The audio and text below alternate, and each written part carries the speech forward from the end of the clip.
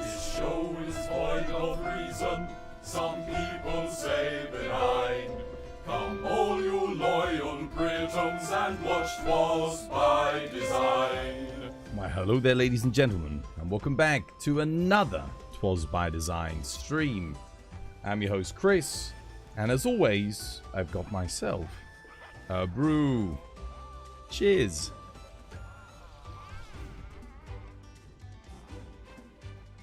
Oh, yeah.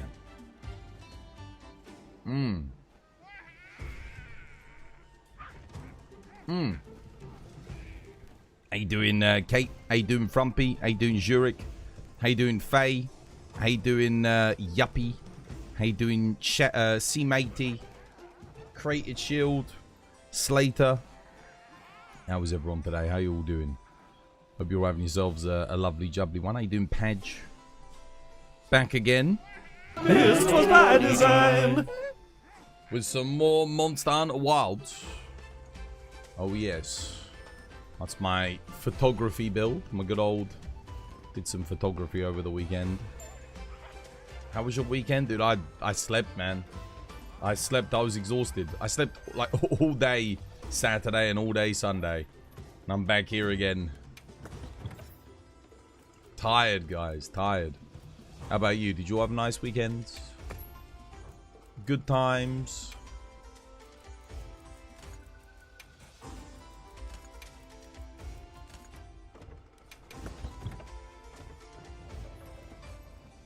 You bought a house, you booked a moving truck, you're getting repair quotes for the sellers to cover more money.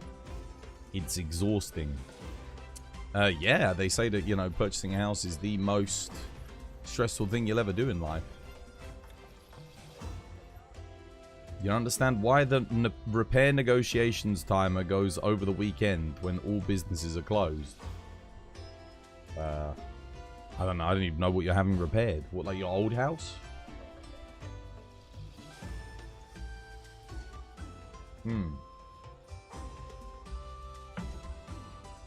Hopefully you didn't have to spend much of your time sorting out the Discord this weekend. Was no, the Discord's fine. Didn't really have to do anything with it. Yeah, it's okay. It's working. Did you see Trump's going for a 4th term? You mean a 3rd term?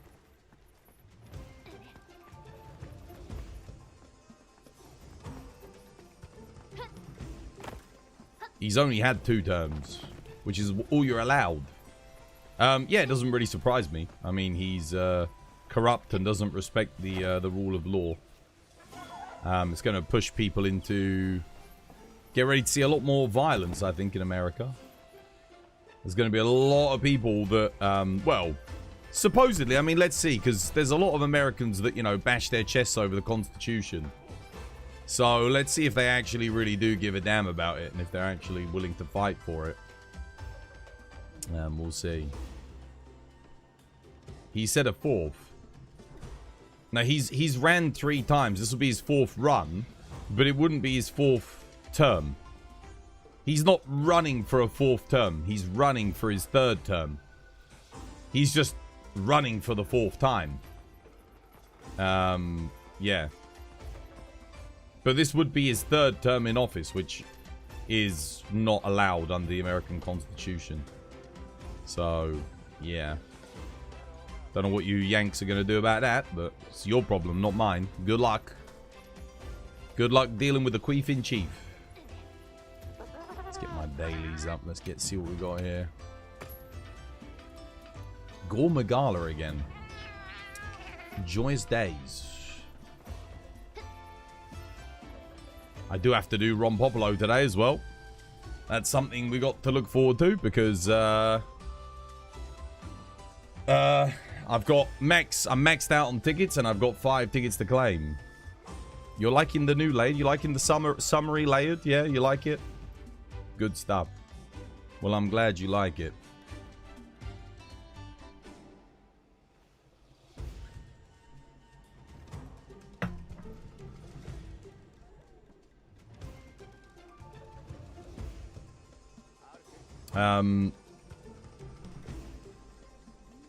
Yeah, how you doing, Kiri? I hope you're having yourself a lovely, jubbly day today. I'll put up some tradition, shall I? A little bit of tradition. New UK heat wave this week. Yeah, it's hot, man. It's hot again. It's not giving up. Endless heat. No respite for the people of the UK. Or at least certainly here in London, it's pretty rough.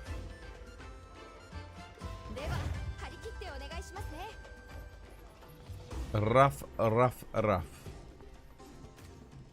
I'm not enjoying the heat wave, I must admit. I'm not liking it. One bit.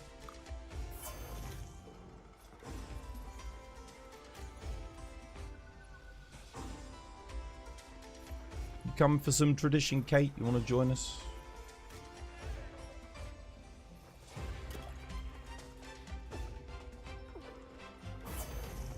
Yeah, you coming? Nice.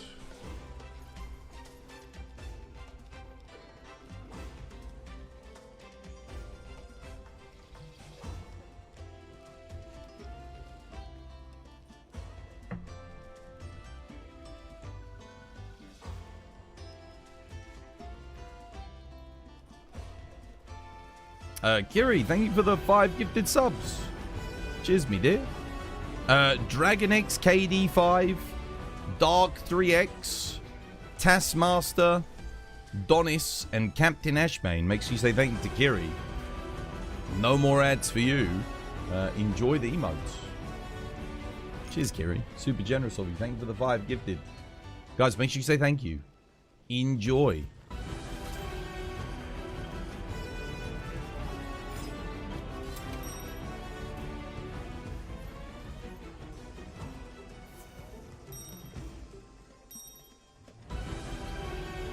We need some Ascendance news soon. You're going crazy over here. Got a whole month. A whole month until Gamescom, so I wouldn't expect anything for another month. How you doing, Kermit? Dude, welcome back. Hope you're having yourself a lovely, jubbly one. Yeah. I don't think we're getting any news anytime soon. And I doubt Capcom would announce anything before Gamescom, because they'll be wanting to keep it all a secret. So, yeah. Unless they plan on doing something with the base game. So, giving us an event quest or something nice, you know, which they're not going to do. Let's be honest. Let's be real. It's not happening. So, there's going to be nothing. There won't be nothing. And if there's nothing at Gamescom, well, there won't be anything until much longer. I mean, we have to be real. There is a chance we don't see anything at Gamescom. It's not completely out of the realm of possibilities.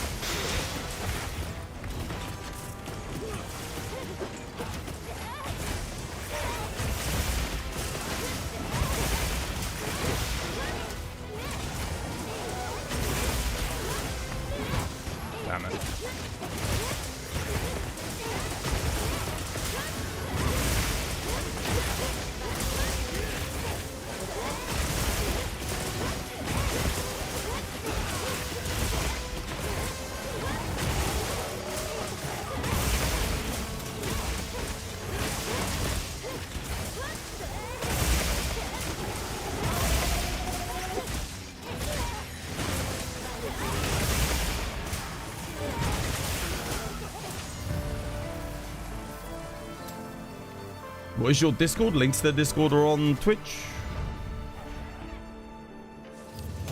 Do you really think they're going to announce something at Gamescom? If they're not announcing anything at Gamescom, then what? They're going to wait until the Game Awards at the end of the year? But if the only reason I could see them doing that is if the game's not coming out until, like, damn, dude, end of next year? Because they haven't even started a marketing push for Wilds yet. And they like to take their time. Most of the time, they like to do, like, a good 6 months, at least. So, Gamescom kind of lines up with when I'm thinking the game will come out. And, yeah, because you got, well, basically the end of August. You got September, October, November, December, January, February. And then I think it's probably coming out end of February, start of March. That would be my guess. So, doing like the big announcement trailer at Gamescom allows them to start their marketing push for 6 months. So then they can do all of their weapon trailers. They can do all of their monster showcase trailers. They can do all their gameplay stuff. They can start promoting whatever else, you know, teasing title updates, whatever they want to do. They usually spend about 6 months doing all of that stuff. So for me, it makes sense. The Tokyo Game Show's dog shit, dude. Tokyo Game Show's absolute dog shit. Firstly, barely anyone fucking watches it. Secondly, the show is actually shit. Like, I'm like, sorry if you're from Japan, but it's one of the worst gaming shows I've ever watched consistently year after year. It's boring as fuck, and most of it is just recovering games that have already been announced to show them off in a little bit of detail, which is what I would expect Monster Hunter to be doing at the Tokyo Game Show. No more than that. Gamescom is the thing that people actually watch. That's the show where people go. That's the show where everyone showcases their new stuff.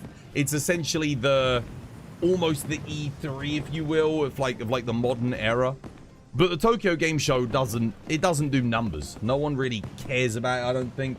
That's one of the things I've come to realize after watching it for the past 10 years. And every year I watch it, it's disappointing. It's always just a bunch of people sitting at a desk talking about the game. Like, say what you will about the Japanese, they don't know how to do a fucking presentation, bro. They don't have a clue.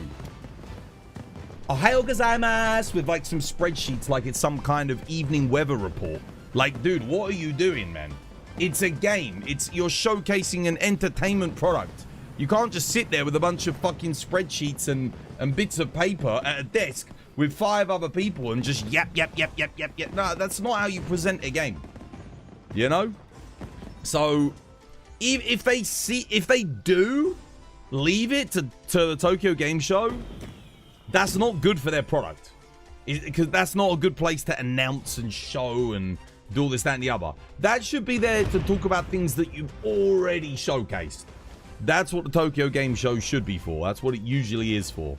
It's a very, very small event, relatively. So, yeah, I don't know about that. Maybe the Tokyo Game Show this year will be different. Maybe they're like gonna big it up, realize the importance of it, and like, hey, stick it on a pedestal and actually promote it and make it entertaining. But it has not been like that for the past 10 years. It has not been like that. I don't expect it to be like that this year either. Yeah, I doubt very much. For me, it's Gamescom. Gamescom is the big event for gaming of the year. We'll have to wait and see what happens. Yeah. So the God of War Laufey update was February 16th, 2027. Maybe after that date. I mean, I could see Monster Hunter coming out around that time. You have to remember also, it's a DLC. It's not a full-blown game. Like, Ascendance is a DLC for a game, so the only people that are really going to be looking at it, the majority of people are going to be people that have already bought this game that are still interested in this game. That's the bulk of where your sales are going to come from. So, people that don't like this game are not likely to buy into Ascendance. Some of them might do just to hate play it and like make the content, you know, just shit on it. There's always those groups and those entertainers, those people. But the majority of people that are going to be looking at Ascendance will be people that enjoy the base game, that still occasionally play the base game, and want more out of the base game. That's kind of it. I think a lot of people, if you didn't like the base game, there's a very small chance you're going to like Ascendance. Like, it's possible. It's possible they change the game up enough to make people that hated Base Wilds enjoy it. But then you run the risk of alienating the people that really enjoy Base Wilds. Because if you change the game too much, those people might not like Ascendance. So it's a very fine line that you have to walk. You have to be careful. You hope they just don't iterate what we already know, saying it's going to be a massive expansion. Well, they're going to keep saying it's a massive expansion because that's a marketing tagline. That would be like GTA not saying it's the biggest open world sandbox game ever made. You know, it's like, well, yeah, you already know that, but it's marketing speak. It's to try and get new people into the game. Because at the end of the day, that's what Capcom's going to have to rely on for to pick up a lot of the sales figures. You're not going to get that many returning players.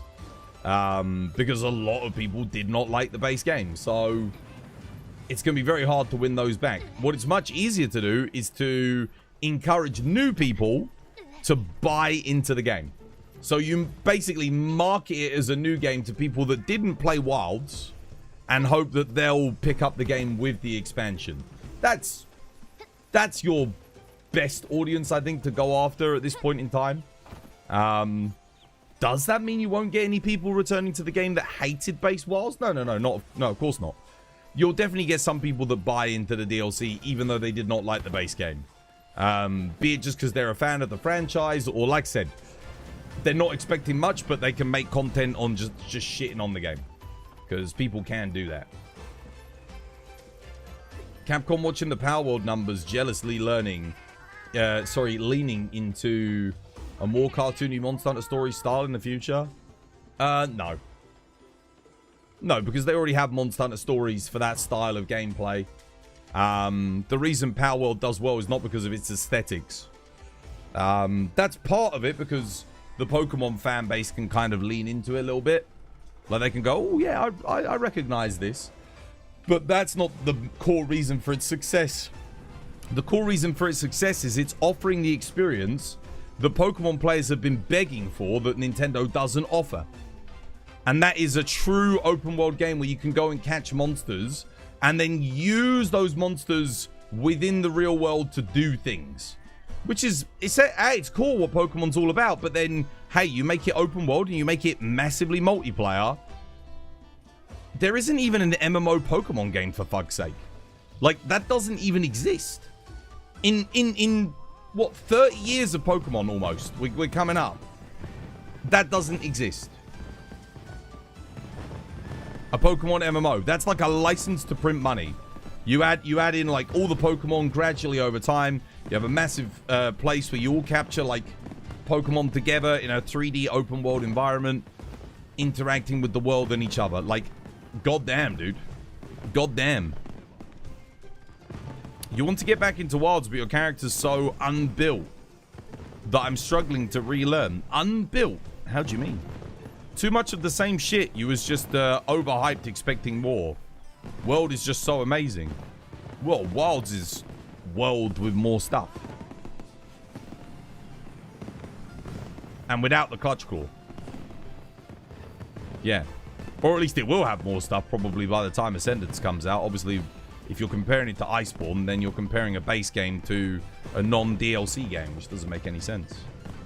No survival. That's what, yeah, there's no open world multiplayer survival Pokemon game. They tried doing it with Legends Arceus, but again, that's not quite what the player base wants. What the player base wants was what Power World provided. And instead of Pokemon going, hey, shit, we could literally make this game as well, but do it official with Pokemon and make it better, what did they do? They tried to sue Power World to shut down their game. So it shows you that even they don't want to provide what the Pokemon fan base actually wants.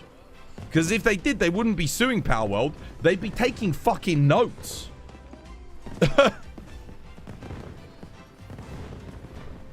People say Pokemon looks so good each new generation. No, it's just them knowing that they'll buy it either way with the slightly better graphics. Better. In parentheses. Capcom will be hoping whatever they manage to accomplish will push PC user rating past 49%. That should be easy to do. The performance for the game is sorted, and that's one of the biggest gripes that people have with the game. So, I don't think that'll be a problem. Wyveria, Folger, Anjanath, 9-star. Okay. Want to do a 9-star Folger? I need to do that for the dailies.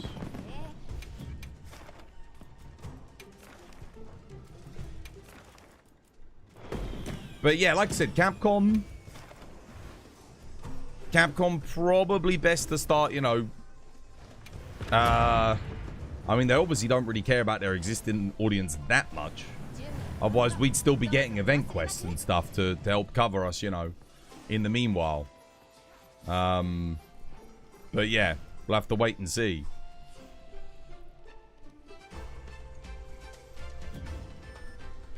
Nintendo Pokemon just stuck into their old ways, which is sad. Are they, though? Their old ways were pretty good. I don't know about that. I don't think they are stuck to their old ways. I think they're trying to move forward, but they don't know what direction to move in. So they end up making a bunch of products that no one particularly wants, and the Pokemon fan base are so cucked into that they can't admit that it's kind of shit. I don't think they're stuck in their old ways. I think they just are clueless about how to evolve the franchise. Not through lack of trying, that is.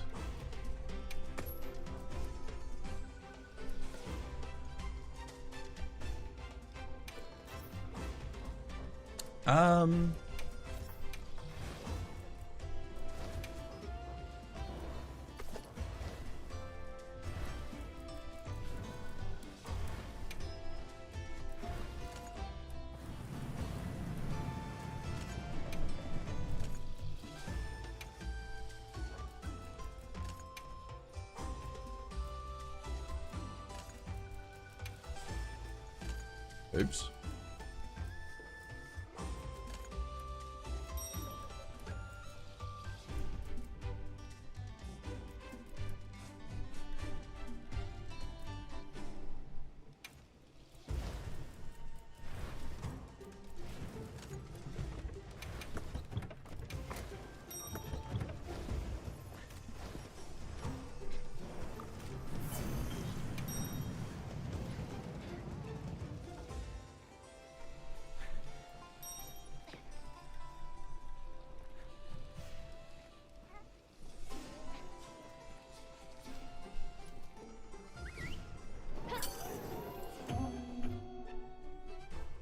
ROM hacks and Pokemon of the future of Pokemon for you.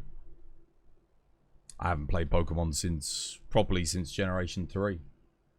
I felt like the franchise was already stagnant back then. And that's like, goddamn, how long ago was that? I think what Pokemon needs is it needs its Monster Hunter World moment. Perhaps less so because the fans are less, they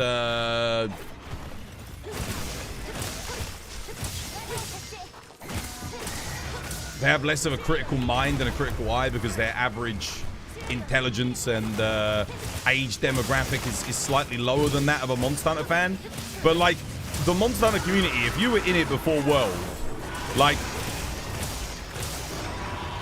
people were getting, like, a bit restless.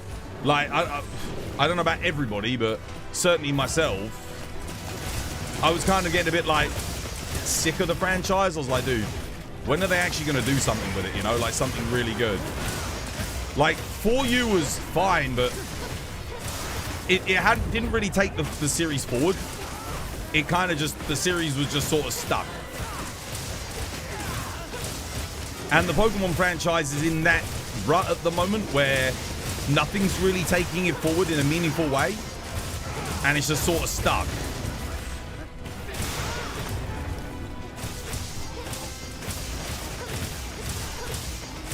How you doing, Kaiju? Welcome. Hope you have yourself a lovely job, everyone.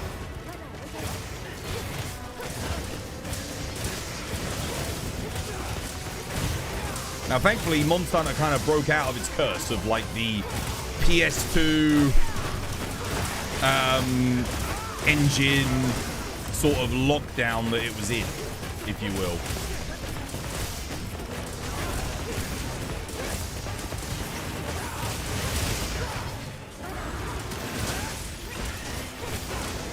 Pokemon needs to break through that same curse or find the way to do it. It needs its Monster Hunter World product. What the hell? It's not letting me back there.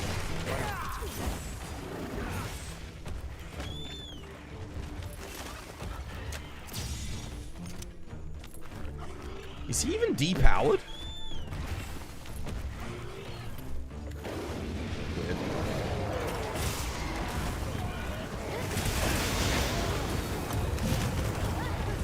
dude, monkey actually hit me.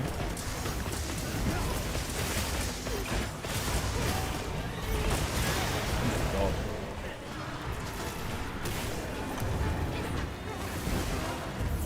Gen 3 was more than 20 years ago, dude. Yeah, and I would argue that that was where Pokemon kind of hit its peak.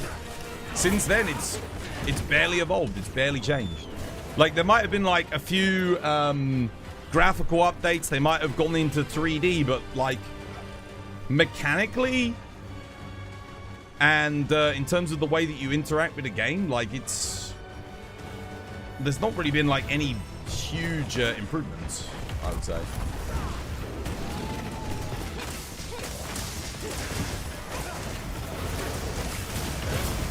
I'd say a lot of the best stuff happened in that generation. In Generation 3 specifically. The stuff that people still enjoy about the franchise today is thanks to this monkey, I swear to God. Nintendo need to stop suing people and take it more creatively. Yeah, I think also they rely very much on, like I said, the uncritical mind of a child. Like, if you look at a lot of their fan base, it's people that don't have the ability to criticize both adults and, again, their target audience is children who don't have the ability to criticize, or very few of them do. So they're kind of relying on that quite a bit, but there's something that they haven't accounted for, and it would cause the entire Pokemon market to crash overnight if it happened. And that is, if kids decide it's not cool anymore, you're fucked. Like, your entire business falls apart because you don't have the adults kind of like propping it up. Like, you won't have them because the adults are there, a lot of them, because of the money, right?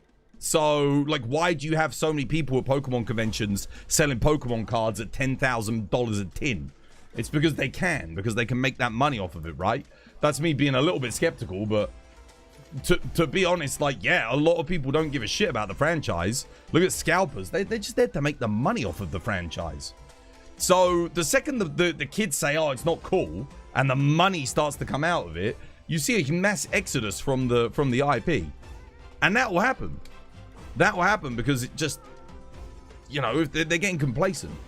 So they need, like, in my opinion, the way you stop that from happening is you have a killer app. You come out with a game that's just so good that people can't ignore it. I think, in a way, Pokemon Go kind of did that for a bit because it offered a new experience, a new way to capture Pokemon. There was like an excitement, a hype that sort of just permeated everything. But they don't, I mean, let's be real, I don't think people get hyped about Pokemon Go anymore. It's probably diehard Pokemon fans, but outside of that, I don't think anyone does. So they need to do something. Like I said, they need their Monster Hunter World. They need a game that reinvents the franchise and says, hey, this is what Pokemon can be. And that's why Power World's having success, because Power World kind of is saying, hey, this is what Pokemon could be. Maybe not with all the guns and the weapons and stuff, but, like, if you take that out of the equation, you've essentially got a Pokemon game that people have been yearning for. And that's why it's doing so well. The game serves as an anchor for the entire media, the ecosystems, for everything. Exactly, and that's the way it's always been with Pokemon. The games have been the thing, well, that and the cards. But it's always been the two of them.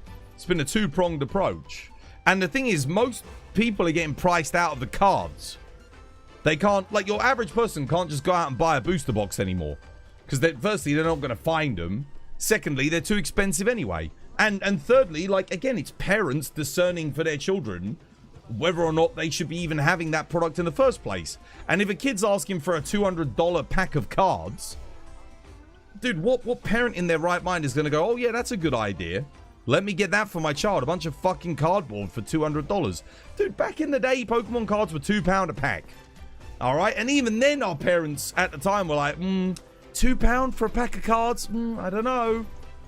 Like, so I can't imagine what the turmoil must be for parents in this day and age, trying to buy Pokemon cards for their kids. Like little Timothy asking for some goddamn, I don't know, Zenith Evolutions or whatever it is. And then, look, let's look up the price. Oh, it's $50 a pack. Fuck no. So all the kids have got is the games, right? And if the games continue to just be dog shit, eventually the kids will cotton on. Like, kids aren't completely stupid. Like, yes, they're not that good at criticizing things that they enjoy, but they're not completely stupid. Like, I remember even when I was a kid, I was like, when something was shit, I was like, Like, look at Monster Hunter on the PS2. I was a kid, but I was still like, this is shit. This is really shit. Like, even I was able to tell. So, you know, not Capcom, sorry. Nintendo really need to, and Game Freak really need to look at, like, what can we do to make a really freaking good game? Like, they should be looking at Power World, going, what is it that people love about Power World? How can we implement that in our game, but do it better? And that's it. If they do that and they put it on the Switch too, they'll probably win the market back. I mean, not that they've lost the market, but the market will go crazy for it. And it will really boost the franchise. Morning, how you doing? Not Lucid, welcome. Thank you for the heart. You're not letting your kids get nerdy because it costs a kidney to be nerdy. Well, I mean, the benefit of being nerdy is just, you know, it's usually not guaranteed, but there's usually a correlation between people that are into elements in life that would be considered nerdy and levels of intelligence.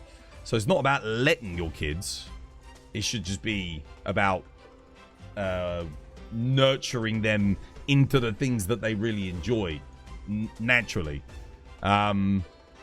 Within limits though, like, you know, don't go breaking the bank. You should never have to break the bank on a kid's toy. You know, that's what I'm saying about Pokemon cards. The prices have gotten ridiculous. Yeah. That's what Pokopia is. Pokopia? What's Pokopia? This I haven't heard of. Is this Power World but for Pokemon? Is that a new game that's coming out? Having adult money is great until you realize how expensive collecting Pokemon cards actually is. Nah, fuck that. You don't need them. I guarantee you, within the next 3 to 10 years, the Pokemon card market will crash. All these cards that you see that are going for like $10,000 and all this, that, and the other, dude, no one's gonna want them anymore. They're gonna be worth like hundreds of dollars, not tens of thousands. It will crash. The stuff that will keep its value will be the vintage stuff. The vintage stuff will keep its value, but past that, like all of this new stuff that Nintendo are creating, like the artificial value for, people just aren't gonna be interested. They're gonna tune out. They'll be like, yeah, fuck this. They'll get priced out of it and they'll lose interest. Because at the moment, if you look at the price of cards and stuff, it's like, it's not sustainable. Pokopia is a Minecraft Animal Crossing version of Pokemon. Okay.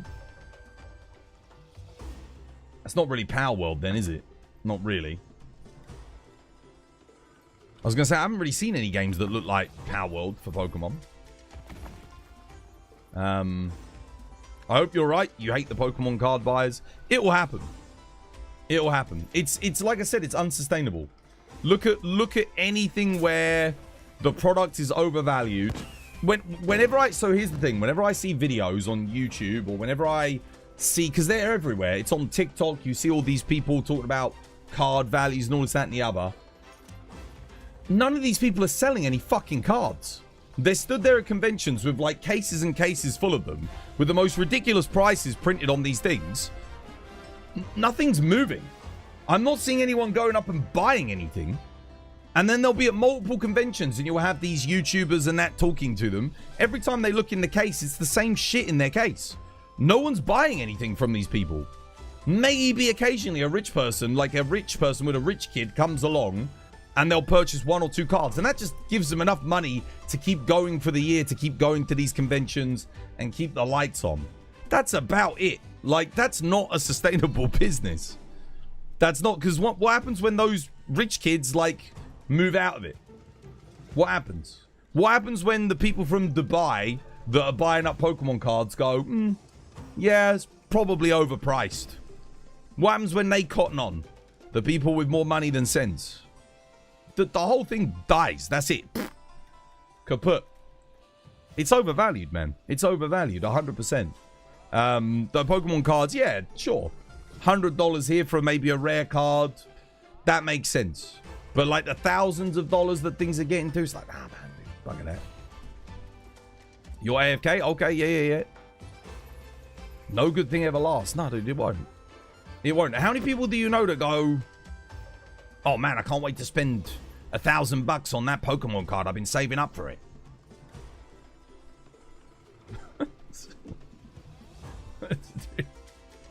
Anyway, well, maybe it's just a Brit's perspective. I don't know what it's like in America. But here in England, it's a very select group. I wouldn't even say Pokemon's that huge here in the UK. Not like it is in the US. The US, it's really big. Yeah. As soon as Power World make television series, there's going to be a major shift. Are they going to do that? Can they even do that? I don't think Power World can do they can't really do a TV series. Not marketed towards kids.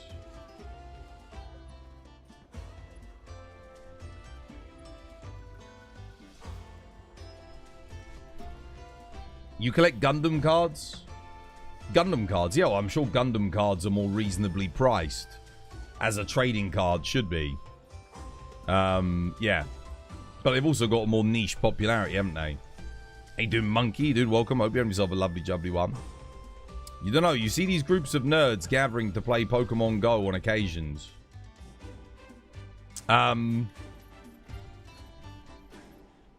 Yeah.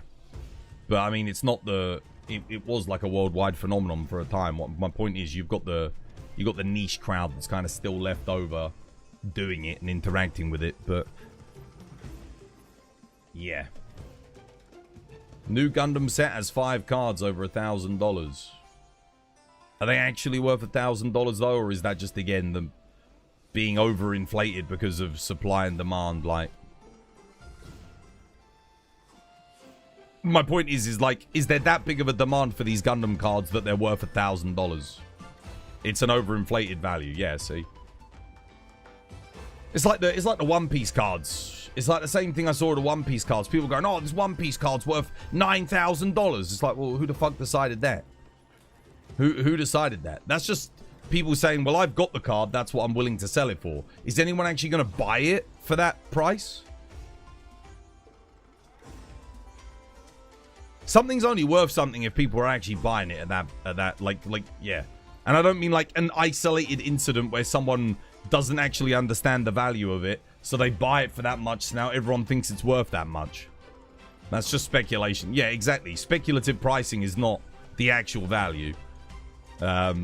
This is what I'm saying with the Pokemon cards. I think a lot of it is speculative value. And people like Logan Paul going on and going, I bought this $1 million Pokemon card. It's like, dude, it was never worth $1 million. It's just now the whole market's gone up because people were thinking, it's worth more. But again, once people stop doing that because they get bored or they realize they're not really making any money out of it, that's it, they're gone. You'll buy my bathwater for $1,000? That's cheap, mate. Too cheap. My speculative value on my bathwater is at least 10,000. So, sorry, I'm not going to sell. See how this works? You get it? A card in Digimon selling for $40 is a card used in every deck. Yeah, but that's a more reasonable price. And again, make no mistake about it. Even these cards that Pokemon are saying are like super duper rare. Dude, I bet you everyone fucking has one in their collection. This was the whole thing. I remember I learned about this whole system back with RuneScape. Sounds funny, but RuneScape had a digital economy, right? And they had a thing called the Abyssal Whip. And the Abyssal Whip used to be like 12 million GP. It was really bloody expensive, right? But everyone had one. Everyone had multiple of them. There was no shortage of them. There was enough for every single player in the game to have it. So why was it 12 million GP? Well, because that was what people were deciding it was worth. They were like, that's how much it's worth. But it was common. Like, dude, everyone fucking had one. But it was just like the price was so overinflated. And eventually what happened was, when the game got remastered, they did like an old school RuneScape re-release. The whip was only worth like $1 million, 1.2 million. It never was worth like 12 million again. Because people were like, well, yeah, because this is Sure, yeah, it's a rare drop from one monster, but you get it all the time. You know, you just stick down a cannon, kill some abyssal demons, boom, there you go, you get a whip. It's not really worth that much because it's not that hard to get. And this is the thing, once the market actually cottons on, it's like, hang on a minute, everyone has this card. Why are people wanting me to pay $9,000 for it? And the other thing is the whole PSA shit, it's a scam. It's a complete scam, dude. It's all bullshit. The amount of times I've seen a video where someone sends off a card to be graded at PSA, it comes back and they're like, oh, this got a 4 out of 10.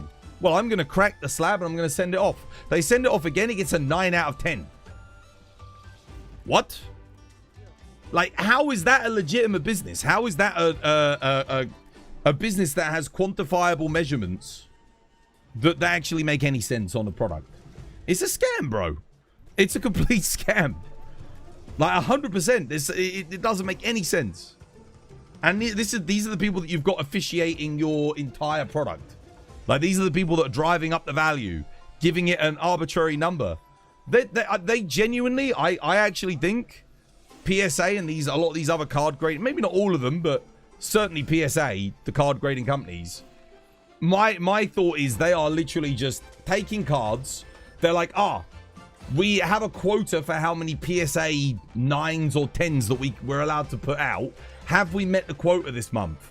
No. Okay, all right. Next card that comes in that looks halfway decent, just give it a 10.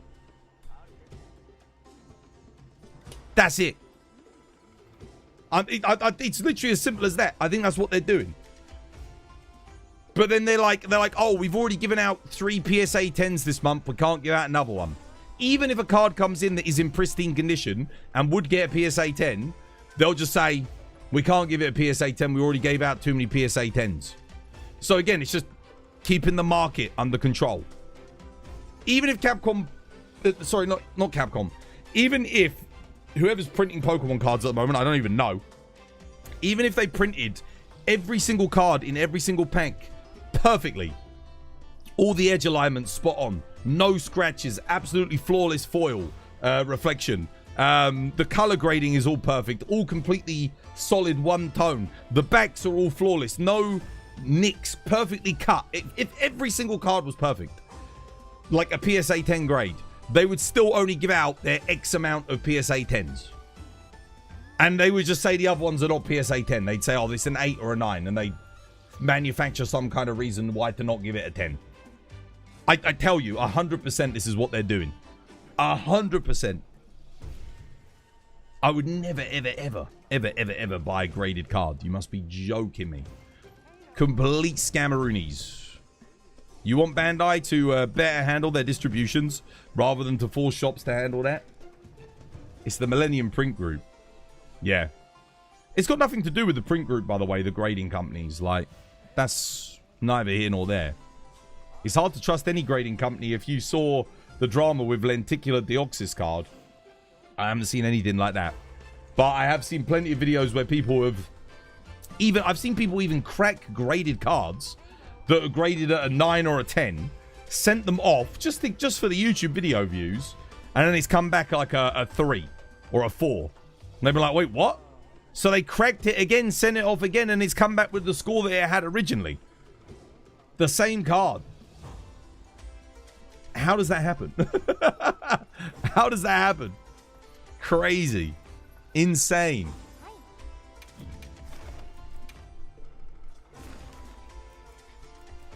Nah, dude. Like I said, I would never trust these grading companies. Never, ever, ever.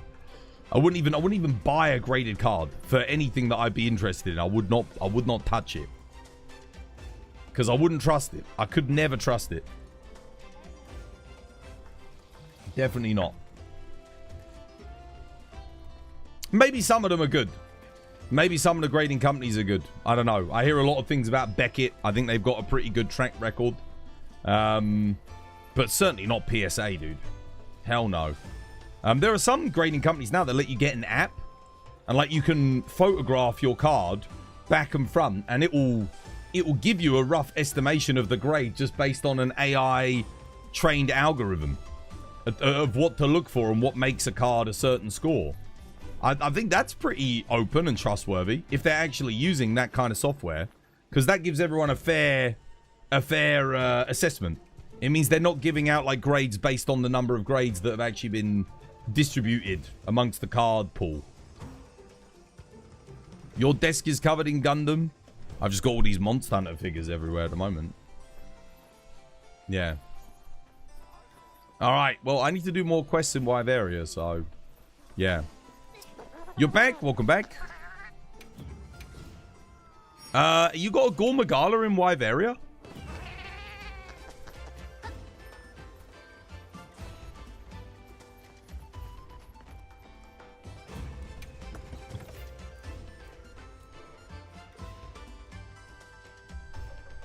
A guy sent his PSA 10, a lenticular deoxys, to get re-slabbed.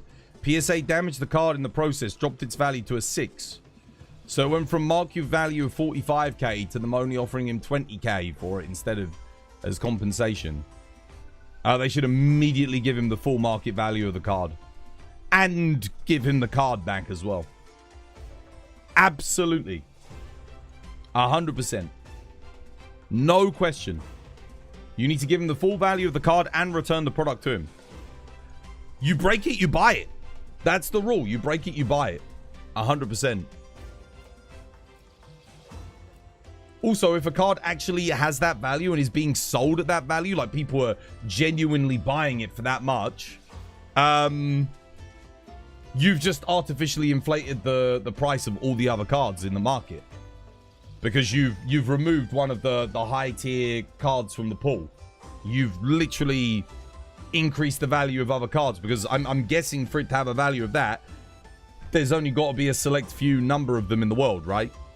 Because otherwise that's ridiculous. Why would you price it at $45,000 if there's a lot of them?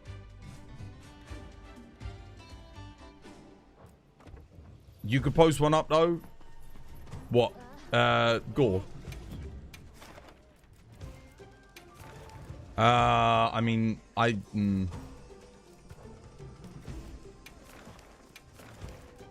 don't have a Gore in Wyveria. I've only got Cliffs. Studi, you got a Gore in Wyveria?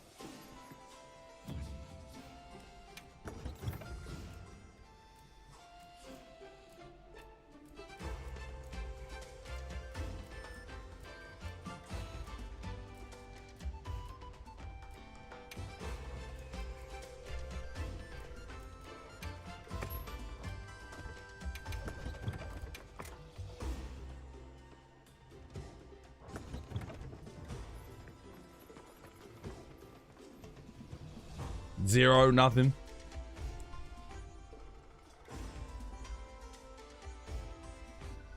There's only a handful of them because it was a super old movie promo card.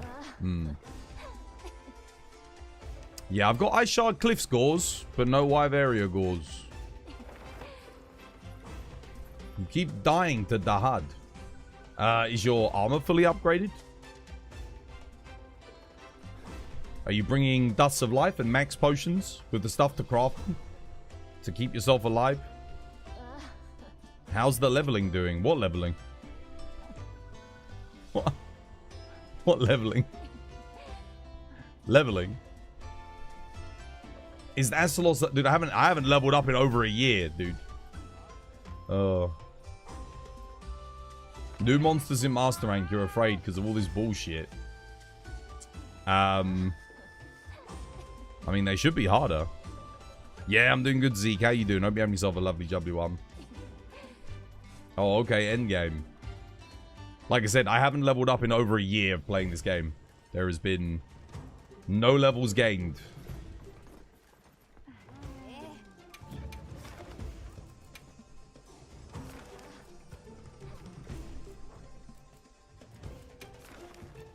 There's not been any content added to this game now in almost half a year. You've never played this game. You know nothing about it. Oh, okay.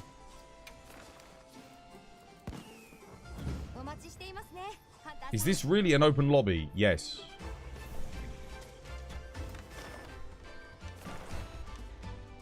Oh, we've got a new Udra gem guaranteed. I mean, I can refresh to get one, I guess. See if I can pick one up.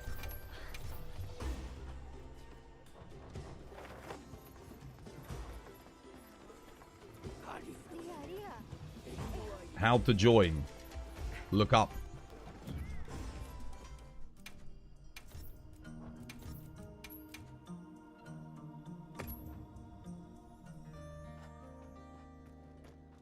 Do you think Seema needs help with talismans? Okay, yeah, I can help with that in a minute. I'm just going to see if I can get a gore in Wyveria. Just so I can finish off my dailies. Because I actually do need to do Rompopolo today. Because I've got 10 tickets that need to be spent. I got a laggy with rare rewards in the arena. I need to save that.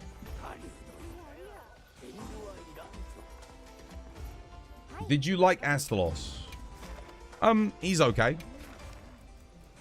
Wouldn't say he's one of the better monsters, but he's alright. I think Raidow's a better Thunder Wyvern than Astalos, personally. I think the fight's more enjoyable. But that's subjective. I'll delete this one. Save these up for when new players inevitably come by next month when the next trailer plays. Damn, no one's got Gormagala in the Wyveria, eh? You didn't join the lobby. You could have joined mine. No, you can just join my lobby.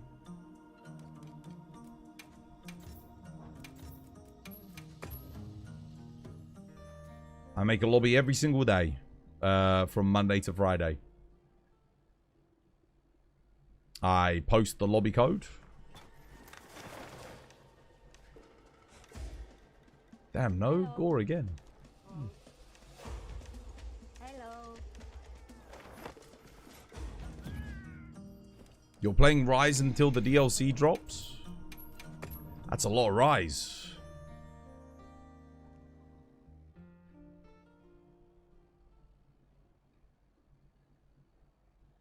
You should hunt Apex monsters with the previous Apex monsters armor. I'm good.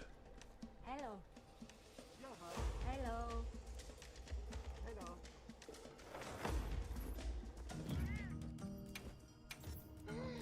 Dude, is it that hard to get a Gormagala in Wyveria?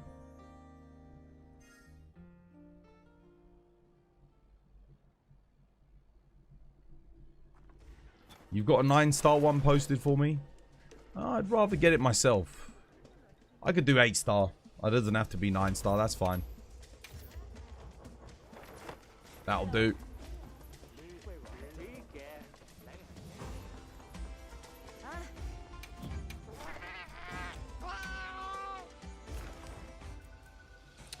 I need to get rid of something.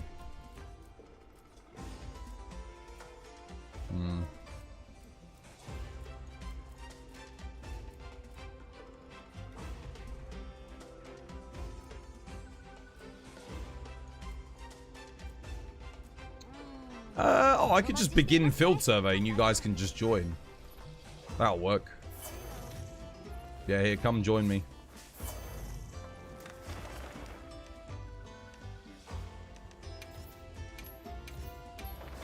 Because I don't really need to save it. For the next portable game, what do you think the chance it will be Switch exclusive like Rise? It won't be because Rise wasn't a Switch exclusive. Rise actually ended up selling, I think, almost as many units on PC as it did. It didn't do as well on PlayStation and Xbox, but I would argue that's because the game came out like a year and a half later for those two platforms, so people just didn't give a shit anymore. That's one of the things Capcom will do well to remember, is that if you put something delayed on one platform versus the other, it's never going to do as well.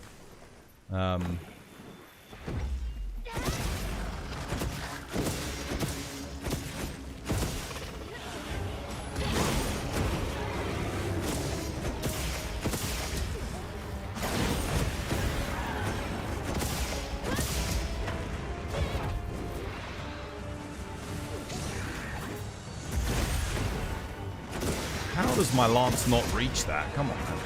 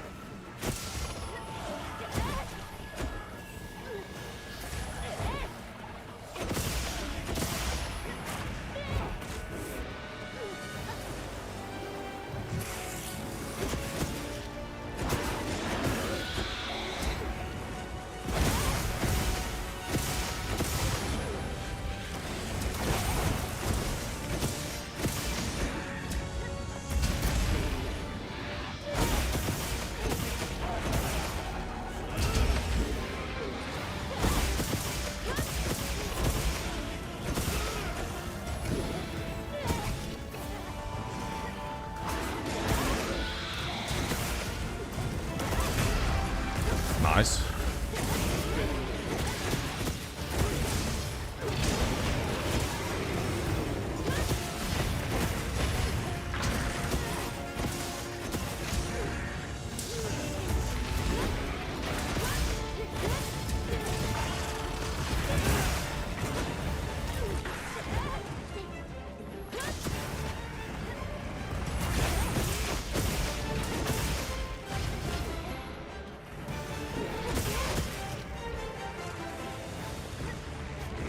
Oh my god, it's all over the place.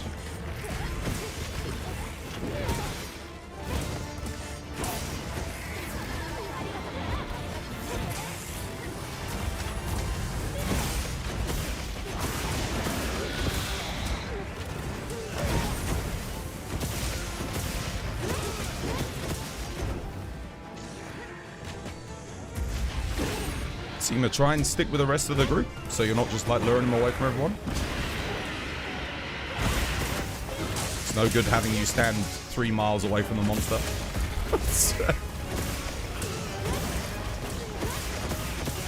Damage trap, 15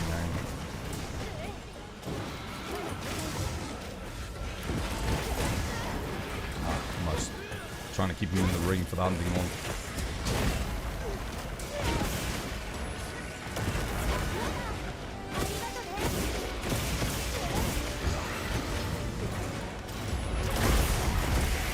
There we go, got him.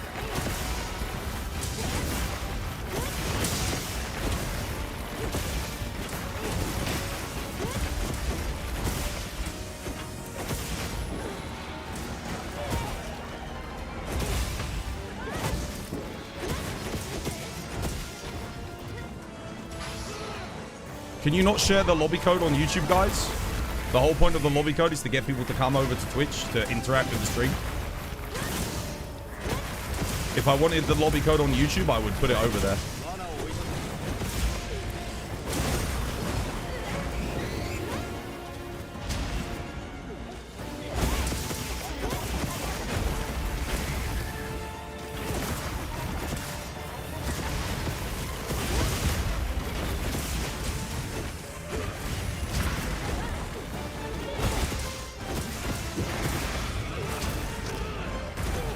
Nice, good offset.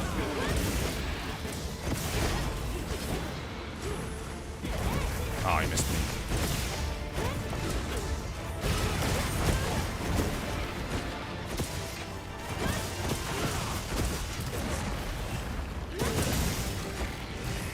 No, no, no, no, no, no, no, no. Don't freaking do that.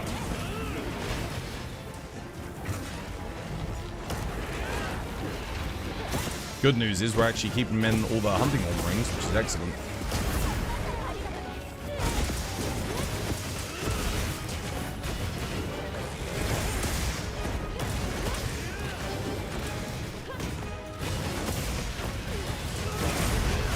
Nice, good offsets.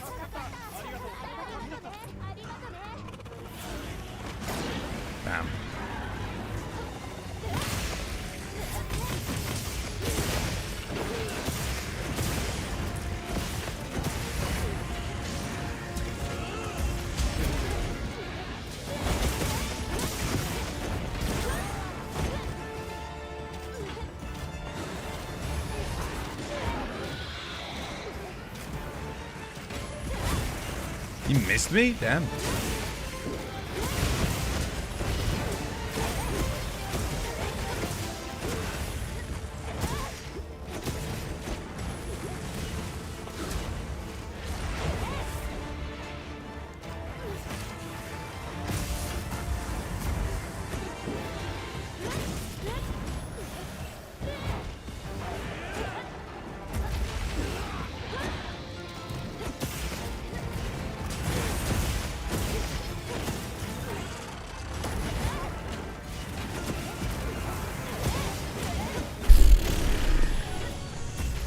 Oh, are you kidding me?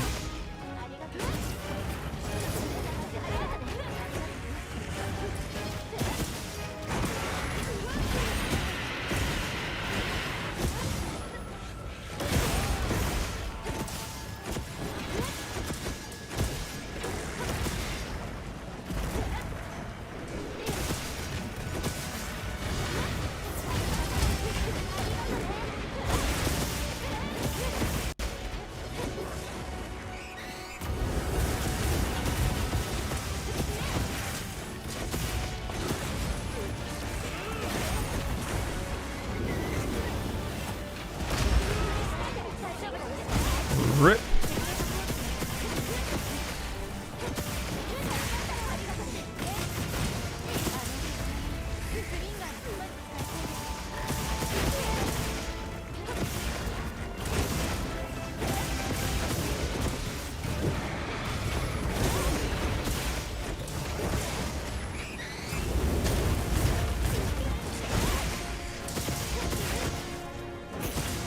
Nice. How the hell is this thing still alive? It's only an 8-star gore. 10 minutes. What is going on? I don't think Lance is that weak. It's fine.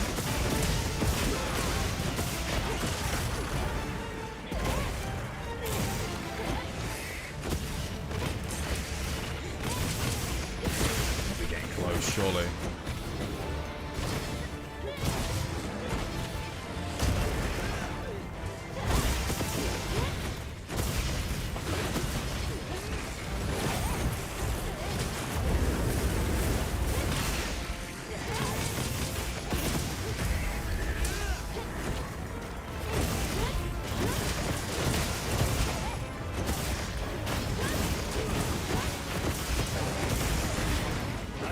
One life left. Try not to die again.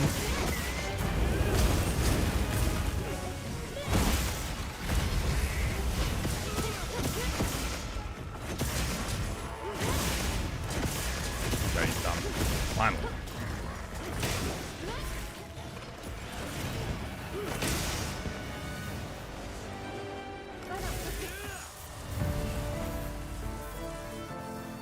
Do you hope that they will change the wound mechanism in Ascendance? It will change naturally just because it's master rank, so I don't need to worry about that. There'll be less wounds. Ah, that was an 8-star gore, 10 minutes. Not even 9-star. Guys, what are we running for builds? What are we, I was hit, dude, my lance was hitting quite a lot of damage. So I think that was the hunting horn's running something good, definitely. They're running an attack boosting hunting horn. But what's going on there?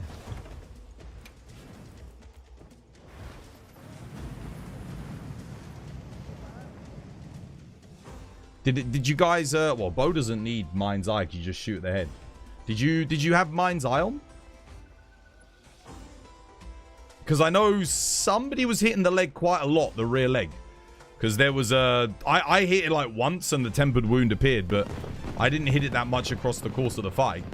I do have Mind's Eye on the build though, so yeah. Can I see your lance build after this? You want to know because my lance doesn't deal that much damage. Sure. There you go.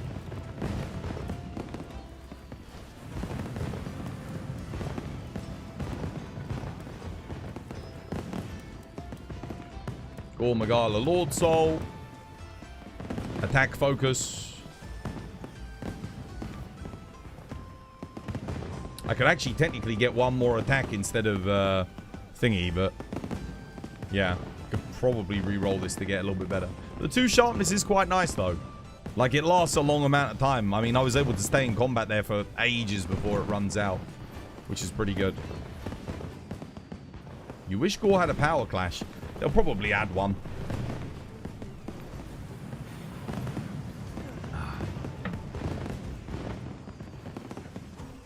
You're new to Monster Hunter Wilds. Best tip for a lance main: patience. Patience, and learn what blocks are good in what scenarios. So when to do a power guard, when to do a counter guard, when to do a perfect guard, stuff like that.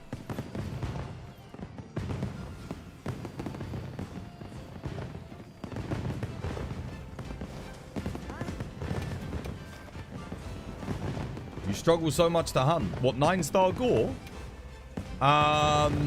Just practice. You got to learn his moves. A lot of his moves have delayed hits. So you just got to be patient with him, you know. Observe, see what he's doing, wait, and then counter.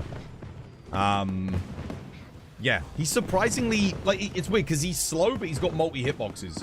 Also, positioning is so important on Gore. If you position just slightly off-center, you can end up in 2 hitboxes instead of 1. So, the direction that you're attacking in, the direction that you're going is very important. You'll notice on Lance, I'm always trying to center myself up with him as best I can. I don't want to be in all these multi-hitbox attacks. That's important. That allows you to counter cleanly, power guard cleanly, etc. And it's the same for every weapon. Like longsword, when you EI, you need to go in the right direction. Otherwise, you'll get clipped. Dual blade, same thing. Bow, same thing. There we go. That's dailies done. Blocking multiple hits F's your stamina. That's why you want to be using counter guard as often as possible. Counter guard uses minimal stamina. Just got to learn the timing for it. Power guard shouldn't use any stamina if you're delaying it to the last minute. The only time it's going to use loads of stamina is if you're holding it for too long and just waiting, which you don't want to be doing anyway. You want to be using power guard as close to the attack as possible. That also ensures that you're actually poking the monster and doing a bit of damage before initiating a power guard anyway. So, yeah. But so long as you're, like, controlling what you're using and how you're using it, you should be good. Right, what are we doing?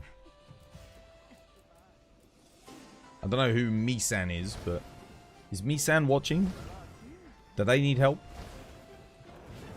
Makes me miss the days of Mega Dash shoes. Honestly, they could probably bring it back in this game and it would be okay. If they made it so that it lasts like 60 seconds. Yeah. How many guild points do I have? 6.75 million.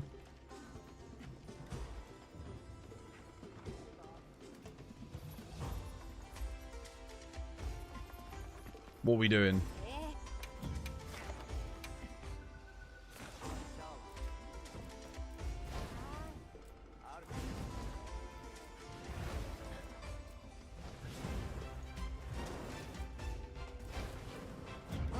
Join? What am I joining? Which one? You started a new character? Nice. Double Steve? Okay.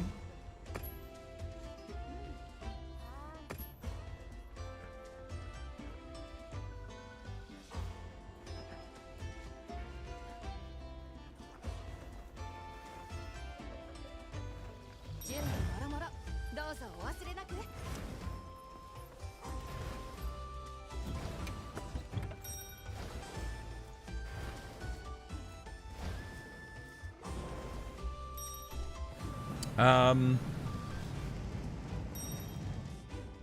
could play more Lance, I guess.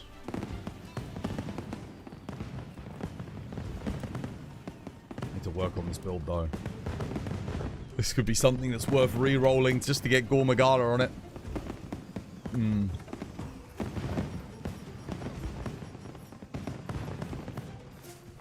Get my food bonus. It's about to run out. How you doing, Cody? Welcome back. Hope you have yourself a lovely jubbly one. I'm in your lobby right now with my brother. He's been seeing your content, so I'm here to say hello. How you doing, Short Stack? Dude, welcome, dude.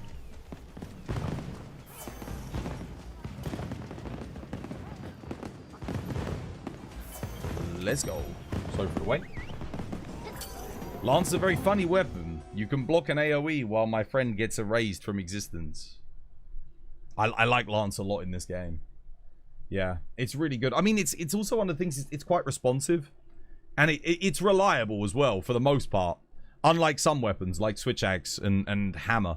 Where you'll do, like, your action and then you'll just get absolutely destroyed for doing it. Lance, you know, if you... Unless you take a shitload of shade damage, which you're going to, but, like, not, like... Yeah. But I like its reliability. Like, I know that if I do a counter guard, it's going to work. Like so. I know that if I do a power guard, it's going to work.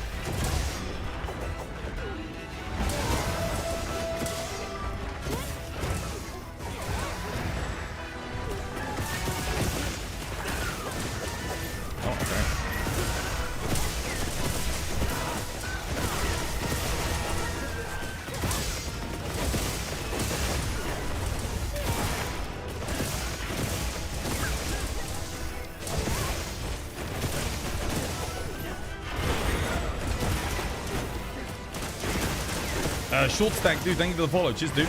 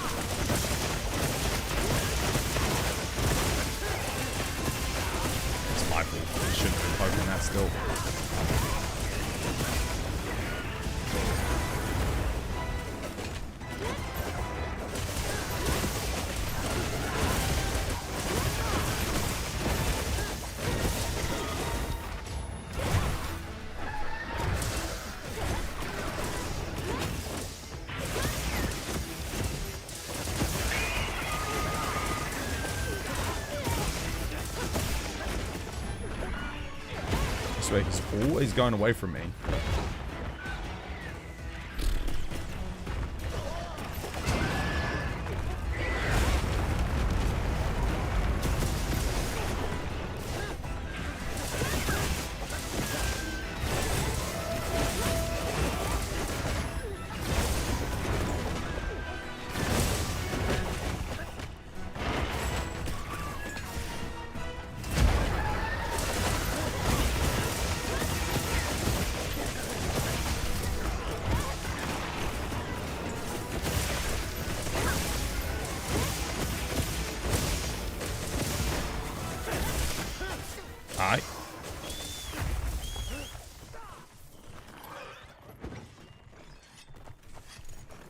Bit of lag there.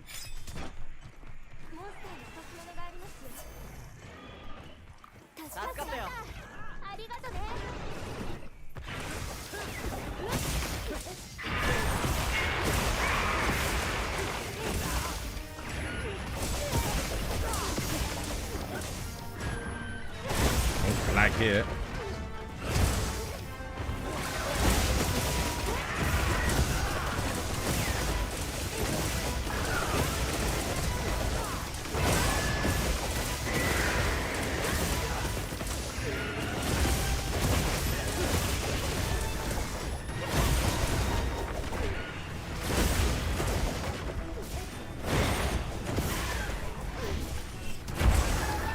No, he's not going for me.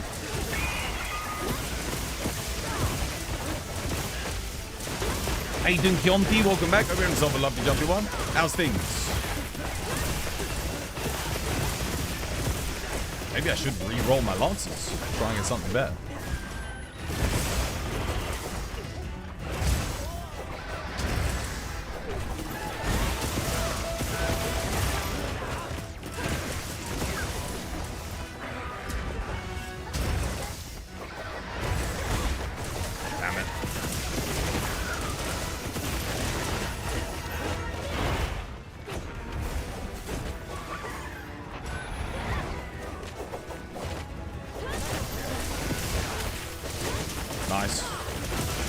How you doing, Anima? Welcome back. Hope you having yourself a lovely, jubbly one. How was your weekends, guys? Good? Oh, no. I went for the focus strike.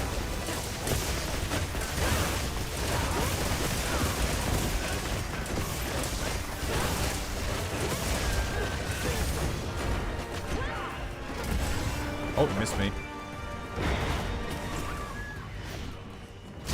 Nice. Wait, I didn't get red there. I didn't get a red counter. How did that not do enough damage? That's crazy.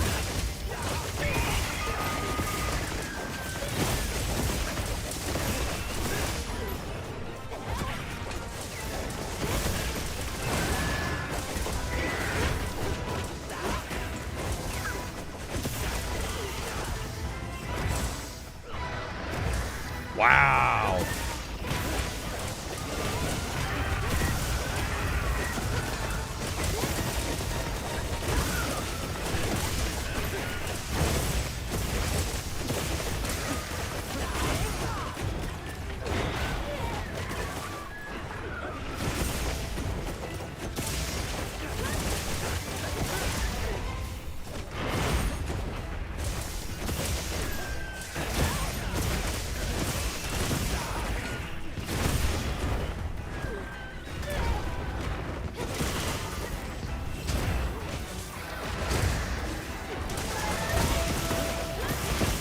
Nice. Yeah, I need more crit on this. I need to get myself Gormagala or something. I should definitely re-roll it. I don't really need Lord Soul on Lance though, not that badly. Because having the 2-piece Arc Vulcan with a 2-piece Jindad is pretty good. I didn't get a single power clash there either, dude. I needed to hit a perfect... Oh god, that's terrible. Terrible talisman rewards, holy crap. Nope. Nope. Oof. You need to get a better data plan. You already used 50 gigabytes of cellular data. Holy. You will do if you're watching 1080p video. 1080p video. That goes fast, man. This was the thing I was saying to my brother. Because he had an unlimited plan for, I think it was like £17 a month, 17, 18 pound. And he switched to a 20 gigabyte plan for £10. And I was like, dude, you know that's how they get you, right? They'll say, oh, you're not using that much data. You don't need it. And then they know you're going to go over. Like, you're going to go over at some point because there'll be I don't know, the internet will go out and you'll end up using it to watch a little bit of YouTube. And, dude, 20 gig is nothing in this day and age, dude. It's nothing. The average American only uses 25 gigabyte of data. Yeah, right. Dude, that's the average. That's including fucking Marjorie, the 111-year-old who lives down the street, who's got a fucking broken hip bone in 10 different places and can't even walk 10 steps to get a packet of Garibaldis. I mean, fucking hell. Like, 25 gig is huge. That's like, there's going to be, you're including every single person that doesn't even have access to data usage. You know, that's huge. Like, even if you assume, let's assume half of the people in America have a 0 gigabyte usage, which is honestly probably quite realistic. There are going to be people who have like next to nothing. That puts the true average of actual people using data at like 50 gigabytes right there. So yeah, never when you follow averages like that, it's important to understand why the statistics are the way they are. Because that's including all people, all Americans. Because they'll legit divide it amongst everybody. So the true average of actual users is going to be a lot higher. Because that's just an average American, right? You barely use 10 to 15 gigabyte a month? Well, I'm guessing you have a Wi-Fi router at home and you mostly use the internet from home, right? There are going to be a lot of people that are just like out and about in their cars or, you know, at the office or whatever. And they're using their data plans. When I went away on holiday for a week this year, I ended up using 75 gigabytes of data in that week. Just because of the mobile roaming, watching, like, using it to watch Netflix in the evenings. 75 gig. What did I watch? I watched, like, some Ozark and,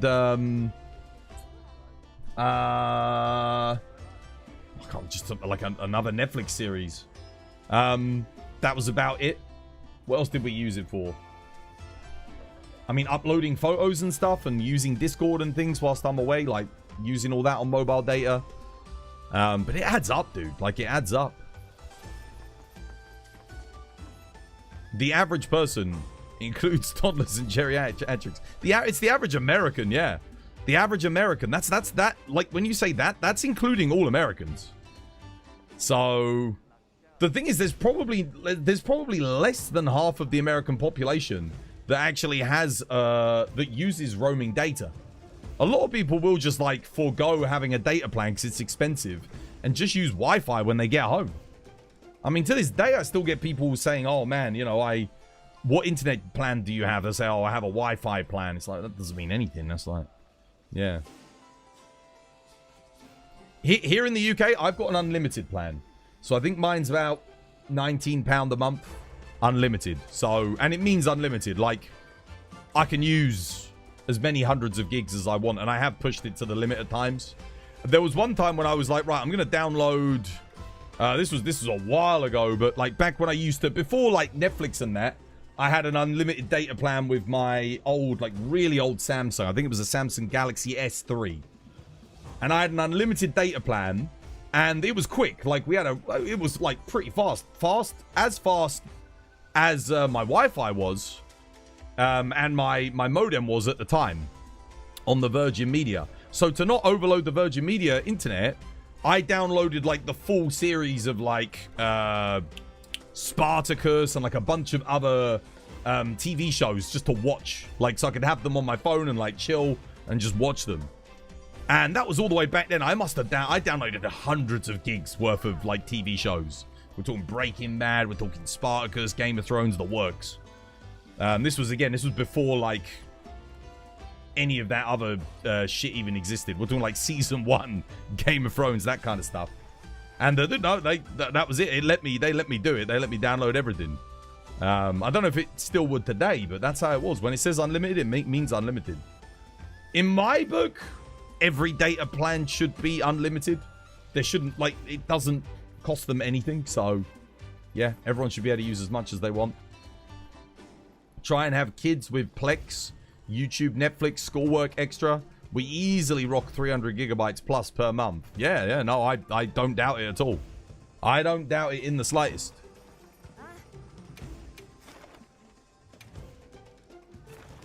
After 50 gigs, you get deprioritized when I'm in a congested network tower. Interesting. Oh, look. What we got? Frumpy's doing that. We got that. There's a lot of people here. I don't know who they are, but, like, new people. We could go help Frumpy, maybe. I don't know if he needs it, but... Go give him a hand. He's probably almost done, honestly. I know he's... So, Frumpy forgot to back up his save data, so he's having to play through the game again. Yeah.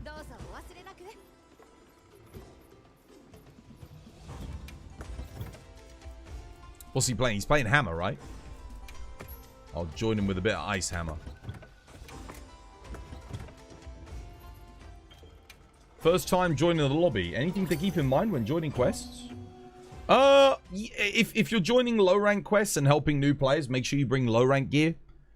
That's the only real rule I have, like, in terms of, like, when we're helping people. If you're playing with high rank players, it's fine. Bring whatever you like. Not, like, I mean, if you want to bring, like, a slightly tiered down build to help newer high rank players, then you can absolutely do that. But I don't say you have to do that or anything. I wouldn't be like, oh, no, you have to. Other than that, you can capture, you can kill. I'd say, you know, if you're trying to help people, probably good idea to bring traps, dusts of life, you know, flash bombs and that. Just so that, you know, you're actually helping people if they need it, you know, because capture the monster quick so they don't get killed or triple carted and, yeah. But other than that, no, not really.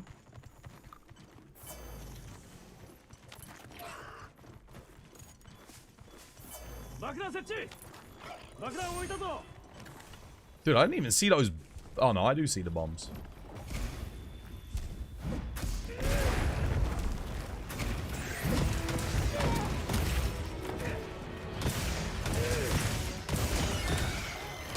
Oh, I didn't even see the skull on him.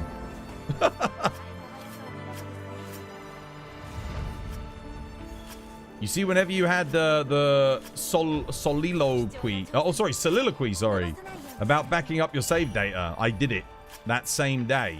I refused to use my progress. I have been invited to leech. I feel like I remind people to back up their data, like at least every other day.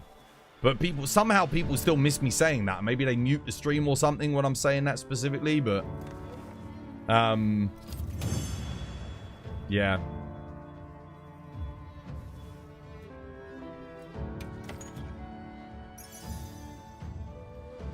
No, you've never said that before. That's some people genuinely do come back and say that, like, with a straight face. They're like, I never heard you say back up your save data. I'm like, bro, I don't know what to tell you. I need to, dude, I kind of want to, there's some of these builds I'm going through I kind of want to reroll. Like this Ice Hammer. What is it, Omega Resonance Lord Soul on this piece of shit? I mean, I guess it actually does kind of work. It's not the worst thing. Dude, what the hell are the EX bonuses as well? Where's the sharpness? Yeah, dude, I mean, it deserves better, doesn't it? 'Cause it's good rolls. Thing is, it's only really for what, Raidao and Juwu, that's it. If we had a 10-star Juwu, I'd be re-rolling this right now. Yeah, I'm doing good, Slater. How you doing, dude? You didn't play during last summer. Is there a Gore Challenge quest returning? Was there a Gore Challenge quest? Did we even have one? Honestly, I don't remember. What do you need to farm, Frumpy? Do you need to farm a build? I mean, you're getting close to Gore Magala, so I'm guessing you're going to farm Gore Magala up, right? Speaking of Gore, every time Twas either hits the jackpot or gets the biggest headache about the system, then a few days later, the process repeats. Well, last week we got kind of unlucky, didn't we? I didn't get anything like... Well, no, we've got one thing last week. When I reach 75, 78 on materials, I've got a fire power swags with Gore Lord Soul on it. So we have that. But I need to roll other weapons in the interim. I need to roll things like my Thunder Lance, like my Ice Hammer, stuff like that.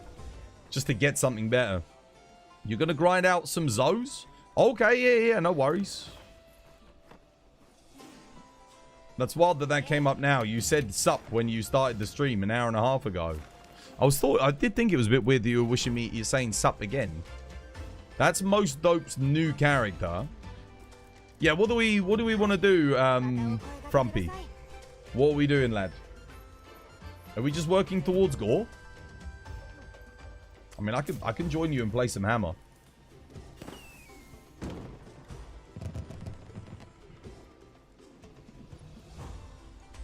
You just got to raise your HR at this point. Okay. Have you got a talisman? Have you got your talisman sorted? I'm just thinking of things we can do while we raise your HR. Have you got like a decent talisman? Either Agitator or Wex or something good? What would you say is your most requested monster for the DLC? I don't know. The other day I was saying like I'd like to see a Cantor back. Just because he hasn't been around for a while, and if we're going to bring back things like Lao Shang Lung, which, to be honest, I think is kind of a dog shit quest, let's at least bring back some good stuff as well. I don't mind Lao being in the game, I just think the quest is really boring. So, it's Zora Magdaros, but it's better than Zora, but yeah, it's that kind of quest. It's a DPS check quest, so nothing particularly exciting. But hey, who knows, maybe they'll make it fun. Maybe they'll make Zora Magdaros, they'll finally work out how to make a monster of that scale actually enjoyable. So, I mean, I'm going to give it a chance. I'm not going to write it off before we even get to experience it in the new gen, but I've never liked it before in the past. Do you think Fatalis is a given during the lore? Yeah, it's most likely that we're going to get Fatalis. Yeah, it'd be cool to see Nergigante come back, although for me, I think, like I said, a Cantor, Zamtrios, just because they haven't been in the series in a while. Like, it's not been since Gen U. I think they kind of deserve a bit of a comeback. You were running Marathon Runner, but you need to get your Agitator Charm. Okay. What do you need for your Agitator Charm? Have you got Fulgur Anjanath armor, by the way? That's really good for Hammer.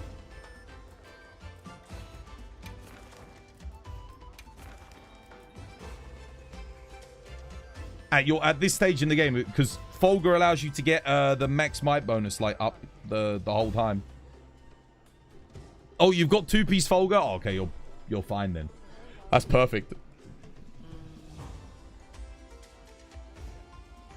Akantor and Eucanlos. Yeah, I wouldn't mind Eucanlos either. I think Eucanlos is probably the better of the two fights, but that's kind of one of the reasons why I'd like to see Akantor. I feel like Akantor's a more iconic design as well. Yeah, he'd be awesome. You don't want Valstrax? Valstrax is going to happen, I reckon. Yeah. What do you need for your Agitator Talisman? I've got Rathian components if you need that. I know that's one of the things that you need.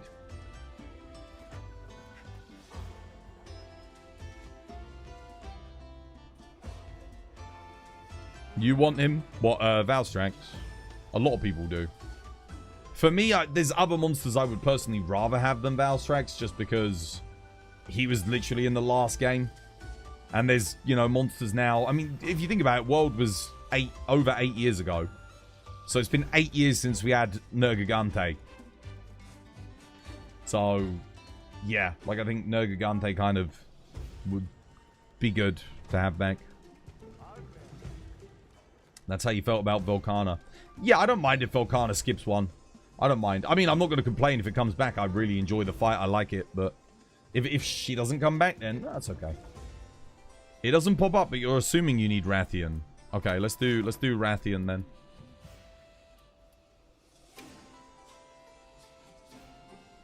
Any monsters that you absolutely don't want to see return? Emerald Congalala. Fuck that thing. Geratados. Again. Like, no thank you.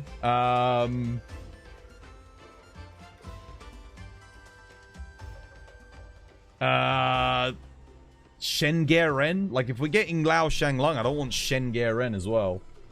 That would kind of suck. I feel like there's much better sieges that we could... Like, I want to see new monsters get a siege. I want this game to have its own version of Kulv Taroth. We don't have anything like that yet. So we got Gog, who's fine. But I think it's... I'd like to see Capcom design a new monster from the ground up. Like Safi'jiiva, like Kulv Taroth. To have as a siege-style fight. Yeah. So I don't want something like Shengaren or Denmoren or Genmoren taking its spot. I think if we're getting Lao Shanglung, that's fine. That's enough. That's enough of the old gen sieges coming back. What are we doing? We're doing Rathian, yeah?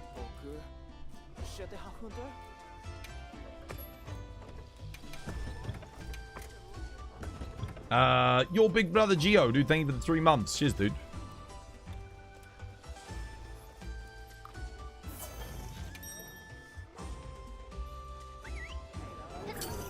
You'd hate to see Kula Yaku.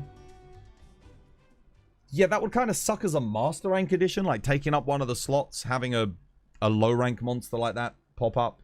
Yeah, I think anything along those veins feels like a bit of a wasted slot for Master Rank. I think you could put any of those type of monsters in. I'd be like, dude, this is a bit shit. Like, why have we got this at Master Rank? That should have already been in the game. If they wanted that to be in the game, it should have been there. Yeah, I feel.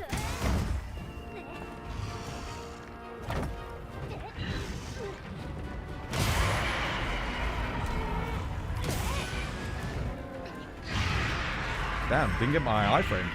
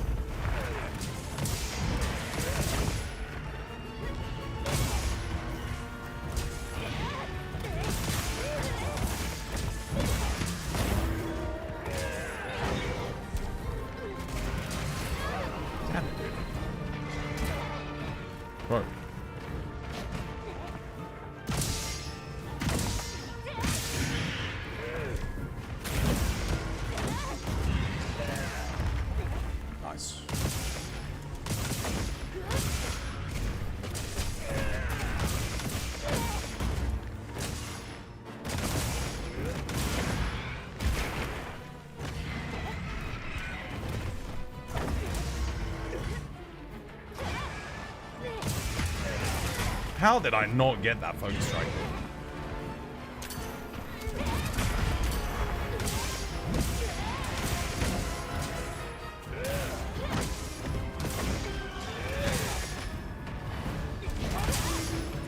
That wasn't an offset?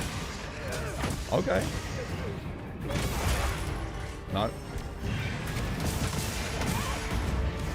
She's done. GG.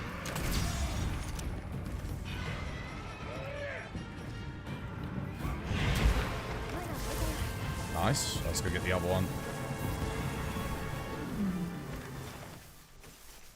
Yeah, I'll go here. You need to hunt more Rathians. You never heard this theme before. This is just a jungle tier 1 theme, dude. You definitely would have heard it before. Plays for Lalabarina. It plays for Kongalala.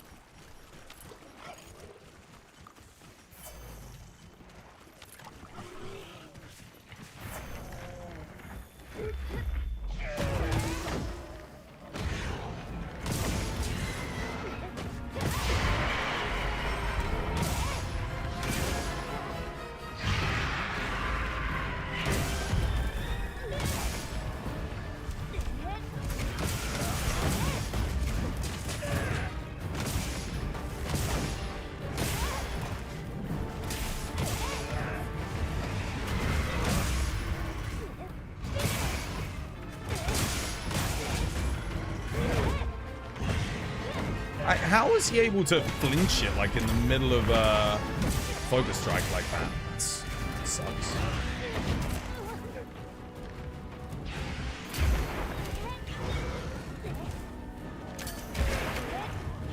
Nothing lines up there, does it? No. Look at that. Out the sky. Nice.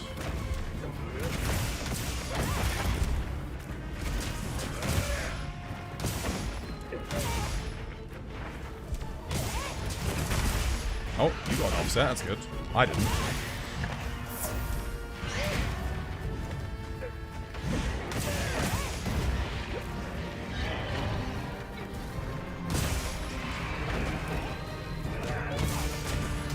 Ah, bro.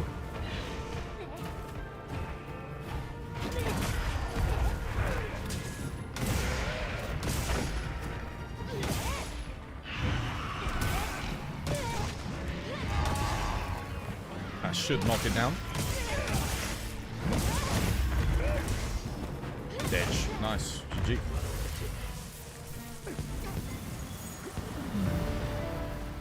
All you've been doing is fighting laggy Zanoof Dunas. You need to diversify your hunts. Yeah. Right, that should be all the Rathian materials you need. I think you need Cuckoo other than that. If we get Gold Rathian and Silver Amphalos again, they better have hit zones better than World. Sorry, the better hit zones. Yeah, I think Capcom kind of need to... I mean, honestly, Mind's Eye will work. We got Mind's Eye. Mind's Eye gives you a 30% damage increase on the bad hit zones. That'll help us break their heads and stuff, so... I think it'll be okay. I think in this game it'll be good. Because Mind's Eye does give you the 30% damage boost. Yeah. I think Gold Rathian and Silver Amphalos in this game would be really good fun. Definitely. Because why not? You know, why not have a slightly more challenging version of the icons of the game? It also depends on what they do with Rathalos and Rathian at Master Rank. Are we going to see Azure and Pink come back?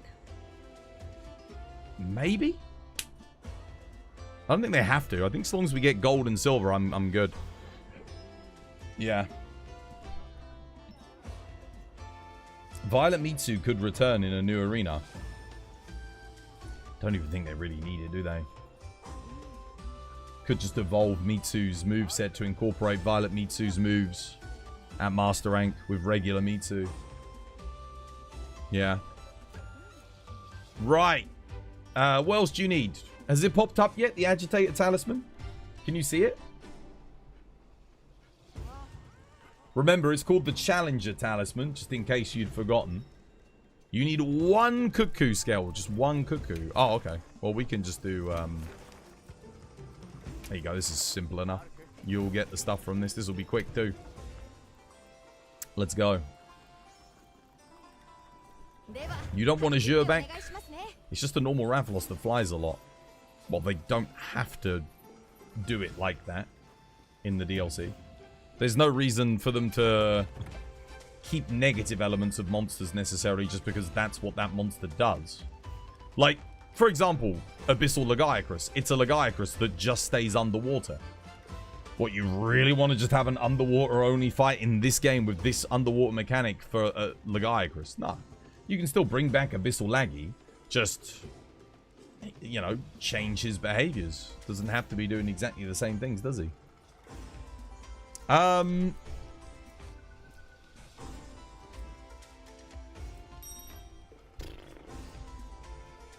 Yeah, I'll just play Gunlance. Screw it. It's fine.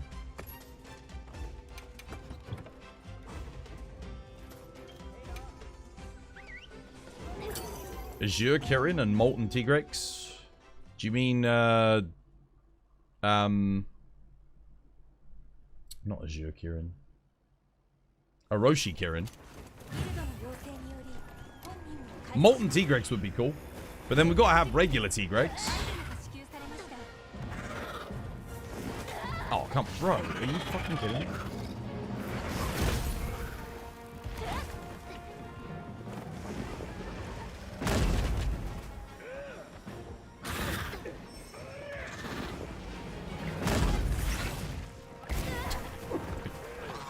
Honestly, sometimes I really...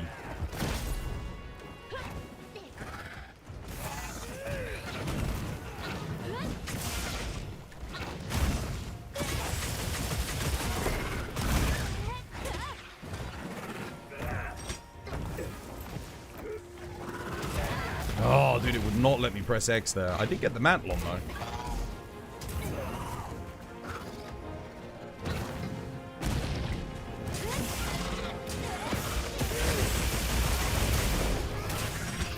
Nice one, Blade. He's done. Oh, now the mobs get the paralysis. Alright. Gypsaros is over there.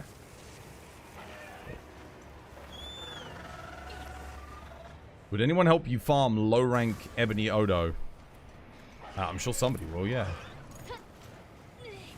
AT Volcano ready in Ascendance.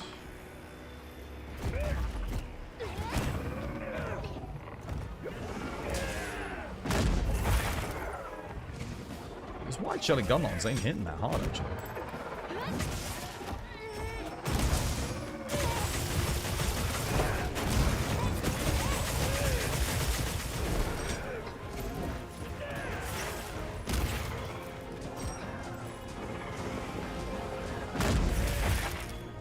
That's a bit better.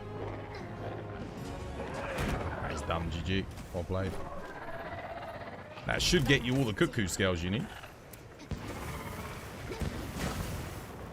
Let's go do some mining.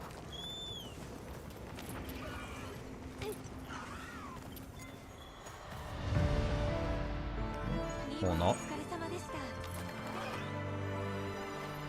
Looks like you won't be able to get in today. All of your drives, bar one, are encrypted due to secure boot, which sucks. It's going to take you ages to decrypt all of them. Damn, dude. Have you been doing that all weekend as well? Because you were having this problem last Wednesday, weren't you? Do you prefer catching or killing? Whatever's fastest. You wish they'd bring back Gobel or Ludroth. Well, they already brought back Ludroth. You can go play it in Rise and Sunbreak, and it sucks. It's Ludroth and Raw Ludroth. It's shit. And it's definitely not a Master Rank worthy fight, in my opinion. No offense to those of you that like him, but dude is not worthy of coming back for as a Master Rank. Nah. Gobel? I mean, might as well bring back Nibblesnarf. It's the same fight, but Nibblesnarf's just better. Because it's... you don't have the underwater aspect, which sucks. So yeah, nibble staff would be cool.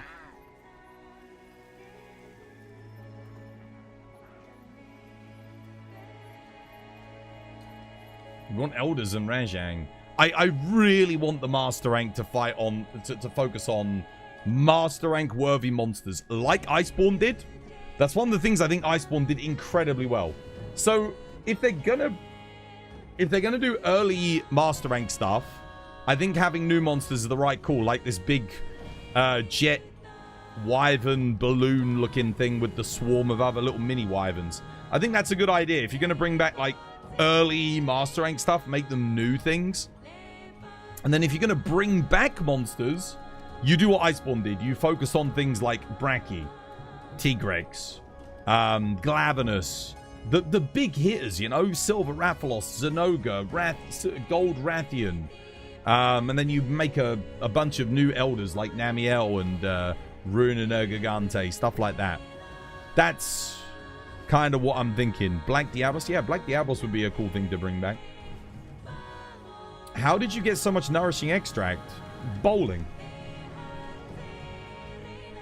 You do bowling. You get absolute mountains of it, especially when there's an event on from doing the bowling. Do you think there's a chance of Gammoth returning? At the moment, no. 0 chance. The level design doesn't work in this game for Gammoth whatsoever. The only way Gammoth comes back is if they actually add new arenas to the Ice Shard Cliffs. Otherwise, it's not happening. Gruber, dude, thank you for the raid. Cheers, dude. Much appreciated. How you doing? Hope you're having yourself a lovely, jubbly one.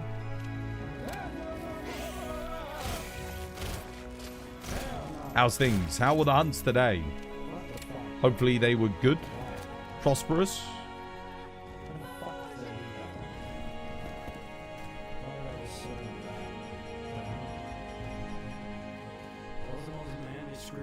Good hunts? You had good hunts? Good stuff. What is this? You trying to do a me video? You did some non-meta gaming today. Pretty refreshing. Well, that's good. You're curious how they're going to make Lao because they already know what everyone thinks about it. I'm going to be honest with you. I don't think they do know what everyone thinks about it. I think they're somewhat blind to some of the negative criticisms people have towards monsters. But, yeah, I am interested to see what they're going to do with it. Because if they just bring it back and it's just a graphically updated version of Lao, it's going to be fucking awful. It's going to be a 30-minute slog of complete and utter boredom. We'll have to wait and see. Frumpy, I can't join that right now because I've got to go get tea in a minute. So, I mean, if there's something else you want to do quickly, we can maybe do that first. And then I can help with that in a bit. Yeah.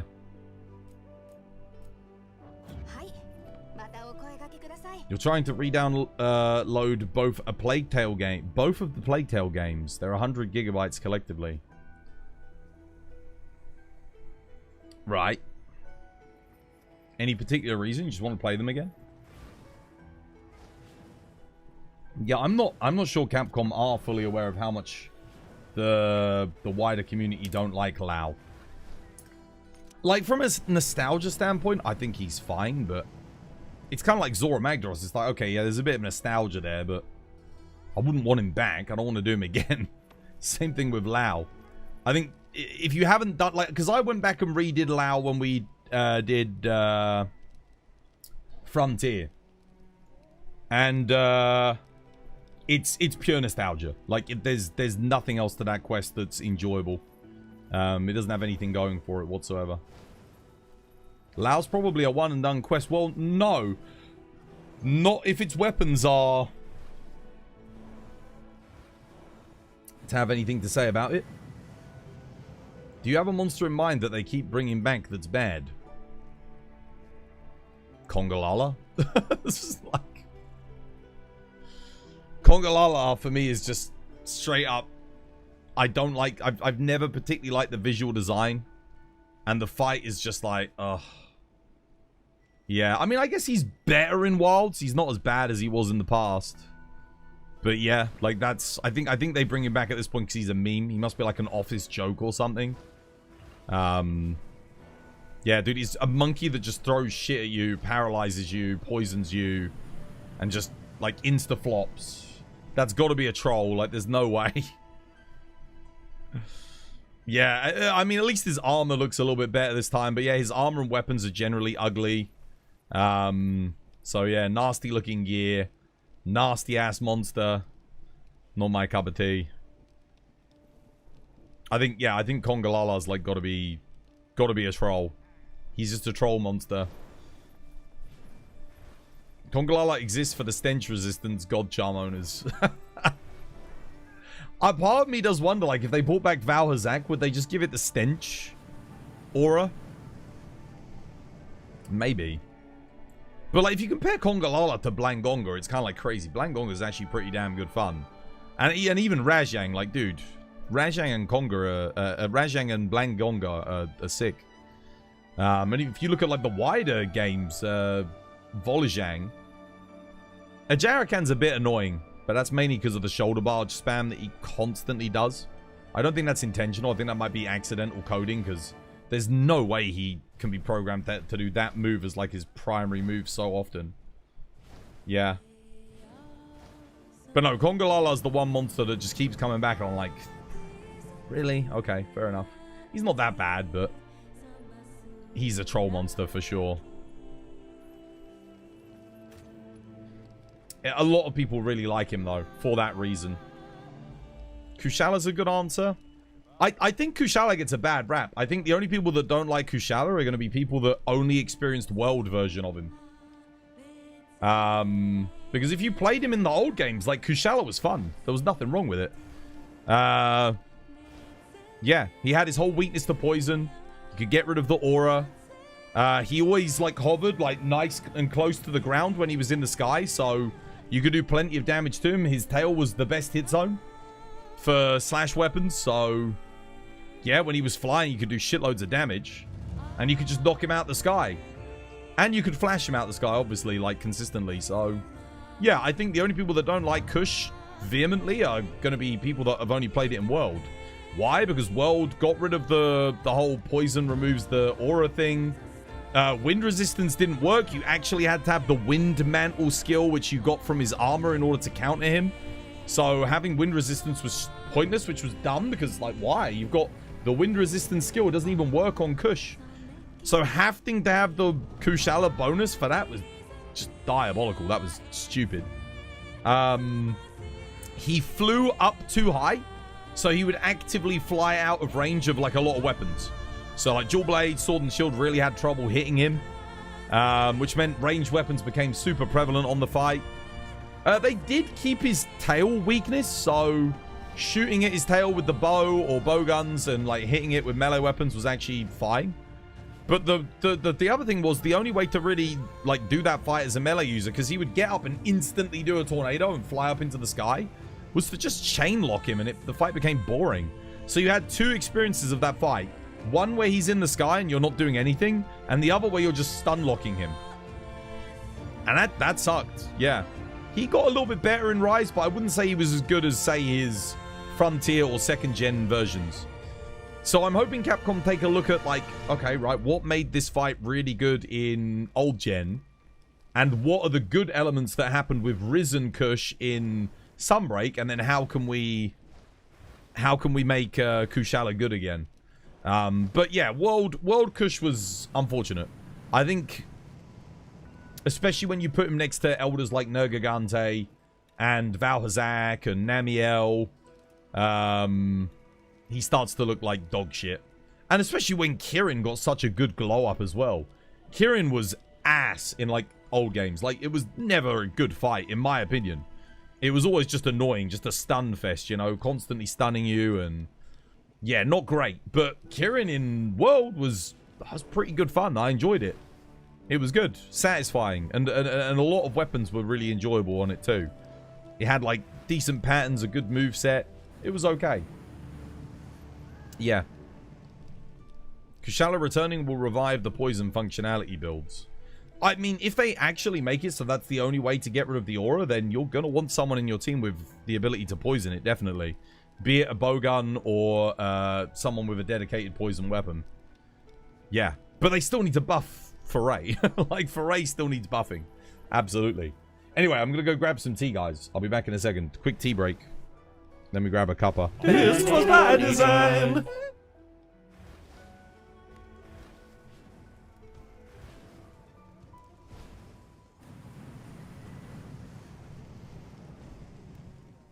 That is some crazy stat distribution. Oh my goodness. And Counter-Strike 2. Holy moly. Wow.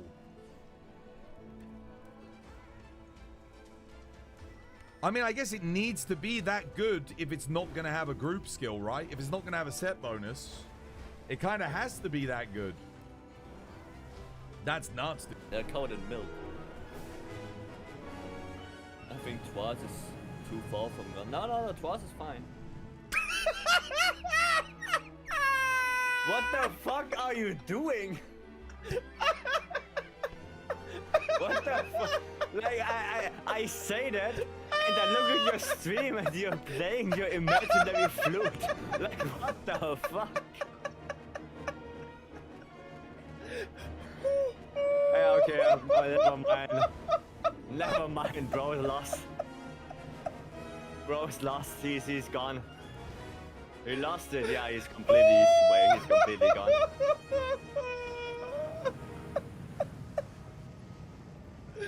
Can I speak now? Yes. I told you, yeah. I should have believed in you. Oh dear. I should have believed in you. Oh goodness. Oil well again. We've got 2, 8, 9, 13, 14, 15. The most important ones here are 15 and 14. Probably these two. Other than that, I guess having like one up here is good. 8, we've already got 8. So 8, that and that. Ice shards, I've got 1, 6, 15, 19, 20. 20 is probably the most important one. After that, it would be 19. So probably just these two. Having the one at the bottom here is good as well.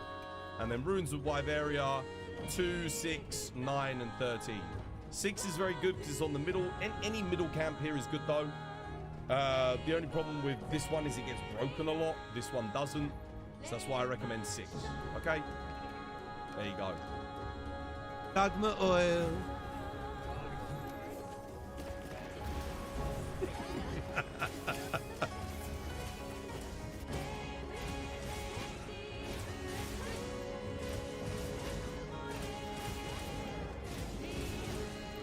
Again, he's got back up. Patience, observe, react.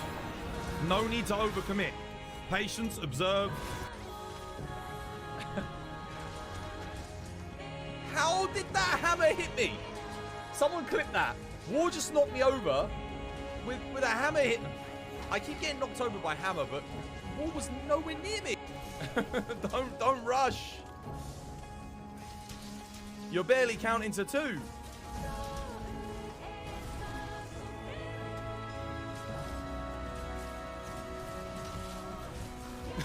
He put down friggin'. Oh no.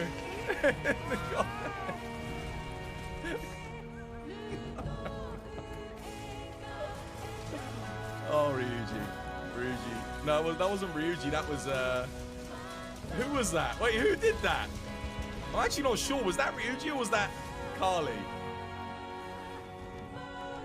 And you make it so that you use Artian components, and you can get those from scrapping your high rank ones. So you could, like, they're not used. This was by design. You free up some.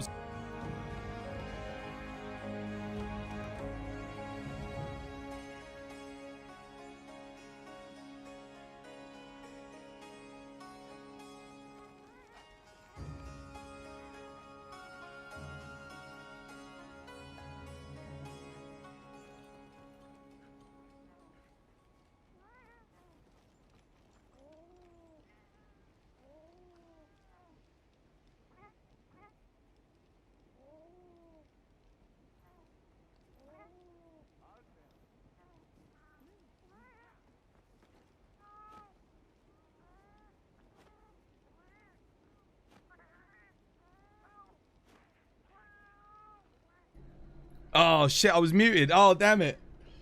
Oh, god damn it. Wait. I'll share it. I'll share it again. Fighter just shared this with me on thingy.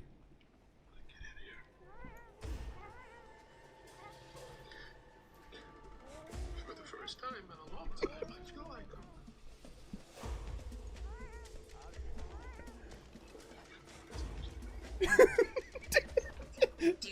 Great stuff, bro.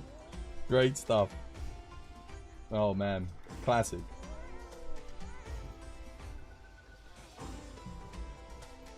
Oh, man.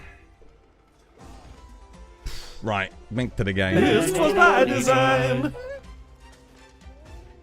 You couldn't understand what it was. It's someone saying, dude, well, let me get it up. The thing is, I don't want to open Twitter on this freaking to get it on. I would show you on this, but I can't trust having Twitter up on the actual stream. Yeah. Otherwise, I'd be able to show it to you like that. But dude, I can't trust that goddamn website, dude. The shit that pops up on there these days is unbelievable. It never used to be like that, but yeah. Can I send it in the Discord? Yeah. Yeah, exactly. No, I could get banned. I could get banned just for scrolling through Twitter these days easily on Twitch. Because I don't know what's gonna show up, dude. It's like, goddamn. Yeah, easily bannable stuff. Like, yeah, it's not the Twitter that I used to know. It used to be a lot more curated. I mean, for better or worse. Honestly, I'd rather the website be a little bit like more free and not heavily curated personally. But it does mean I can't, dude. I can't show anything on Twitter. Yeah, definitely not.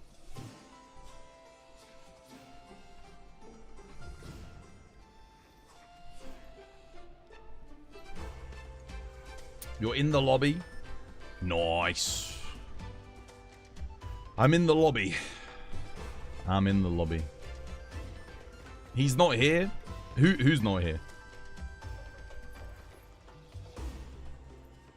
It's like a mystery box. You don't know what's going to pop up. Yeah, exactly. I mean, like, if I open Twitter right now.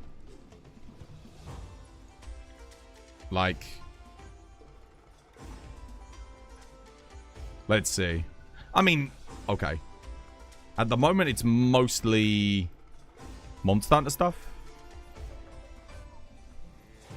Yeah, and then I scroll down just a little bit, and there's like, dude, what is going on here? Like, what is this? Like, Booba. Immediately Booba. Okay. And then there's a picture of Donald Trump hugging Jeffrey Epstein and Adolf Hitler. I mean, okay, sure. Like, I can't. Like, seriously. And then there's more Monster Hunter again. It's like, oh yeah, that's back to normal, back to normal. Yeah. And then more pictures of Jeffrey Epstein. Great. More Booba. And then what the fuck, bro? Oh my goodness. Yeah, no, there's no way I could like showcase Twitter. Scroll, like, what the hell, dude? It's unreal.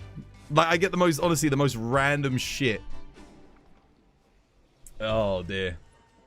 I'm telling you, man, it's not a safe place. Dude, it's basically, like, at this point, it's like it's almost like 4chan. You know, like, you couldn't showcase 4chan on a stream, right? Like, certainly not without risking of getting banned. That's basically what Twitter's become. Twitch banned speedrun. Dude, all I'd have to do is, like, scroll through my Twitter for, like, literally 2 minutes, I would be banned. That's it, like, perma-banned. Like, goddamn, dude. I can't showcase anything from there. I want it to just be Monster Hunter, but, like, that's not how it works. Even then, some of the Monster Hunter stuff that pops up, it's just, like, from certain people in the community, certain people. It's like, dude, I would get banned for that. Are you kidding me? Like, why are you doing that? Oh, dear. The Nexus modders. Yeah, the artists. The artists. I saw the Twitter post that you were talking about. What, the Monster Hunter one? Yeah, it was who was it that posted it? It's Monster Hunter Jokes posted it. Dude, funny shit. I'm literally gonna I'm just gonna quote retweet it so you guys can see it.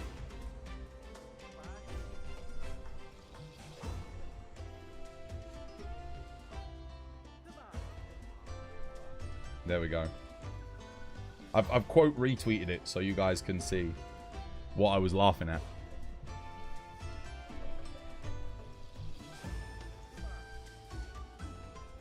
4chan would probably be safer to show on stream. Probably.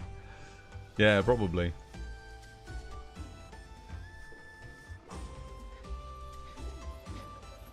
Oh, man. Still got a whole month till Gamescom, guys. Oh, my goodness. What a slog. Maybe I'll have to take like a holiday, like take a week off or something at some point. I don't know. It's going to be hard, dude, getting through. Especially, I mean, Capcom aren't making it easy with, you know, the fact they're not adding any new content or anything. That definitely makes it a lot harder. You done your romps? No, I need to do Rompobolo today. I need to do Rompobolo. Yeah. But I don't even think Saber's here. I don't think Saber's here. We don't have Albao's fixing his PC. So I got Kate and I guess Studi, but Studi might not mind doing it. Yeah. How much would Foray need to be buffed for it to be worth it mathematically? Oh, I could tell you easily. So, first things first, what you need to do is you need to, because the core skill for it at the moment is Poison, you need to rework Poison. Poison needs to be doing 0.1% damage per tick, and it needs to have a base of 20 ticks. So, or sorry, no, it needs to have a base of 10 ticks. Poison duration up needs to make it 20 ticks. So, what do I mean by that? Okay, 0.1% damage. So if it ticks 10 times, it does 1% damage. Okay? That's pretty reasonable, right? Because you're probably only going to poison the monster 3 times on the course of a quest. Probably. Maybe 4, depending on how long it goes on for. So 3 to 4 times, so it's going to do 3 to 4% damage on the health bar of the monster. So not much, but that's not where its strength comes in. You do that, you extend it so that the 10 ticks occur across a 30-second period. Okay? Poison duration up gives you 20 ticks that occur across a 60-second period. You also need to make it so that poison can be built up when a monster's already poisoned. So you can maintain poison. These are the 2 core things. Then you need poison attack to take it to 0.2%. So if I'm doing, let's say I'm doing 4% damage out of 4 times proccing poison. Well, now I'm doing 8% damage with poison attack, proccing it 4 times. Okay, that's poison attack.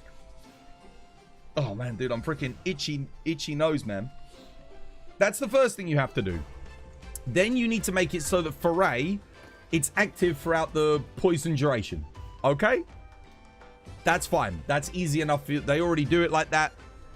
You keep that as it is. Then you need to rework the way Foray interacts with sleep, paralysis, and blast. It doesn't work with sleep and blast right now, but it needs to. Well, how do you do that? First things first, you need to make blast a percentage-based damage. Again, what do?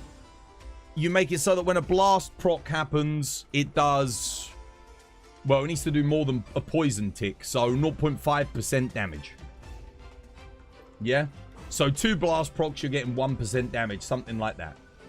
And then you make it so that blast, when the blast procs, Foray stays active for 30 seconds after a blast proc. Okay? So now Foray gets activated after blast. Simple. You proc a blast, Foray gets active, stays active for 30 seconds. Then you need to make it work differently. Paralysis. At the moment, it only activates when paralysis is active. Well, that's dumb. It needs to stay active for at least a minute. It needs to stay active during the paralysis, and then for about a minute, maybe even a minute and a half, 90 seconds, after the paralysis dissipates. So it actually gets some uptime on paralysis. That would make it a little bit better for para. Finally, for sleep, it needs to be like 2 minutes. So you proc a sleep. Once you proc to sleep, Foray stays active for 2 minutes. So it needs to be the longest. Sleep being like the weakest of all of the statuses, Foray should stay active for the longest after it incurs. So you got 30 seconds after a blast proc. You have active whilst poison is up. Paralysis, 1 minute to 90 seconds. And then sleep active for 2 minutes after the fact. Yeah? And if you do all of those things, I think then Foray becomes viable. I don't necessarily... It doesn't beat out, like, element weapons in every scenario, but certainly where monsters are weak to certain statuses, like poison and paralysis, and then if they've got bad element hit zones as well, you're gonna bring status over the element, 100%. And that right there is how you fix Foray. You use poison because you like the purple effects.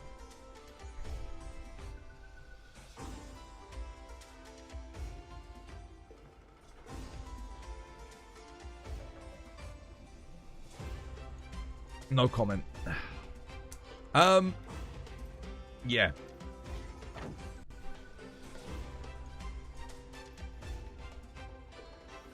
But that's what they need to do to make it good. Rule of cool. I don't think anyone's going to say you're cool for using poison. I don't think anyone's going to say you're cool for using anything in this game. Whatever he's happy with, I suppose. That's, yeah, like I said, no comment. No comment. Spring, yo, thank you for the like. Cheers, dude. Much appreciated. Just so long as you know that poison is the most dog shit status in the entire game. Like, it is literally fucking awful and your entire team is suffering because you're bringing it. So long as you're okay with that, then that's fine. It's important that you understand that as well. Yeah. That was a very in-depth and good explanation. That's what they need to do. That's what they need to do, in my opinion. Again, maybe the numbers could tweak a little bit. Like, maybe 2 minutes is too much for sleep. It depends how frequently it procs. Like, realistically, if I'm using sleep now, you get 1 proc. That's it. 1 proc. So that means Foray, even if you buff Foray to be active for 2 minutes, you still would not use sleep. Like, you still wouldn't use it currently. So sleep would have to proc more frequently. You know, you'd need to proc sleep once every 3 minutes or so. Yeah. But that's, like I said, that's what I think would need to happen in order to make Foray worth it and status worth it. Yeah.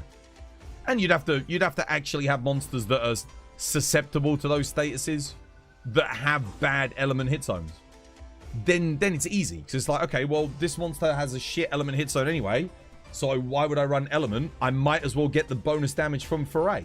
That's literally how it's meant to work, but it doesn't work that way, because even the monsters with bad element hit zones, you're gonna gain more damage from element than you will than you ever will from status in this game. Status swaxes are the peacock of all weapons.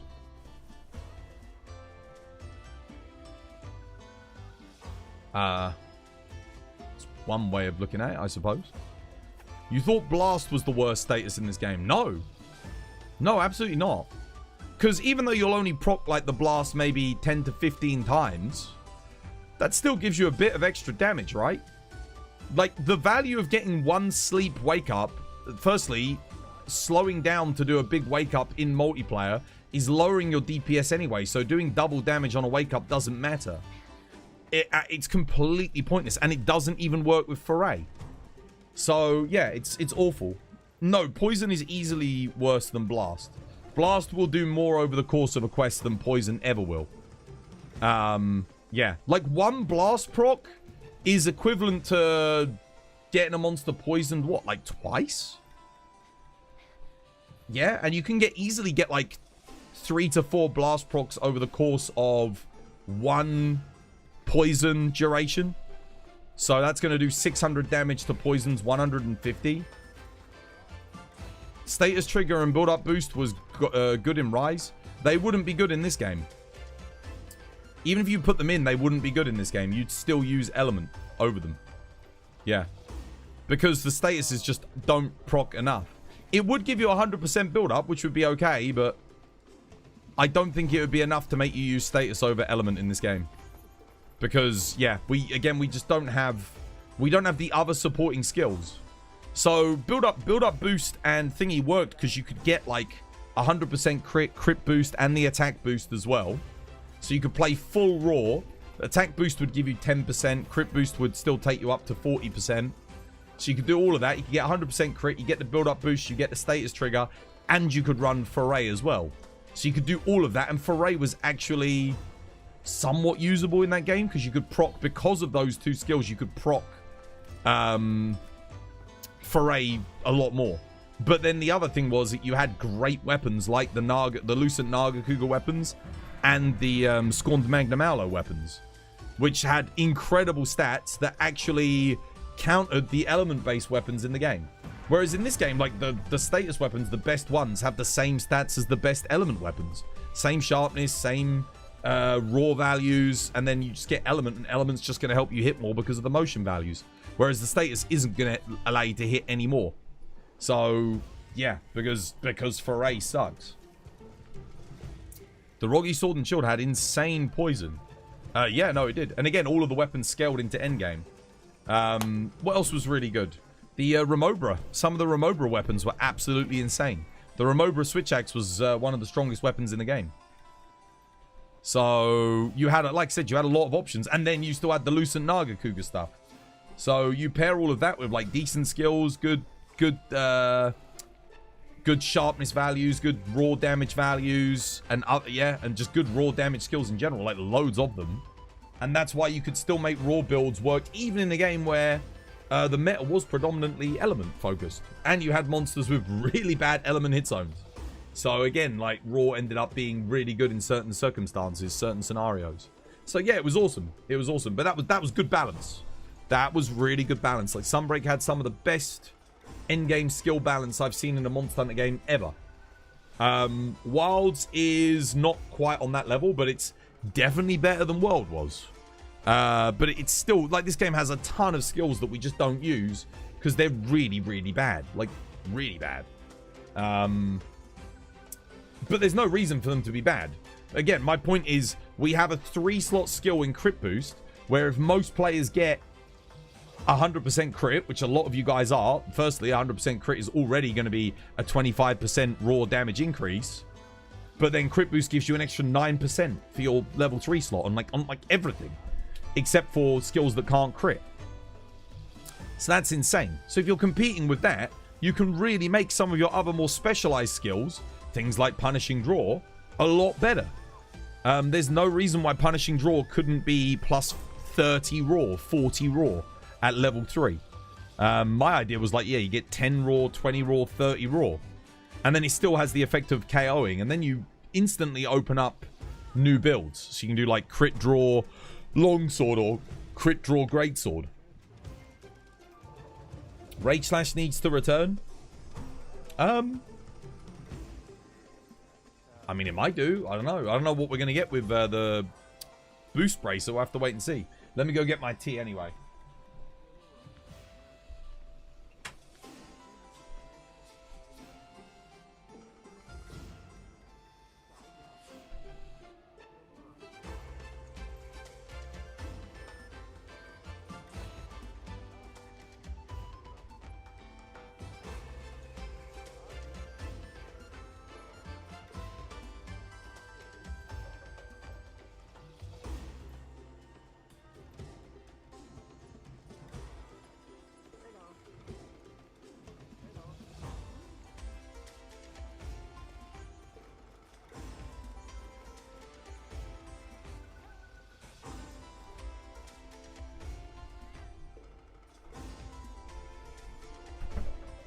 All right, I got my tea.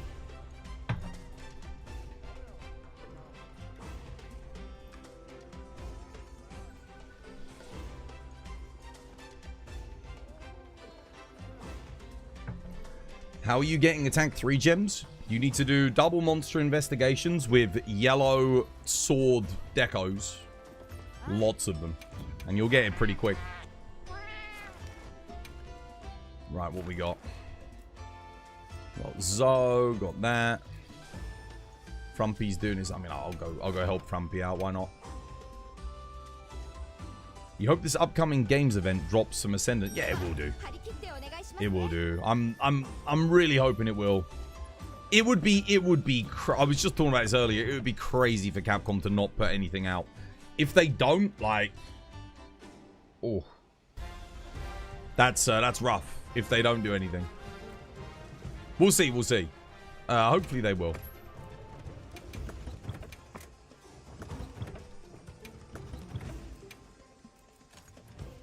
Who's that? Monkey, yo, thank you for the follow. Cheers, me dear. It's good to have you with us.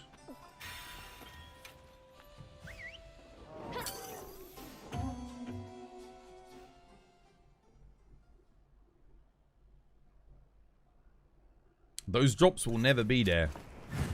Trust me. If you do those, like, actual good investigations that give a reasonable amount of weapon decorations, you'll get it really quick. Capcom sucks at promoting their games. I have to admit that there are times where they're not the best. Like, they could definitely do more when it comes to Monster Hunter. I was saying to chat recently how, like, they really didn't market that they improved the performance of this game very well at all. I still get people coming back, you know, fairly recently, and people are like, oh, does this game run well now? It's like, this game's been fixed for fucking months and months and months, and people are asking, like, does the game run well now? It's like, yeah, dude, the game's ran well for bloody ages.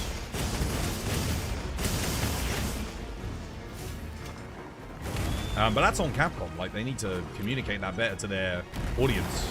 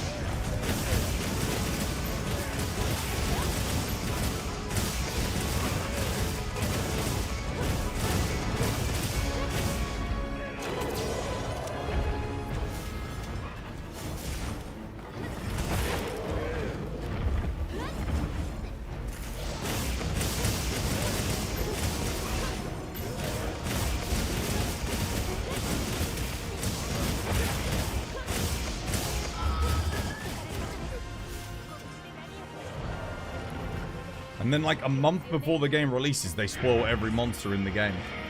Yeah, that sucks when they did that. Yeah, I agree. I think, you know what's funny? There's like 4 monsters they didn't spoil in this game. That's Zhuwu, Fulgur, Ebony Odo, and Zoshia. Every single other monster we already knew about before the game came out. So the only real genuine surprise were Zoshia and Zhuwu. That's it. Because Fulgur and Ebony Odo, let's be real, like, we just had those in Iceborne. They're probably, I wouldn't even put those in, like, the top 5 of monsters that I would have brought back, particularly from that generation of game. Maybe Ebony Odo. But certainly not, like, Fulgur. Yeah. So for 2 of the monsters to be, like, just world returning, and then that's it. Yeah, no, Zhuwu was great. Zhuwu was fantastic.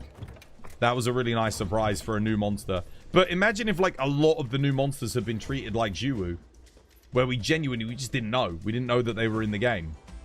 How exciting would that have been? That would have been awesome.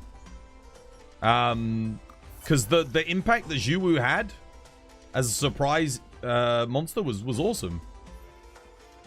Yeah, he had a great intro. It was like, I remember when I saw it, I was like, dude, what the hell is this? What is that, you know?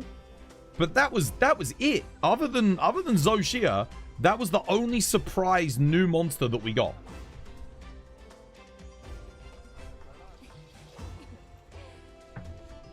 The biggest surprise Capcom could ever give me as far as a monster roster goes is if Rathalos and Rathian was sidelined for a full entry. That will never happen. That would be like a Street Fighter game without Ken and Ryu. Like, it's just not happening. They're the OGs. It doesn't make any sense either. Because you can, like, they'll always use those for marketing material. Even if the fights end up being, like, sort of a bit mid. They have brand recognition. You know, you can't have a Pokemon game without Pikachu in it. Like, you can't have a Monster Hunter game without Rathalos Rathian. Because they're iconic. Their designs are iconic. They are the quintessential flying wyverns. Their armor is iconic. Their weapons are iconic. Yeah, no, you have to have those two. So, yeah, hopefully they never do that. That would be a bit odd. Or Charizard. No, dude, they are definitely the Pikachu of the franchise. 100%. They're the monsters that if you showed them to somebody on the street, there's a possibility that random person on the street might actually know what they're from. Whereas if you took, like, I don't know, anything else, people would be like, I don't know, Final Fantasy. Like, they wouldn't know necessarily it was Monster Hunter. But Rathalos and Rathian, they'll... Straight away, people were like, oh, yeah, that's that Monster Hunting game, isn't it? There is no substitute for them. In terms of their recognizable... Sorry, the amount of recognition that they get.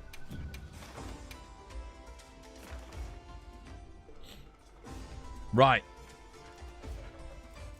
What's next, Frumpy? What are we doing? Blangonga? Okay.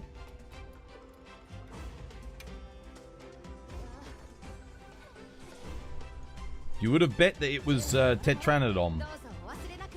Tetranodon? What's this? What's Tetranodon?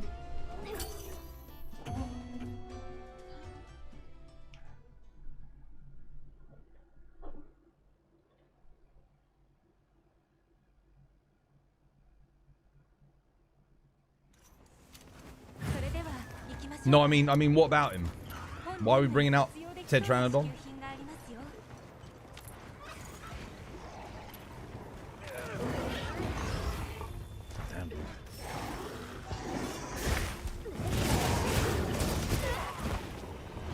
Okay.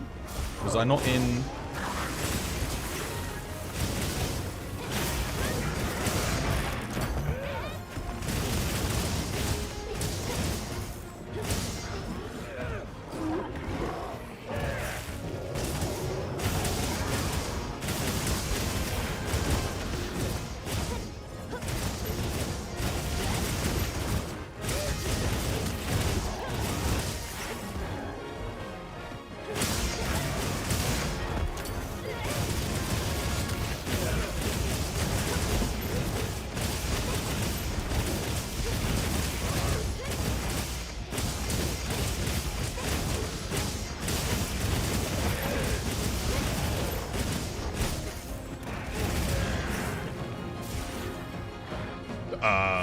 Okay.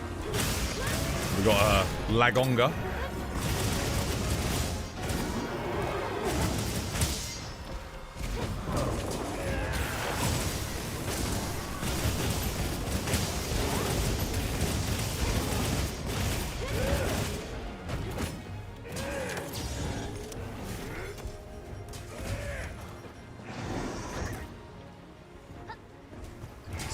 Ledges, bro.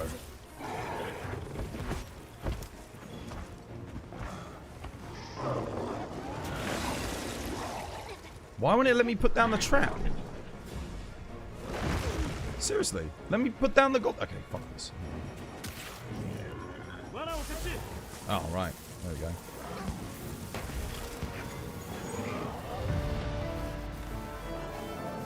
That Blango's huge. Is he? Looks like a normal size to me.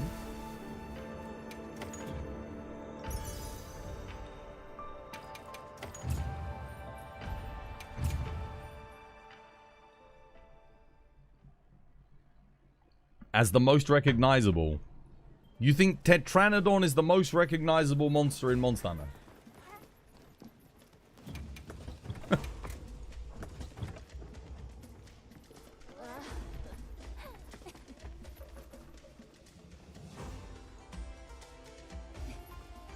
I wonder what... That'd be an interesting poll to do. Take out pictures of monsters. Ask the general public, like, what franchise is this from? And see, like, how many people recognize certain monsters. You'd say Diablos is up there? Maybe. It's never been a cover monster, though, outside of Gen U, which wasn't, like, one of the bigger selling things. Rathalos and Rathian are easily up there, dude. I don't think anything's more recognizable than them for Monster Hunter. Maybe Rajang? Yeah, maybe. Rajang's... Yeah. But, I mean, like, to the general public, he's just... People might think, oh, it's King Kong versus Godzilla, you know? Like... Yeah. Rathalos, Rathian, it's like, nah, they're pretty quintessentially Monster Hunter, I'd say.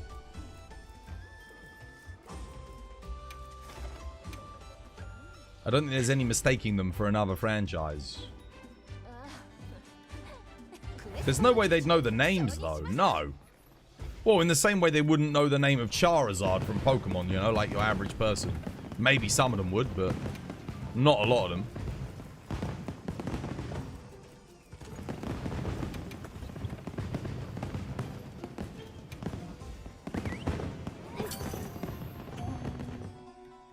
People would definitely know the cats. What, the Palicos? Maybe. Maybe. I actually don't think they'd know that they were from Monster Hunter, you know? I don't think people necessarily... Unless you've played Monster Hunter, I think a lot of people don't even know that that's a part of Monster Hunter. People would recognize Palicos, but they might not know what they're from.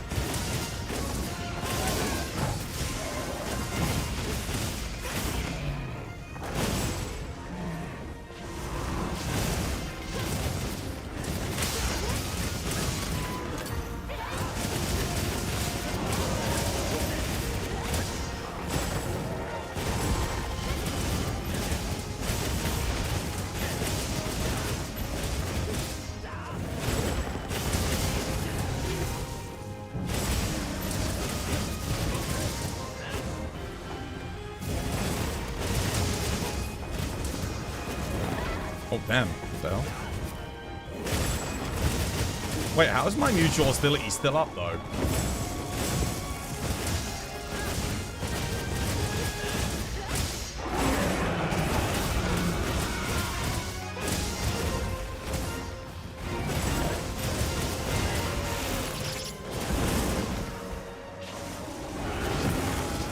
Wait, what? I definitely pressed X there. That's a bit weird.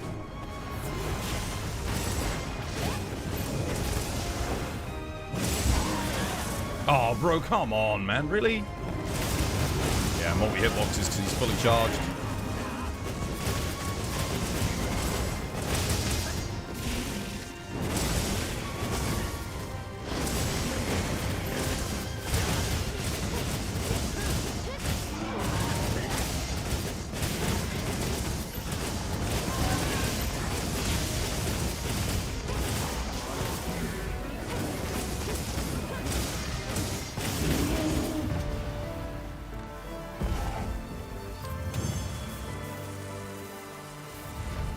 You want to switch so bad, but you don't want to restart? Yeah, it's one of the dumbest things I think Capcom have, like, missed out on. The fact that they've got the whole Capcom account thing, but you can't upload your save datas to it and then transfer them over. Like, why? Maybe they'll add it with Ascendance. I mean, they need to, like, I think it would be a good idea to add it with Ascendance. Because I would imagine there's a lot of people that would be like, hey, you know what? I want to start on a new platform. But I don't want to start again. I want to keep my character in. They've got to be looking into, like, cross-save compatibility. They have to. You need to try Dual Blades. They look like really fun. But, oh, they're fantastic, yeah. Dual Blades, I'd say, are one of the best weapons in the game. In terms of, like, if you look at them compared to World and Rise and Sunbreak, they're really, really good fun. They do it with Street Fighter, too. They moved to PC and you had to rebuy the DLC. Yeah, it's stupid, dude. It's stupid. Capcom shouldn't still be doing that shit. Like, a lot of games now offer you cross-saves. So your character and your progress on your account carry over. And with a game as big as Monster Hunter, you really should be offering that as an option. Because a lot of people don't want to be restarting every single time. Like, they really don't want to be. So it's, yeah, it's dumb. It's really dumb. Why even have the Capcom account? Why even have it if we can't transfer our account data? Like, surely our save data should save to our Capcom account. And then we can use it across multiple platforms. That would make the most sense.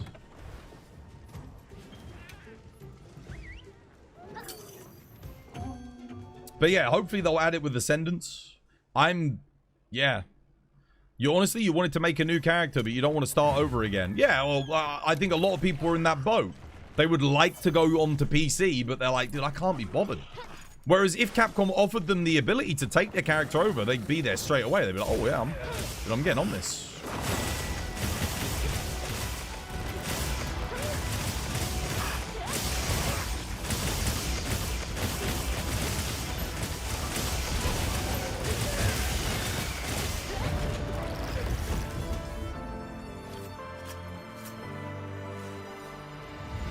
Just mod in what you had before.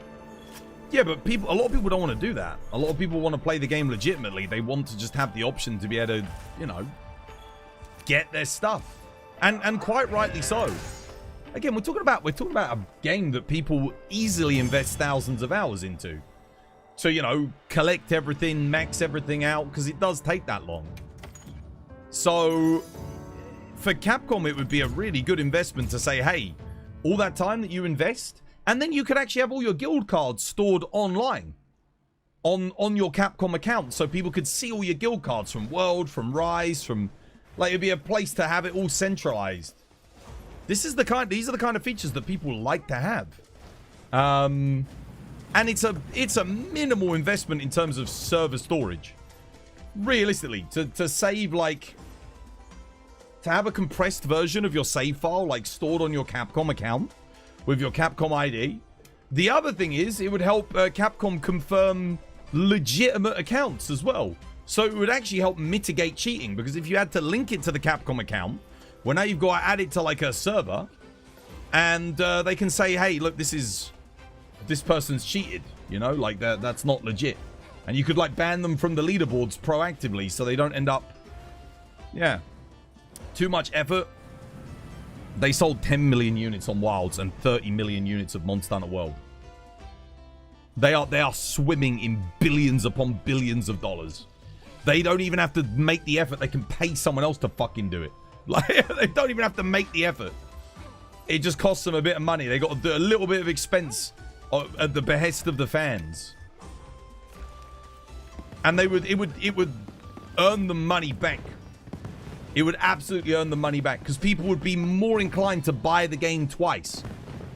How many of you guys would be like, oh, you know what, I'd buy the game again if I could move my save data onto PC, but I can't.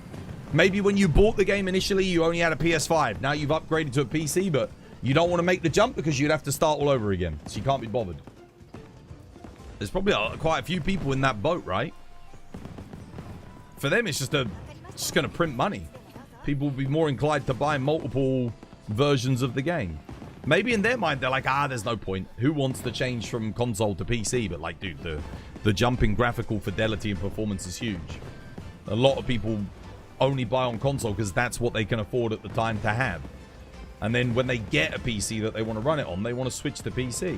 Especially if you're going to make people wait like 2.5 years between your base game launch and your DLC. That's a lot of time for people to actually upgrade their setup.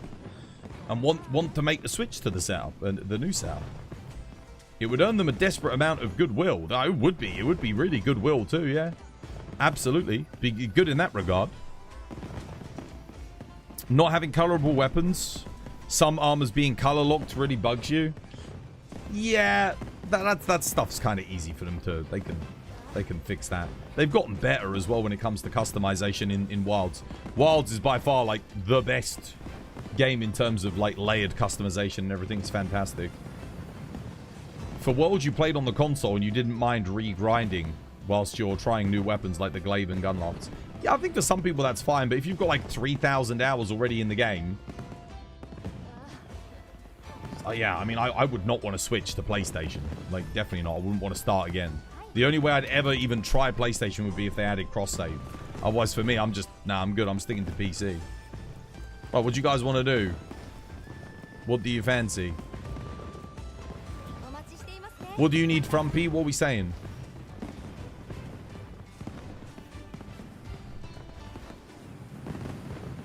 You're dreading for the next mainline Monster Hunter. If we or I think about it. Why?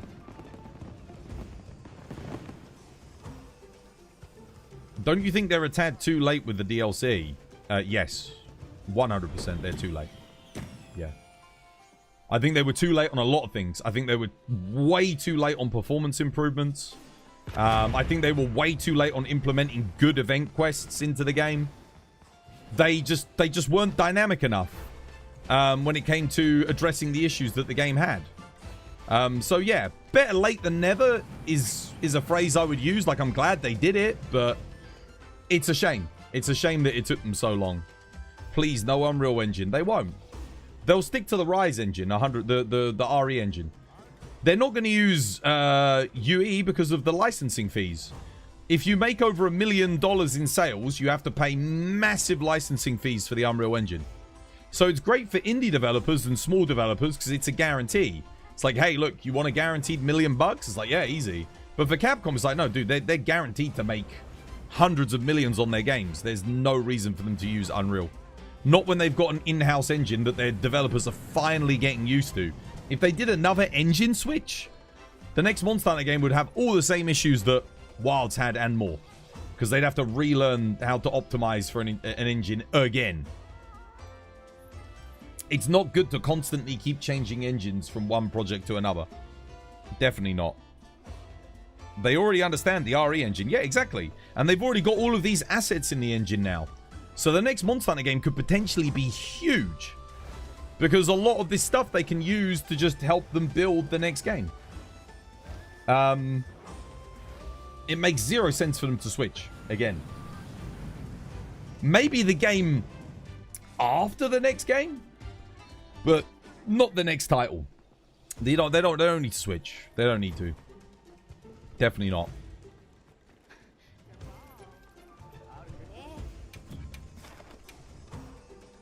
Let's see, what are we doing? Okay, Frumpy's doing this. I'm coming, lad. I'm on my way. I don't even need to switch weapons, actually. I think I've got an ice build ready to go.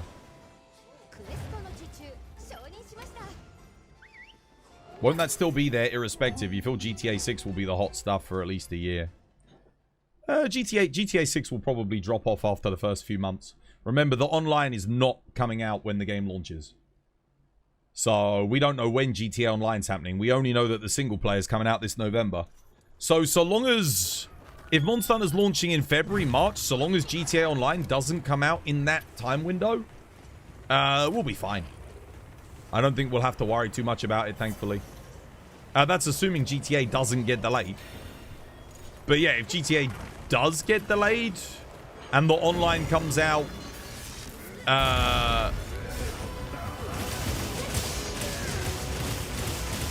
Yeah, like when Wilds comes out, that will be a problem for the casual audience. Definitely. Online's what keep. Yeah, exactly. Once online comes out, you're gonna lose a lot of your Western audience for Monster Hunter for sure. Absolutely. At least 30%, I would guess.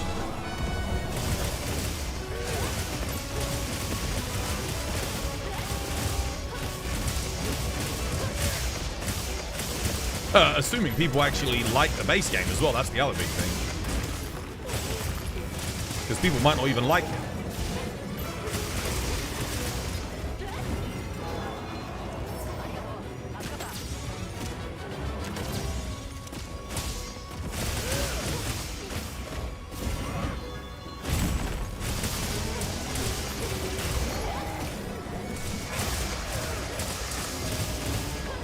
Ah, dude, I was greedy there.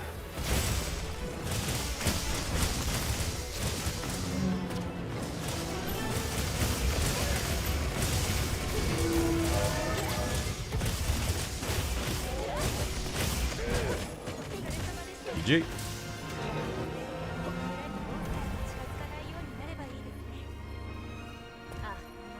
Getting delayed again would be another thing for Rockstar's list, alongside all of the apparent UK union busting. Your average player does not give a single fuck. Especially not your average Grand Theft Auto player. Your average Grand Theft Auto player is like my uncle or my cousin, who basically plays FIFA, and then the only other game that they're interested in is the occasional Call of Duty that looks like you're getting to kill people who are in Afghanistan or Iraq, and then Grand Theft Auto. That's it. Like, it's they're the people that are like your core audience. They're people that don't game otherwise. They just want to do Grand Theft Auto because steal car equal fun. You know, these are not, a lot of them are not your typical gamer. They're not like someone who, you know, oh, I'm going to check out Expedition 33 because it got good reviews, or, oh, I'm going to play Monster Hunter because it got good reviews, or, you know, they don't know. They don't care about that. They don't give a shit. Dude, like, Rockstar could come out, there could be an article saying Rockstar Games murders 3 of its employees in cold blood because they said that GTA is dog shit. And then they were like, oh, well, I'll still buy it. They won't even see the news article. They wouldn't give a shit. Your average gamer doesn't care. That's the thing. They don't give a flying fuck. they don't care. I'm not saying that's a good thing. That's a bad thing, but it's not going to make a difference. When you've got a media franchise, it's like Pokemon, right? Look at Pokemon. The reviews come out saying it's absolute dog shit, runs like shit, looks like shit. It's got barely any content in it. It still sells like millions and millions of copies. Why? Because the Pokemon player base don't give a shit. They don't care. No, they don't. They just don't care. Your average gamer does not care about the way a company treats its employees. Unfortunately, it's the same with Hollywood. It's the same with movies. Look at all the movies that are like, you know, their VFX artists have been treated horrendously. Like, put on, like, awful deadlines, massive crunch periods, paid very little, expected a bunch of stuff, and then, you know, the film comes out and everyone goes to see it anyway. Marvel. Yeah, exactly. It doesn't matter. Like, people don't care. They care about the franchise. They care about the end product, not about what it took to make it or what it took to get there. Sadly. And that will never change. Not until humanity kind of levels up a little bit and starts actually, you know, giving a shit. But that'll be a while, trust me. Right, what we got next, Frumpy? What are we doing, lad? Is it Zhu? Not Zhu, sorry. Ufduna next? They might care about how the employees get treated, but the news has a very low chance of reaching them. I don't think that's going to stop your average gamer from buying the game. Like, be honest with me. Like, so for me, I can be honest. Blizzard games, I don't touch them anymore. After what happened with Blitzchung, and after all the shit that came out about their employees, same with Ubisoft. When there was the Ubisoft scandal, when I found out that their employees were, like, getting abused and shit, I've not touched Ubisoft since. How many of you guys have genuinely not bought a game based on the way they've treated their employees or their community or something like that? Honestly. Like, how many of you guys has that stopped you from buying your favorite games? You know? How many of you guys still went and bought the Assassin's Creed Black Flag Resynced, despite all the shit that Ubisoft has done? How many of you still went out and sucked the dick of that pirate adventure game? I bet you quite a lot you probably did, right? Because you don't give a fuck. You don't care. I don't give a shit. I don't care that they abuse their employees. I don't care. You're the average gamer. You are the average person. Those of you that did that. And that's fine. You know, that is what it is. But I think to trick ourselves into believing that it's anything other than that is kind of ridiculous. You know, that is how it is. That's how the industry works. You don't buy Ubisofts anymore due to how much they suck? Yeah, but I think you're in a minority. You're with me, but we're a minority. We have to accept that, right? You haven't bought a game from them in a long time. Again, but we're probably in a minority. You haven't played a Halo game since Bungie sold it, but that's all. Yeah, fair enough.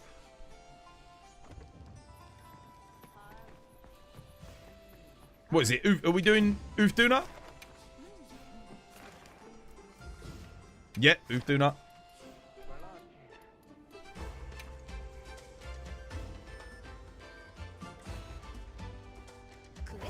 You didn't buy it because you found out it's not a complete game. And there is a DLC shop in it. I mean, yeah, that's a decent reason to not buy it as well.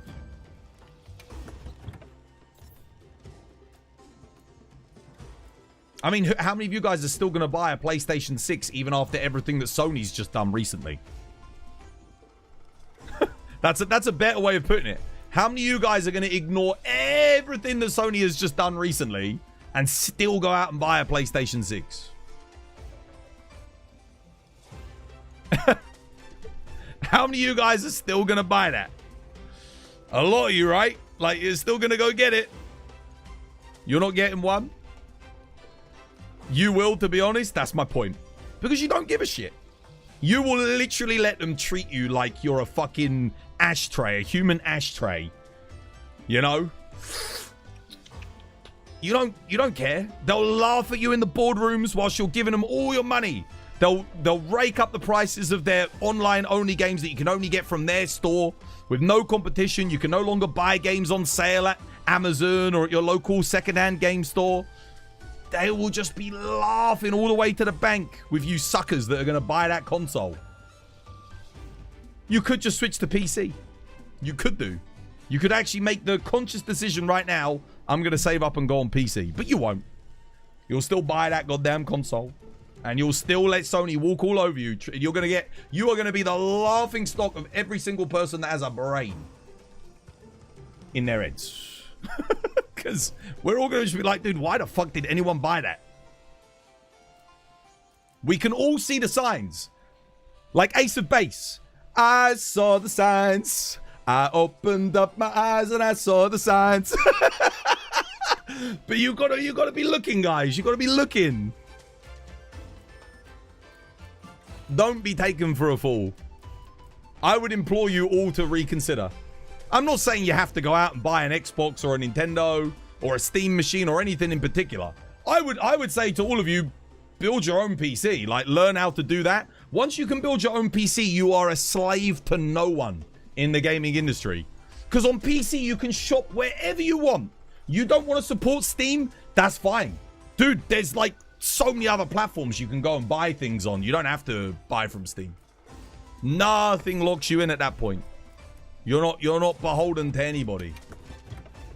At all. Yeah, good old games. You've already switched to PC. You're buying GTA 6. Yeah, I mean, sure, you have to wait a bit longer. You're not going to be able to buy GTA 6 at launch. But, like, okay, that's fine. Wait a bit longer. There's other games to play. You know, you're on PC. There's loads of great indie titles, stuff to distract you until Grand Theft Auto finally comes your way.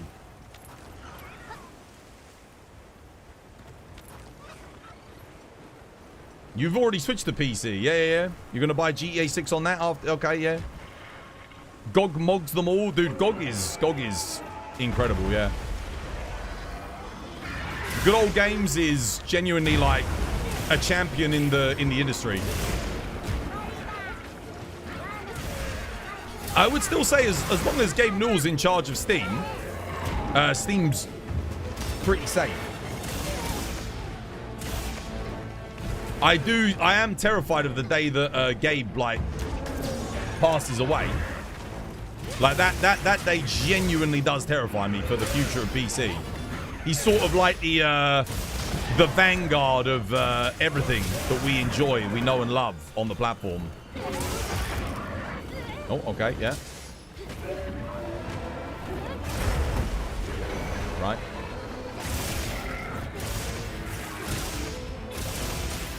I think he's HP locked. We can let him go. Oh yeah, 100%. Up we go. You're having a meal? Nice. What you eating? Imagine waiting for GTA 6 whilst everyone has fun with it. Yeah, but imagine playing it at like 24 FPS on a PS5 and supporting Sony at this stage. Like, I think the people that support Sony are the same people that get stuck in relationships where they hate the other person.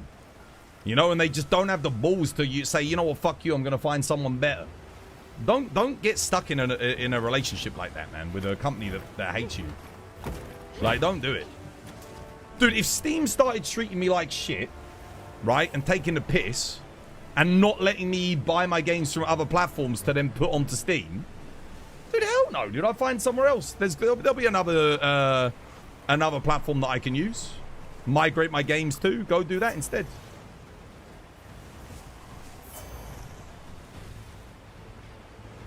There's no way you'd be able to avoid GTA 6 spoilers. That's fine. Block anyone that spoils the game. You can do it.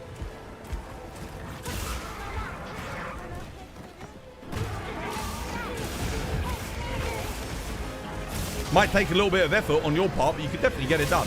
I'm not saying it's going to be easy or anything, but...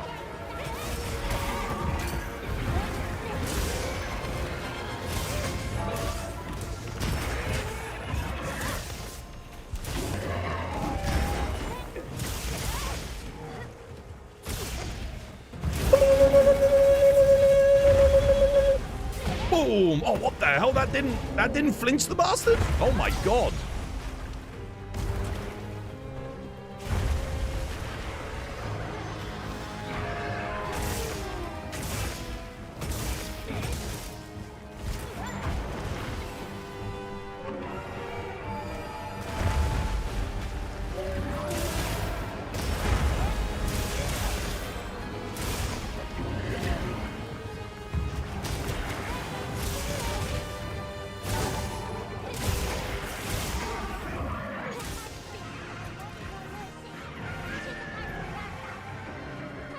If Steam fell apart, it would be time to set sail with the Yaha. Oh, dude, yeah, I agree.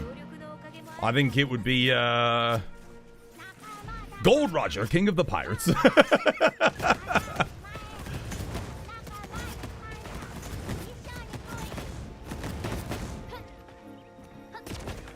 Sure, but by the time I block them, it's already spoiled, no? But you could literally just see, right, what content creators are posting Grand Theft Auto content.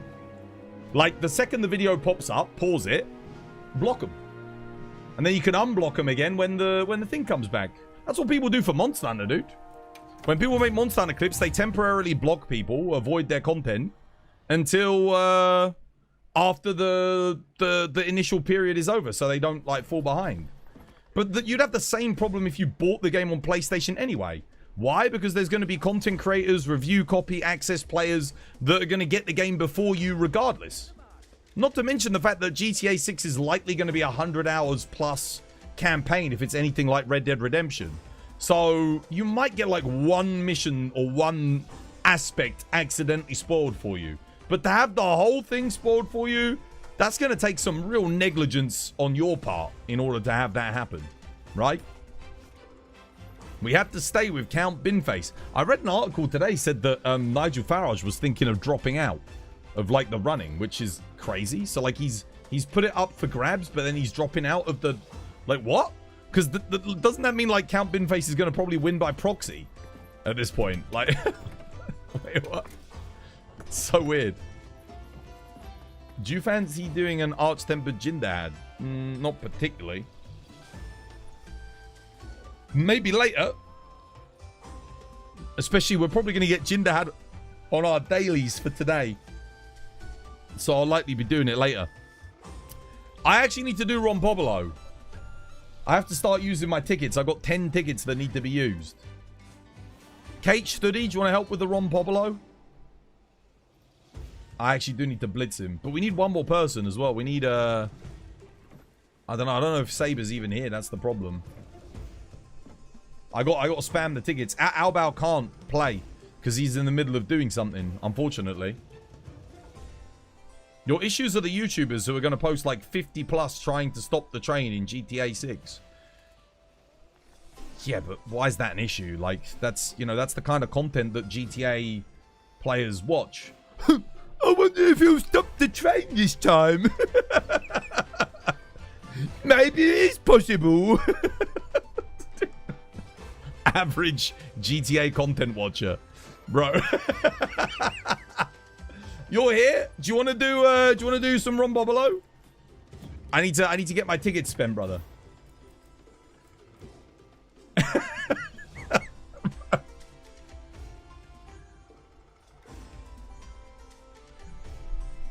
Welcome back, YouTube, to another amazing Grand Theft Auto video.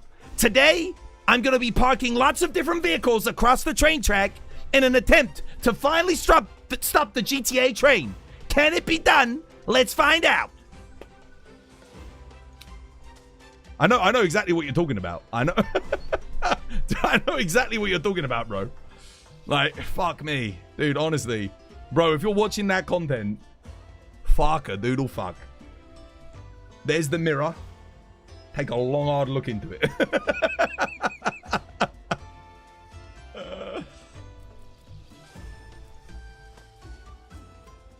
Romby Bobby.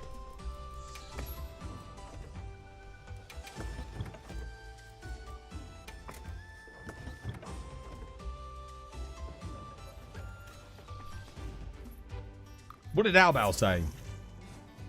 You want to do yours? You got to spend your tickets? Let's do it, dude. Do people actually care about GTA 6 spoilers? I mean, I would say I would. Yeah, I mean, I get that. I mean, it's a story-based game, so, and if the story's as good as GTA 4 was or Red Dead Redemption, then, I mean, that was the thing that kept me in Red Dead, was the story, the characters. If it's as well written as that, then yeah, I would genuinely care about the story personally. Word for word. All right, come on in. Let's do Ron Bobolo. Who's starting the chain?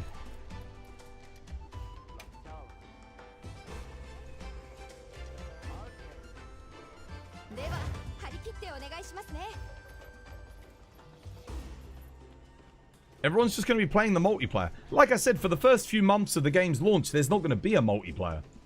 This, like, we don't, like, GTA Online might not come out for a year after the single player. We don't know. How you doing, admin? Dude, welcome back. Hope you're having yourself a lovely, jubbly one. You naughty cheater, you.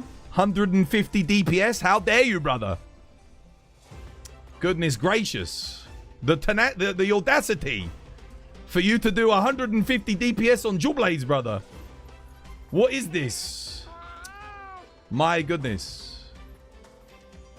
GTA Chinatown Wars is good too. I don't think there's been a bad Grand Theft Auto game. The PSP ones were good. Vice City Stories, Liberty City Stories. I played them all, bro. I played them all since the PS1. In fact, no. The only one I don't think I played was the original GTA. My cousin had it, and I vaguely remember playing it. But I had GTA London, GTA 2, GTA 3, Vice City, San Andreas, Liberty City Stories, Vice City Stories, GTA 4, and GTA 5. So the OG, the original PlayStation one, I never... Did I own it? My cousin had it, I'm pretty sure, and he introduced me to GTA, and then I ended up getting GTA 2, which was like set in the future of all things. Are you coming, Kate Study? It was fun though. I love GTA 2. I love GTA London as well. GTA London was great. Yeah, you're coming? Hold on. All right, cool, cool. Dude, GTA London in modern day would be a crazy game. That would actually be crazy.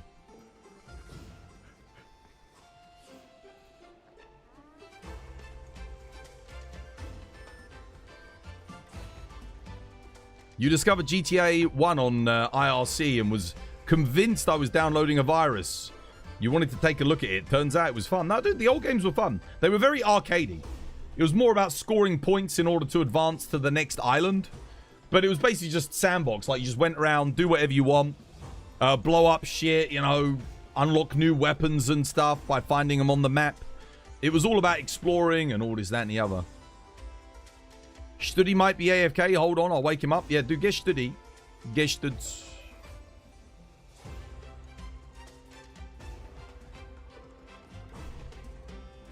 The only bad GTA games are when they've tried to report them. Oh, yeah. Like the San Andreas shit. But no, when Rockstar put out a GTA game, it's... Like I said, I haven't played a bad one. They were always good. And I'm sure GTA 6 will be good as well. I would like, personally, I mean, not that I'm going to be playing it at launch. Obviously, I don't have a PlayStation. I have no plans to buy a PlayStation 6.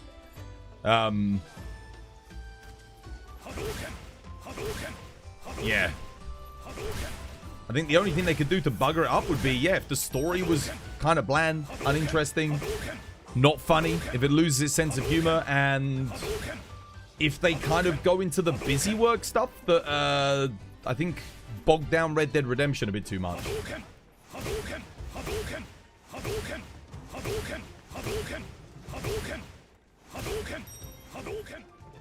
Right.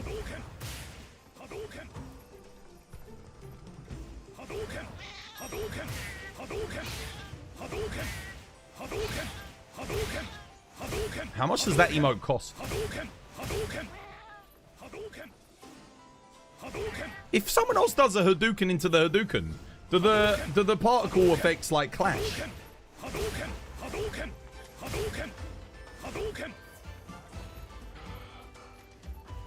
Oh, that would be I just thought of a really good feature actually for this game.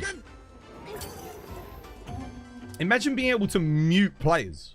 So like you don't have to hear them doing emotes. Dude, that would solve freaking White Walker's problem immediately with the water gun emote. You should add that, Capcom. That'd be a good one. Like, you can just mute people in the lobby. So if people just keep spamming shit, you can just go like, oh yeah, just mute them. There you go. Now you don't have to listen to them anymore.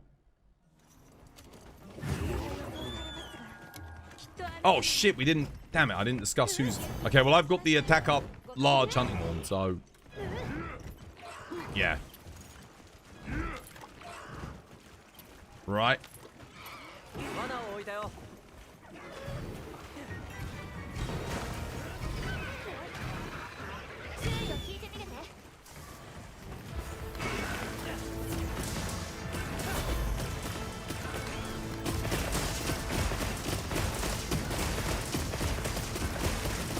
Let the farm begin.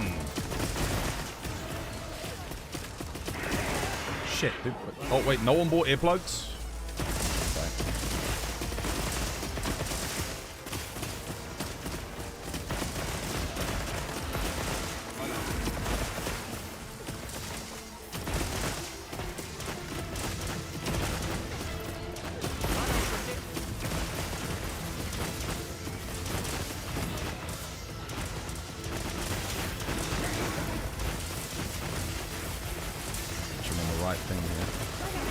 No deflation.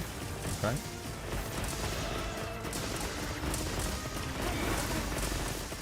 Still no deflation. Interesting. There's the deflate.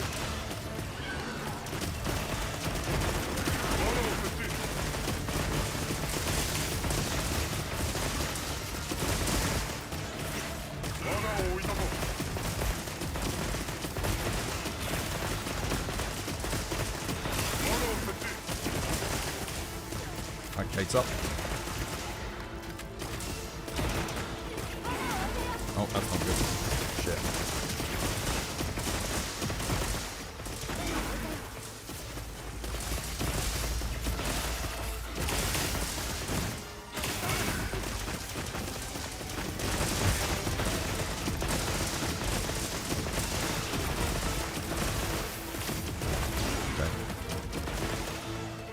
lacking DPS somewhere. Is everyone running wide range might pills? Make sure you've got wide range might pills on the build, guys. So when you cycle in, you're buffing. Don't forget them. 2 tickets. Nice. You did? Okay, cool, cool. I'm just making sure.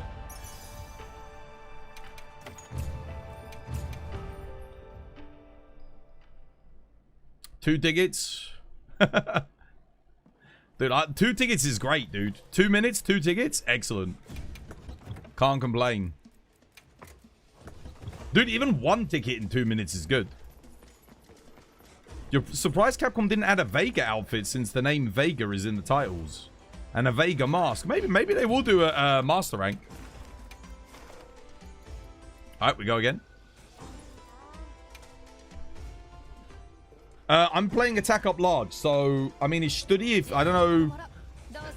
Yo, Albao, are you doing Element? Bart was a great guy. He did nothing wrong. Actually, no, he did do a lot wrong. He lied about multiple people in this community cheating. Just because he was unhappy with the fact that he got like a timeout. So he went and accused a bunch of people of cheating in this community. And then provided basically little to no evidence of said cheating. Which when we reviewed it, again, was proven to be a known bug within the game. Some of it. Yeah. Swaz, you were not talking to me. I mean, you're talking in my chat. So, and you're talking about an issue saying that someone did nothing wrong. You can't just go and do that because someone does something you don't like. You can't then go and say, oh, these people are all cheating. That's not okay. That's not good. Yeah.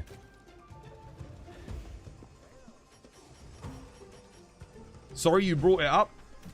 And then he didn't apologize for it either. There was no apology. Even when it was found out that, okay, so everything that he's basically said is a lie. I don't think he's apologized. Well, none of the people that I sent, because I took his accusations very seriously. I went and addressed them to all the people that he accused of cheating. Who did he accuse of cheating? Well, it doesn't matter because they weren't cheating. Yeah. I mean, if those people want to tell you in chat, they're here right now. Because he accused all of them. So they can say, if they want, it's up to them. That's their choice. But from when I've reviewed all the evidence, it's not cheating. One of the things was like easily a glitch as well. And then when we we looked into it, we were able to replicate the glitch that was happening on that person. So it's like, dude, how can you? And he shared that around with multiple people saying that that they're cheating. It's like, yeah, but they're not. So yeah, kind of sucks. Kind of sucks, man.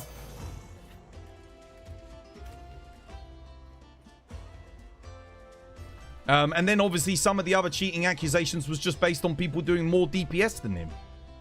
Which is like, okay, but he's accusing some of like the best speedrunners in that category of cheating. And then his reason for them cheating was their builds aren't capable of that when they're running literally a max build. Like what would be considered like max meta. It's like, yeah, they can, dude, I can almost do that DPS and that's not even a weapon I'm particularly good with. So yeah, it was just unnecessary, man. Like unnecessary to kind of do that just based on the fact that you got timed out for being not like, firstly, just not being particularly nice to people, and then creating alt accounts alongside yourself, Reaper, who also did that, to harass me, which I forgave you for it. I said, okay, yeah, fair enough. You had your laugh. But again, like, why do that in the first place? Why was that necessary? Why did you have to do that?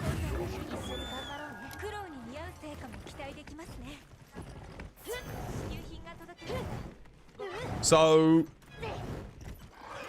yeah, just unnecessary behavior, man. It's like not good.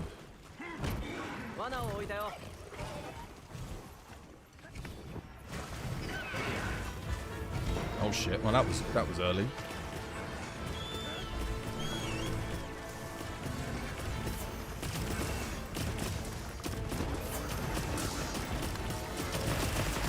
Like I said, I had to spend hours on thingy.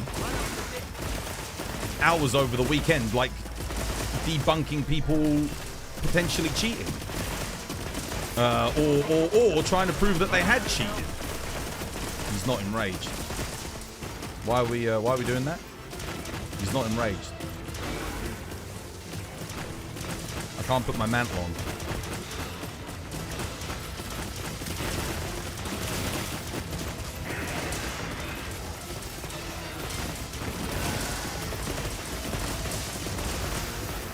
Sooty, you didn't let him enrage, brother.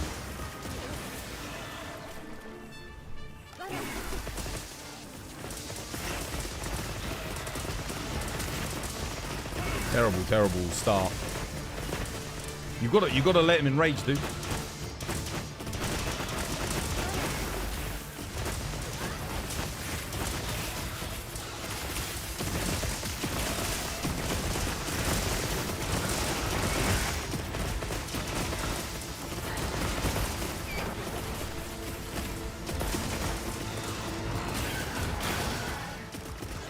How about? Or you going in, brother, or?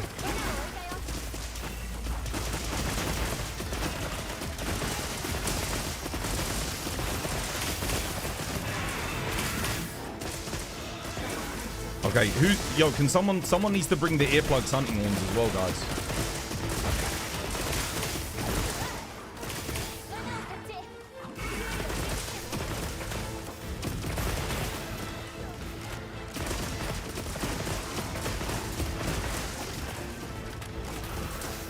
Who hasn't done traps?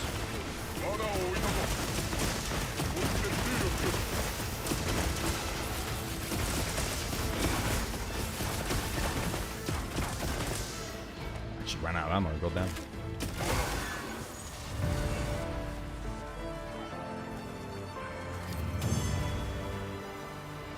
What's going on? Why did we not wait for the in-rage? Took 3 tickets. You have a question. Do you think people modded their charms or GOG weapons is cheating? I mean, if they're like cheating it in, it's like, yeah, but how do you prove that someone cheated in? And it also depends, because if they're trying to compete with, like, let's say when a monster comes out, right, everyone's trying to compete for world record. So everyone that's speedrunning has to spawn that shit in if they want to actually compete, right? They have to. So if you're speedrunning and you want to actually compete on the leaderboards, then you're going to have to do that. Because you know that the people in #1 position are going to be cheating. If you're playing casually, my recommendation would be have 2 separate characters. You have one for like speedrunning where you spawn in all the good stuff. And then you have one that you just play and earn everything. That would be the best way to do it. Try and keep them separate. But the worst forms of cheating are going to be DPS, auto evasion, fucking like anything that like I don't know, like auto aim, that kind of shit. Like that's not good. That's a great idea. Don't taint the OG. Yeah, keep an account free from it that you actually do your progression on, and then have a speedrun account separate where you spawn in all of the stuff to actually compete. Studi, dude, you gotta let him enrage, dude. You gotta let him enrage for the thing. If you do it too early on the shock trap, that's fine, but just pause a little bit. Let us get an opening, because otherwise, yeah, none of us get agitator or mutual hostility, or we can't put our corruption mantles on either because we lose peak performance too. So we basically lose all of our damage right at the start. It should rage after the pitfall. There needs to be a delay. You have to have a pause. You can't do it straight away. Has to be a little pause so that he actually, yeah, if you lock it down perfectly, there's no frame pause for him to actually enrage in between the two. You're walking towards your guys and about to attack. It was walking towards you. Yeah, because I was just like, dude, I was letting him enrage. I had to wait until he broke out of your trap to actually get the enrage up. Which means I had to delay everything. And because we didn't have earplugs, I got roared. Do you want to play the earplugs, dude? I'm playing attack large. So if you play the earplugs, I'll play the attack large. Albao's got the element, and then we're good. Cosmetic mods don't count as cheating? No. You can cosmetically mod things in if you want. That's nothing wrong with that. The stuff that's cheating is going to be the stuff that's affecting your minute-to-minute gameplay. Like, straight up. If you're on a speedrun account and you have given yourself, like, the best stuff, I would prefer it if you played on the account where you haven't done that. But there's no way of me knowing. Just in, like, you know, there's no way of me knowing that whether or not you spawned in the best stuff or not. Like, there's just no way to tell. You could have got it legit, you could have got it thingy. Even if you got it on day one, like, I don't know, did you get it legit or didn't you? For any one of you, I can't ever know. Roz from Oz, yo, thank you for the follow. Because the thing is, I've got God stuff. I have my God roll talismans, I have my God roll Artians with, like, perfect everything, and I got them legit. So how can I say that it's not possible to get them legit when it is? And I've not put that much time into the game, not as much as some other people. Then no Conga? That's fine, dude. It's fine. I'm already giving attack up large, so that only gives us the affinity. It's better to probably have just have the earplugs played.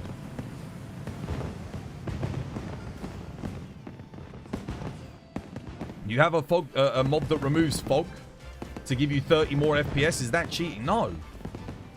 No. Anything that improves your the way your game runs. That's not actually like, yeah. I mean, because by that metric, like, mods that improve your FPS could all be considered cheating if you're gonna say that. But no, improving your game's performance is not cheating.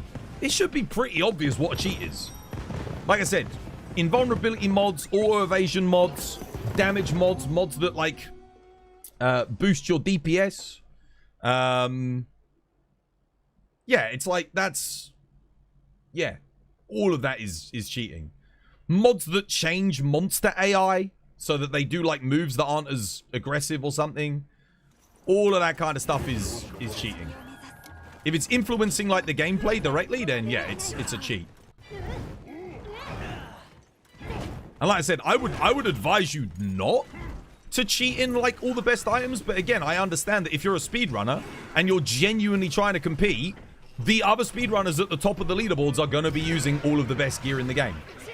And they might not have gotten that legitimately. In fact, they're very unlikely to have gotten it legitimately, because they probably don't even play the game all that much.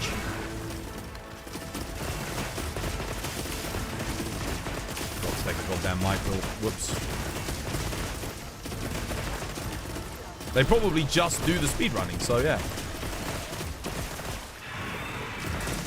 There we go, and rage happened, nice. But I would say keep those builds to when you're doing speedruns. You know? And then obviously have an account that you can play legitimately on, because otherwise it takes out all the fun of playing the game. But I mean, fun is subjective, so I mean, that's kind of up to you what you do with that.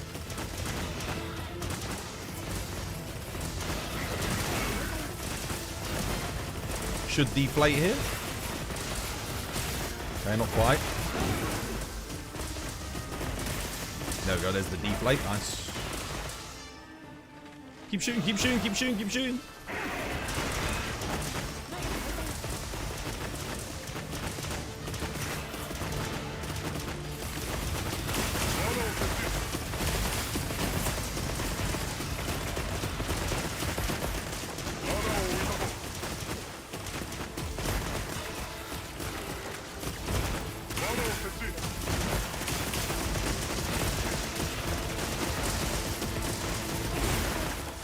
Tranks down. That was a much cleaner run, wasn't it?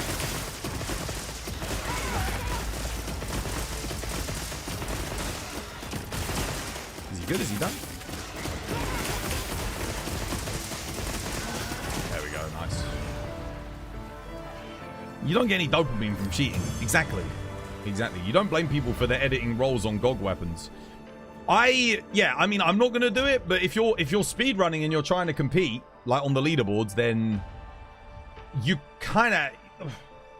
I say you have to. You don't have to, but like, I know people that day one, when they, like, dude, do you think people that are putting up, like, their world record runs on YouTube, like the speedrunner content creators, do you think they get their god rolls the day that they introduce that mechanic with their god charms when they introduced it, and then they're able to do the world record run on those monsters? Of course they didn't, dude. They cheated it in.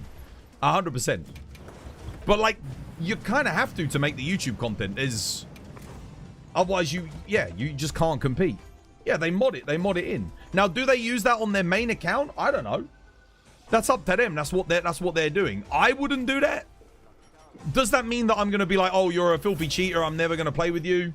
No, because I understand that, like, you kind of, in a game like this with the RNG the way it is, if you want to be on a level playing field so that the only factor that's influencing that run is your ability to play and your skill, you're gonna have to spawn that stuff in. Otherwise, there's a very, very small chance you get. I mean, look at me. To this day, 4 out of 5 of my longswords, I do not have Gore Lord Soul on. 4 out of 5 of them. To this day. And how long? What's it? 8 months later. So imagine if I wanted to do a longsword speedrun and actually compete with, like, the world record times. I wouldn't stand a goddamn chance. I would not have a goddamn chance.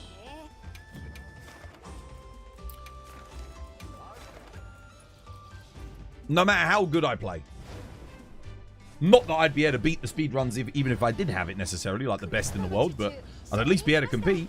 Do you think Team Darkseid cheats in a bit when they already have a speedrun of GOG like 6 minutes on release? What, as in, do I think they give themselves the perfect rolls on their build? I don't know. You'd have to go back and look at the VOD and look at what they've got on their weapons. If they have, like, the perfect EX rolls, the perfect rolls on their weapon, and then a god talisman, then yeah, they probably likely spawn that shit in so they can get the content out quickly. Because they need it to make money, dude. It's like they don't have time to grind out probably with all the editing, the time it takes to edit and get that shit out and promote it. They likely do not have time to be playing the game 8 hours, 10 hours a day, just grinding as well as practicing speedruns. It's very unlikely.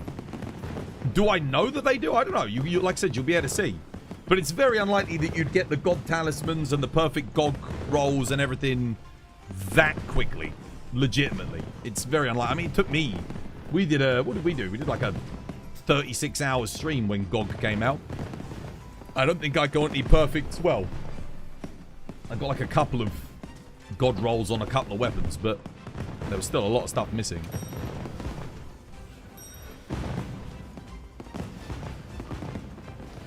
But that's just how you got to be when you're speedrunning and you want to get the content out. Again, is anyone going to really want to watch your speedrun if you put it up, I don't know, 5 months later when you actually get the stuff legitimately? Like, is the audience going to be there to watch it? No, of course they're not. So you're not going to be making any ad revenue. You're not going to be able to pay your editors. You're not going to be able to, you know, pay any of the other content creators that are making content for your channel. So realistically, you kind of have to do that.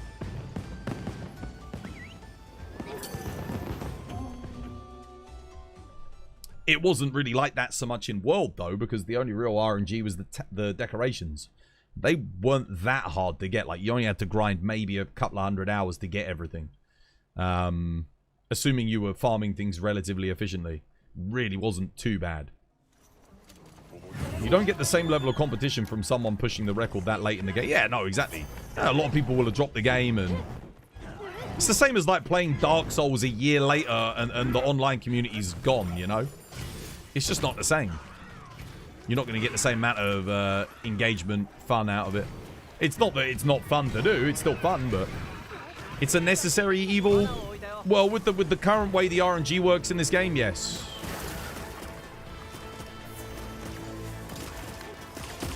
Lure pod in this way.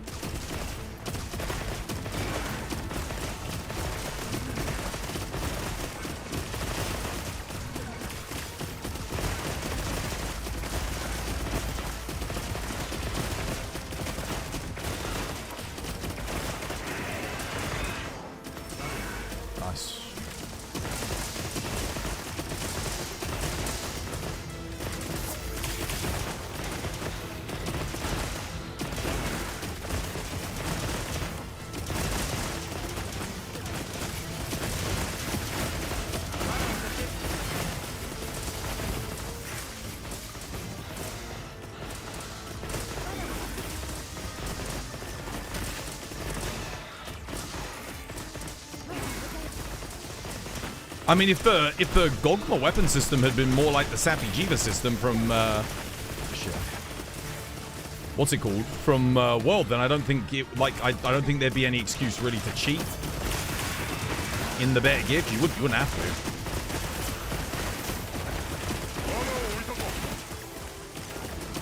Like, yeah, well, you really do cut it late, don't you, on the almost died. Just about got my eyebrow off.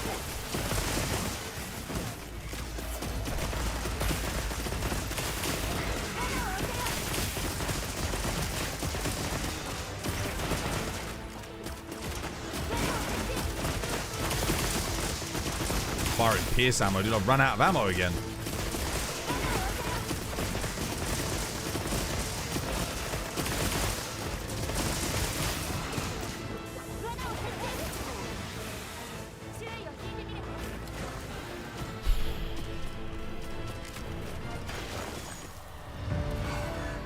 You got to do something crazy at that point to hit like new game plus with level weapon. You can't wait to see what meta will be when Ascendance comes out next year. Well, hopefully not Archie. Dude, my tickets have been insane today. I'm getting 2 to 3 every single time. The runs are really slow, but the ticket gain is amazing.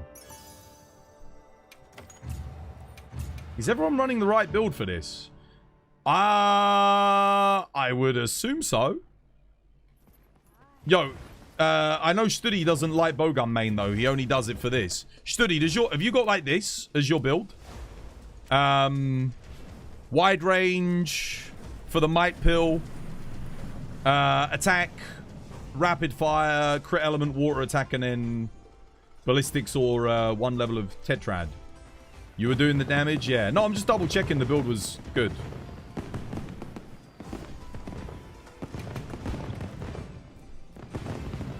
We're falling behind somewhere.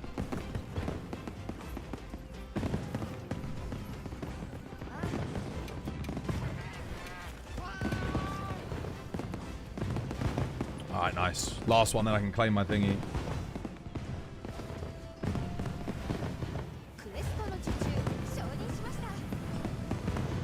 It's not actually, my concern isn't that whether or not you're doing damage, it's just, everyone's popping might pills, right?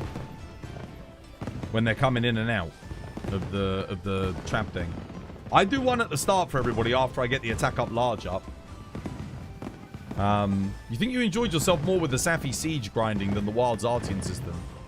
Is earplugs really needed? I don't run earplugs. You don't need it. Studi's playing the earplugs.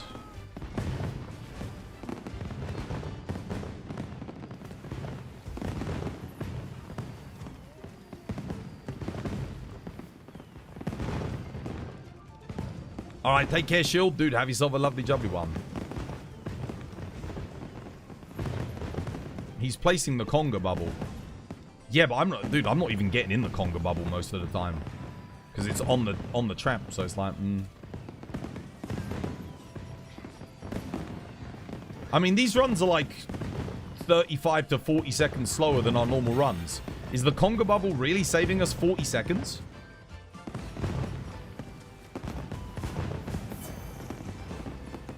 Can you give a breakdown on what Saber normally does?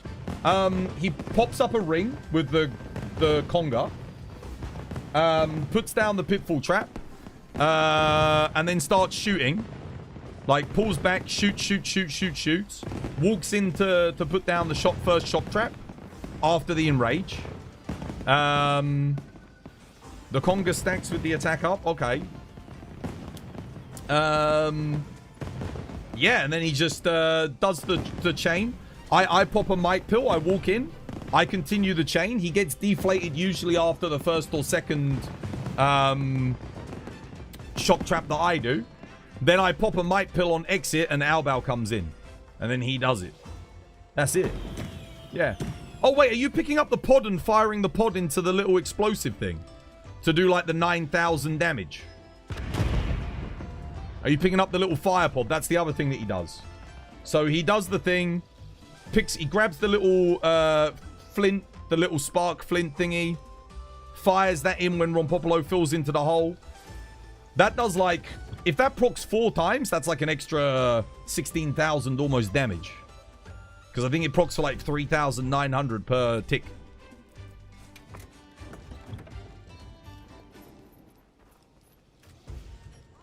I haven't been paying attention. Have you been exploding the hole? That might be it. Like, because that does do a big chunk of health. Like, a decent amount. Studi isn't used to this strat. You can't lie. You don't have this down apart from your roll either.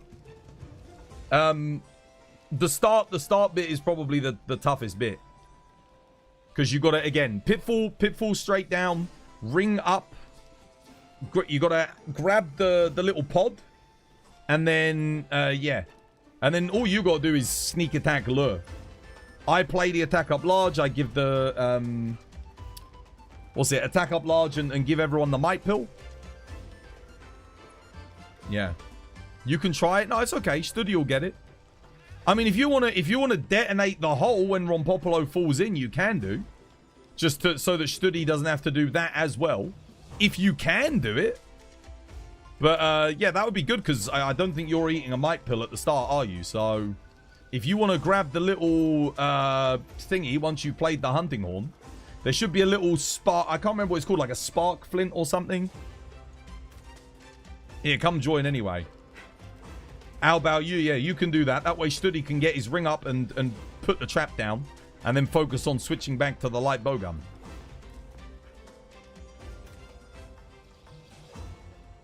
Studi's playing conga, not earplugs. Okay. Alright. That's fine. Do that instead then.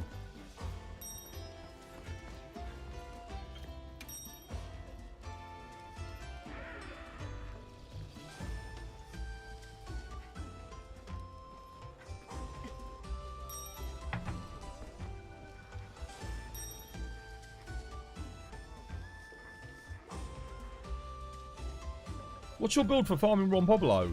4-piece Gog with Water Light Bowgun with Gore Magala and then 1-piece Gore Magala. That's the build. Yeah, you're low-key enjoying the Rompopolo. It's good. Are you guys getting any tickets today? I've been getting... Dude, my tickets have been insane today. Like, maybe the best I've had in a long, long time. If we don't do enough DPS this time, I'll flash Rompopolo after UK. Just so that, like, it gives you time to get the pitfall trap down. You haven't been checking the tickets? Dude, my tickets have been nuts today. 2 to 3 almost every time, I think. Maybe even every time. I've still got 5 more tickets to go through after this one. When do the daily bounties reset? 1 AM British Standard Time.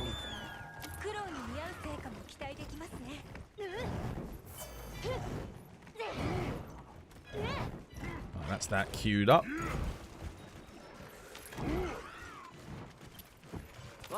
Get over here. Buff up.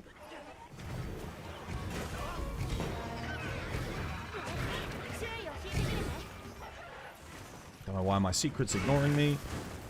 Might pull up. So yeah, you need to hit the thing and blow him up. That's what we're not doing. Yeah, that's why it's taking longer. No one's blowing up the vent when he's in it. I mean, it's too late now. There's no point doing it now. But I can see it, yeah. See, look, you only get 1 proc if you do it. You want to do it when he's actually in the pitfall trap, because you'll get 3 to 4 procs. That's why you want to do it then. I can see now why it's taking a bit longer. Because that does do a lot of damage.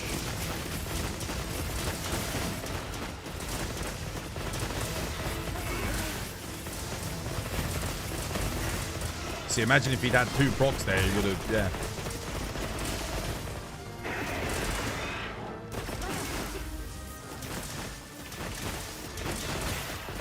Yeah, that was already, like, way more damage. Just that extra 4,000 or whatever. It adds up.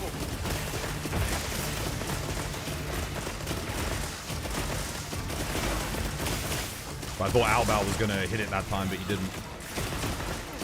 Maybe you couldn't find the spark flint.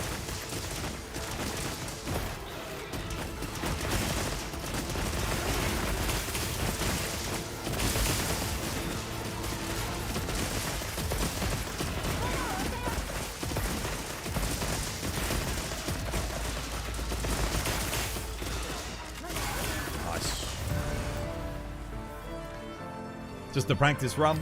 Yeah, I mean, someone did hit the explosion, but you want to get it when he's in the pitfall trap. I honestly don't know how Saber does it as fast as he does, to tell you the truth. I don't know what his ordering is for it.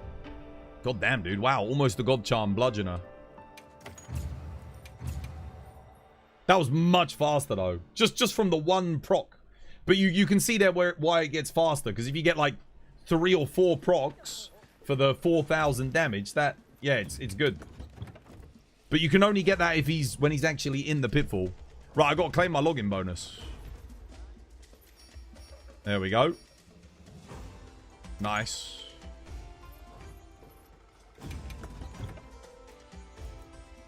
It's good.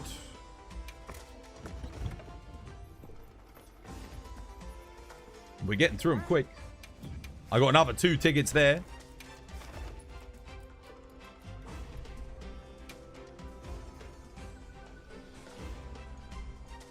If Studi's running Conga, then I need to run earplugs and attack 5.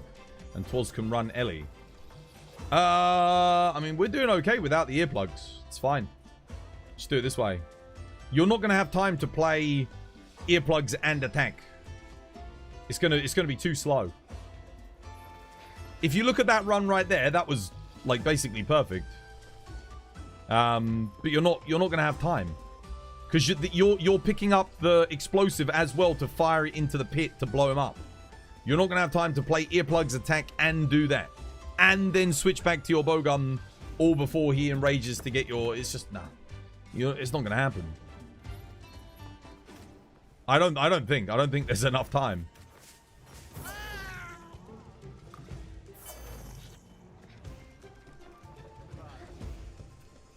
Maybe there is. Maybe there's a way to do it where you still buff everyone and that I'm not thinking of. But I think it's a bit too long to queue up 2 songs. I've only got enough time to queue up the 1 and then get the might pill. And even then, sometimes I'm late. If Rompopolo spawns a little bit closer to the hole, it's very difficult. To queue up 2 songs.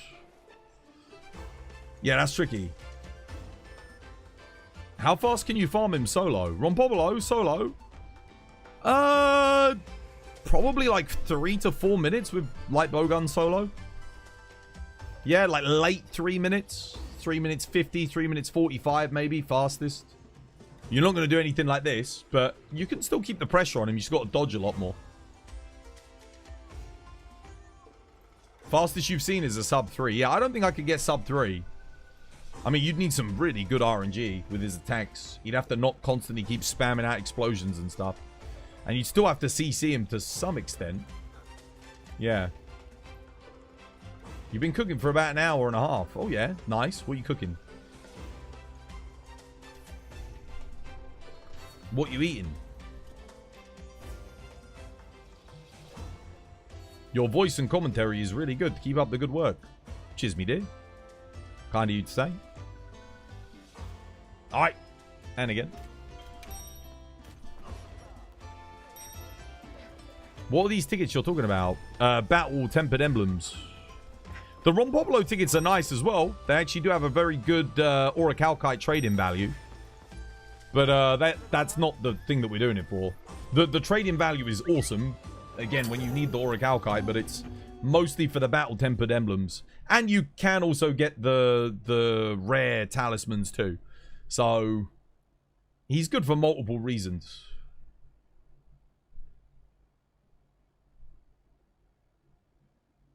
For me, it's the tickets, though. There's no better ticket farm in the game for me. Some people get really bad luck with this guy. So, yeah, I think the majority of people don't have the best luck. For whatever reason, for me, this thing just gives tickets out like crazy. Super duper good.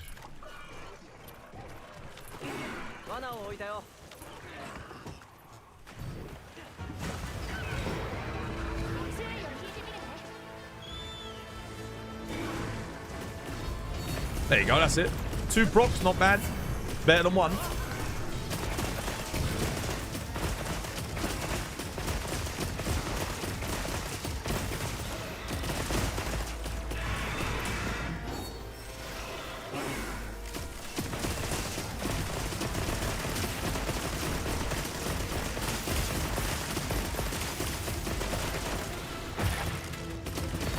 second trap.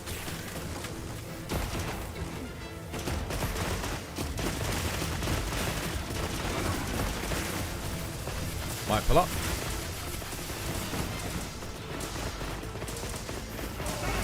Oh wow, that's a good deflate. That was pretty early.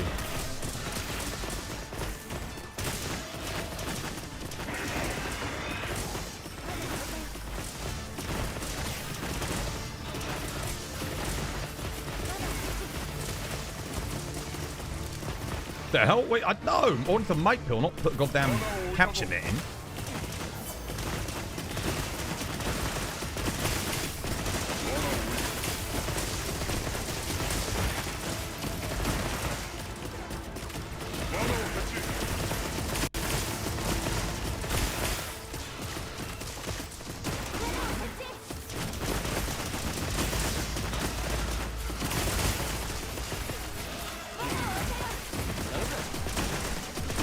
Jai, did welcome back, dude. Hope you have yourself a lovely job, everyone. GG. Nice. I think it was literally just we weren't blowing up the volcano thing. That's why they were taking a little bit longer. Just that. That's the lowest amount of tickets I got today, one. I got the Saber special of like 15 decorations.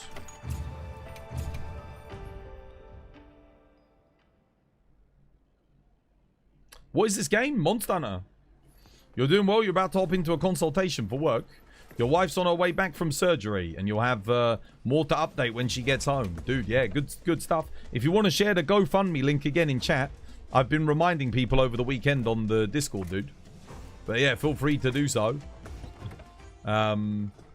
Absolutely. And then check it out, guys. Yeah, dude, good luck. I hope it all went well. Right, and again, I'm getting through the tickets. 3 left.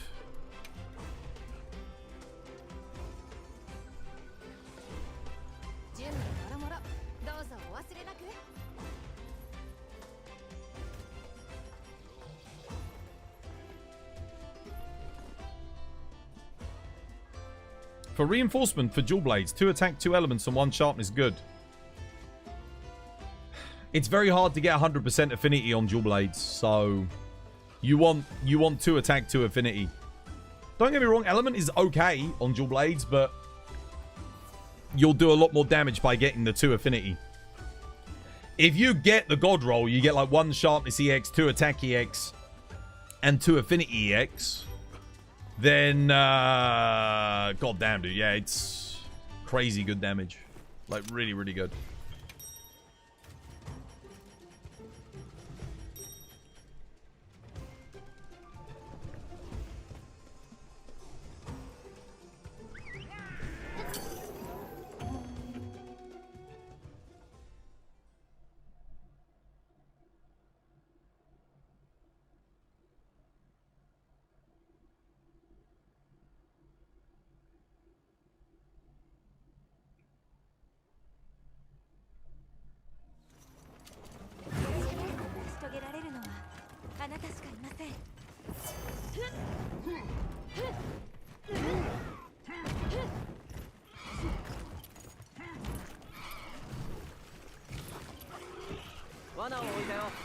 Nice.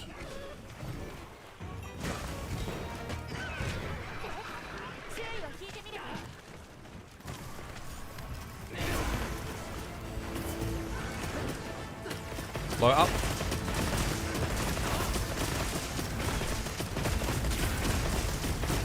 Ah, 1.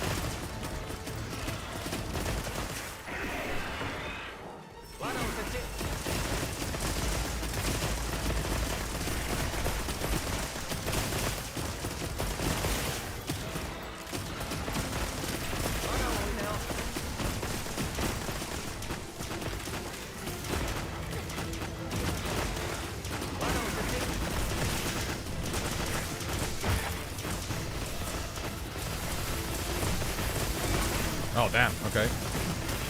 Again, the deflate's really quick. Damage is good. We'll wait on it.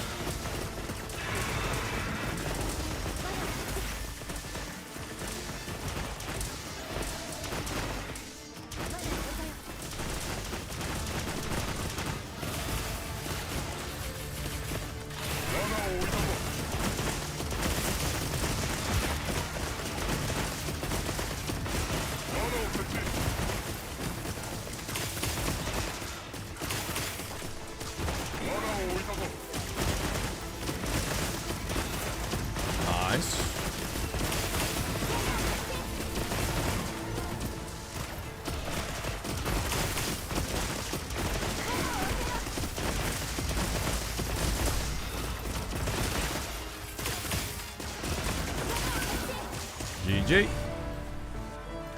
Just wanted to share that your wife's surgery today went well. Well, that's good. We still have a long road ahead with the recovery and the future procedures, but we're incredibly thankful. If you're able to support us or share on the GoFundMe, it would mean so much. There you go, guys. There's the link in chat. If you haven't donated yet, anything you can do. If you live in America, you know what your healthcare system's like. That is to say, absolutely diabolical when it comes to, like, fleecing people for every single penny that they fucking own when they're at their most desperate and their lowest. So if you want to, like, kind of protest that a little bit and help out, help support, then there's the link.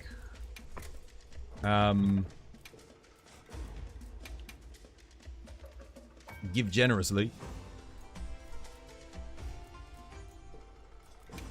Have you got a TikTok, Jarhead? I know, what's it? Asking on TikTok usually does really, really well for those kind of things. Like setting up a TikTok and then like doing a thingy. Yeah. Pin it to the top. Absolutely. But I would definitely consider getting a TikTok up to explain the situation. I see those videos pop up all the time, you know, like always Americans like desperate for money for the healthcare costs. It's always the same thing, but they do really well. Like they get lots of views, lots of people donating, so that would be a really good place to put it up, I think, if you've got a TikTok. Yeah. Especially if you got a TikTok that you're actually active on as well. That'll do good, I think. But I would definitely consider making a post on there for it. 100%.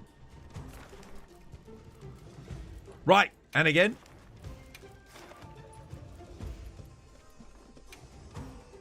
I got one more ticket after this one to do.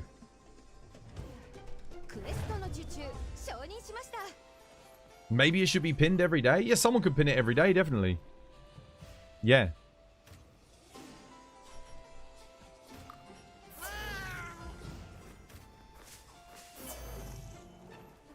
How long do they usually give you to pay back, like, the fees?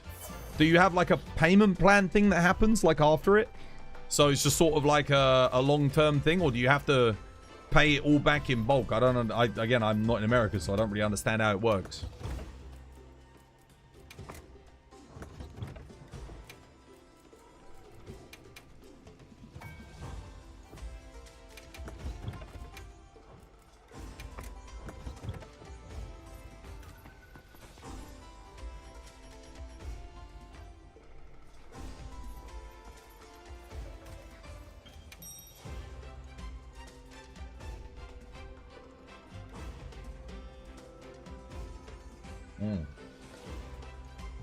After this, I need to go get more tea.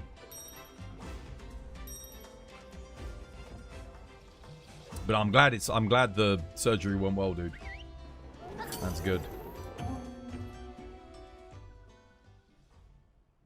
Yeah, the American healthcare system's diabolical, though. Like, the richest country in the world, man, doesn't have a social healthcare system. Like, imagine hating socialism so much that you won't adopt any practices from socialism. I mean, it's a wonder that they don't charge you for the fire service in the US as well. You know, they don't bill you when they come and put out a fire at your house. I know they used to. Many, many moons ago. Yet. Yeah.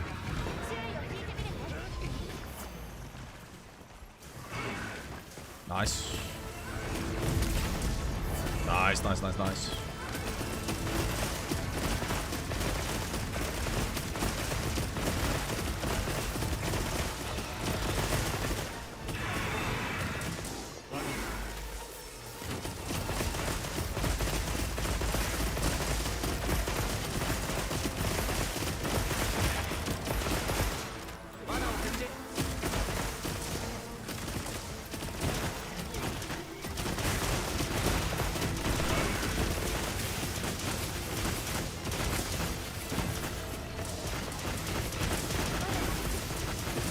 There's the deflate, nice.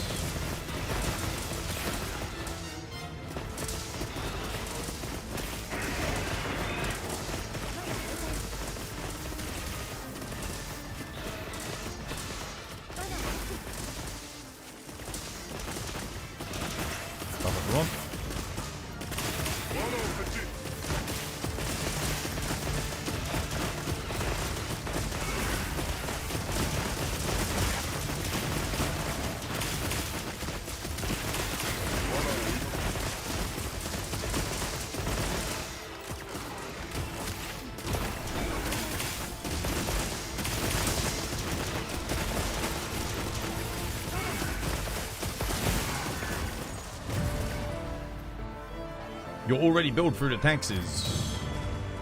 What, in the UK? Yeah, exactly. Like, you can still get private healthcare, though, in the UK. Oh, that was good. 155. They got 3 tickets as well. Good run. That one was clean. You can still, like, lots of places offer private insurance here in the UK. But the reason why we have the social system is so that no matter what, everyone gets access to healthcare. That's why we get billed on our taxes for it. But everyone as a society accepts that we pay extra in tax so that we can look after our fellow Brits. That's the covenant that you sign into when you become a member of British society. You say, well, you know what? I sacrifice a little so that everyone can have access to healthcare. That's the mentality behind it. That's the mentality behind it in every single Western nation outside of the United States. Well, when it comes to Europe, you got no tickets that time. All of mine were on the lucky voucher, like all of them. That is the idea, anyway. You can imagine living in my modern America and pay for the fire service. Yeah, it's not a thing anymore, but thankfully, imagine that. Like, oh, your house is burning down. What's that? You can't. But the reason why it's free is because it's for the good of everyone, right? Because if your house burns down, the fire might spread to the next person's house and the next person, and the next person. You know, that's the idea. That's the mindset of how it is in the UK with healthcare. It's like if you don't look after one person, well, it might the next person, the next, but you know, no. So everyone gets access to it. Yeah, it's like if you're in America and you come to the UK and you get injured, you can go to our NHS and you will get seen. You will get help for free. Absolutely. Is the healthcare going to be like as good as a private healthcare with like the best physicians and the best doc? No, it's not going to be as good. But it's so you've got something. What's that? Like you've broken a foot. Okay, well you can go get that treated for free. You know, it's yeah. If you need some kind of super specialist care and you need it immediately and you don't want to be on a waiting list, well, you can get insured for that kind of stuff. You can get coverage for that if you need it. But like for your general everyday, like, dude, I can book a doctor's appointment tomorrow, go see a doctor, go get medicine if I need it, and I'll pay what, like the cost of the medicine. So I'll pay like what, 15 quid for the prescription, whatever it's gonna be. That's it, job done. It's that easy. I don't have to stress, I don't have to worry about it. It's like, yeah. And I know that if I go homeless and I'm on the street and I still need to see a healthcare individual, that's fine. Doesn't matter. I can go sit in a waiting room and get seen. Like, no matter what happens to me in this country as a British citizen, I know that I will be looked after to some degree. That is the power of social healthcare. You have 15,000 in medical debt because you wasn't informed. And a lot of other nonsense. Yeah, no, a lot of people end up... I think that's just common in the US, isn't it? I think medical debt is the second most common thing after educational debt. I think it's like college student debt and then... Or is it... No, educational... No, isn't healthcare debt like the most? I think it's the biggest thing. Then it's educational debt. In Spain, it's the same, but the government doesn't invest enough on the health. And that's why the public health system is slow and sometimes inefficient. In our country, we invest a lot in it, but we are still overburdened. We have a fastly growing population. That it's, you know, it is difficult for it to keep up with. But I imagine there will be stuff put in place to kind of check that sooner or later. Because it can't go unchecked. Otherwise, we would end up losing the health service. For sure. But no, it's fantastic. Dude, my nan... she got to live like an extra 10 years thanks to the NHS, dude. There's no way she would have been able to afford. She went into a goddamn coma. She had to have a like not replacement surgery, but like a stent put in and all kinds of bionics and shit. She ended up living an extra 10 years thanks to the help that she got off of the NHS. My dad would be dead without the NHS. Absolutely, dude. The amount of times he's been in and gotten help. My granddad, same thing back when he was alive. Like, dude, his life was extended massively. He had to have a lung removed. For God's sake, you know, like...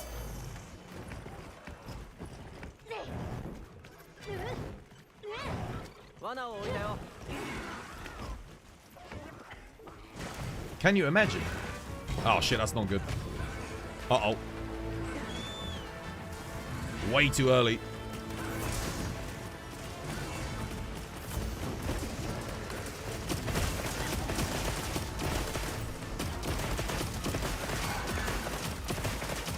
Try and pull him back. No one blew up the thing either. Pull him back, pull him back.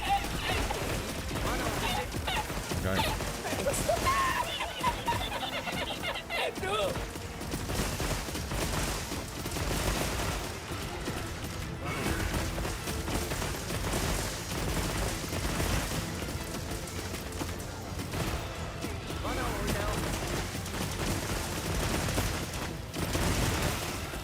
Wait, that's all three, right? Shit.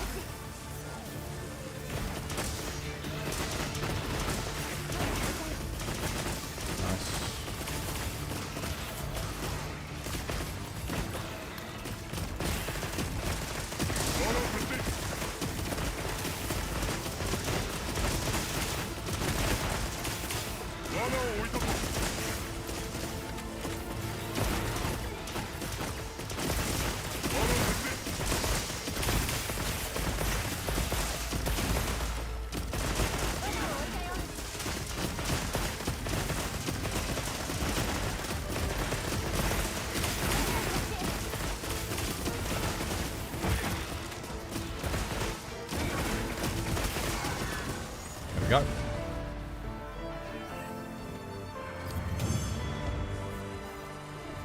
Your brother needs a type of medicine so expensive we wouldn't be able to afford it if the public health system didn't exist. Yeah, that's another thing. Affordable access to affordable medicine. So here in the UK, because it's social health care, it's not for profit. So when they sell you medicine, they sell it basically at cost.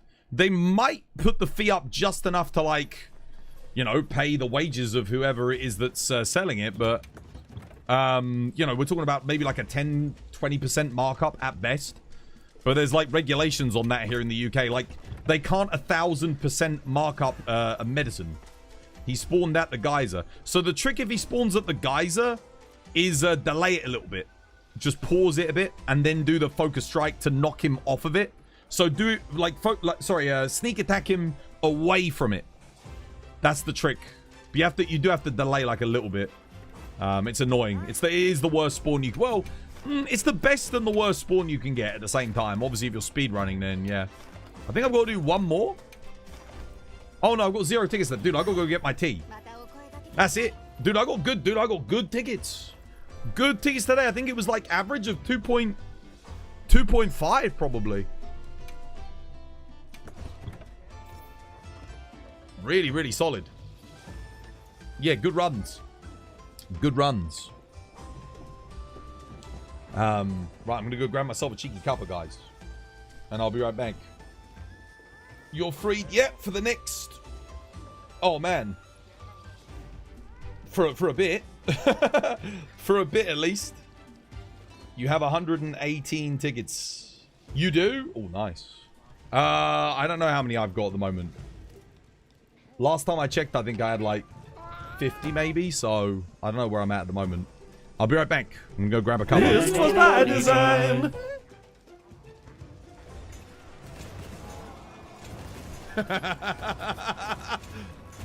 Brain death from above.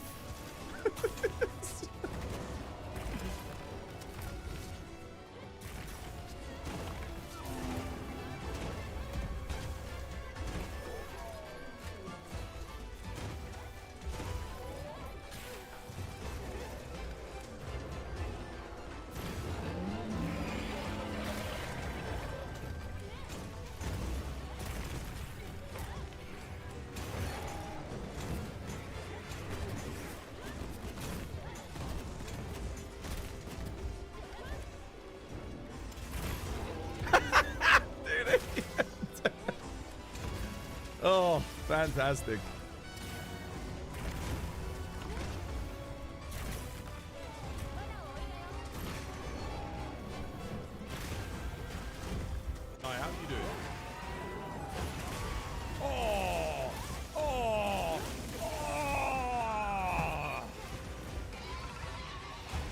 down, you goddamn bubble serpent. Domination, comrades.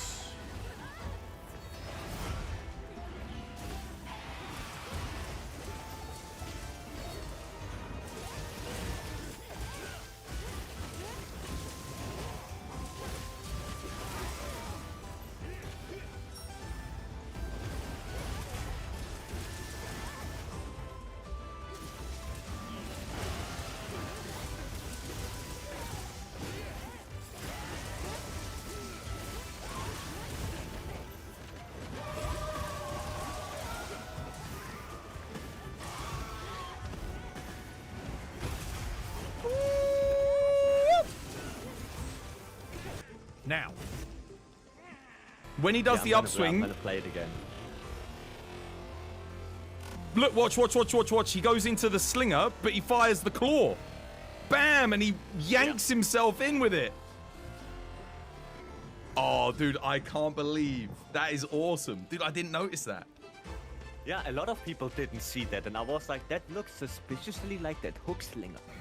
Let the monster come to you. Read the monster, see what they're doing, and then react accordingly.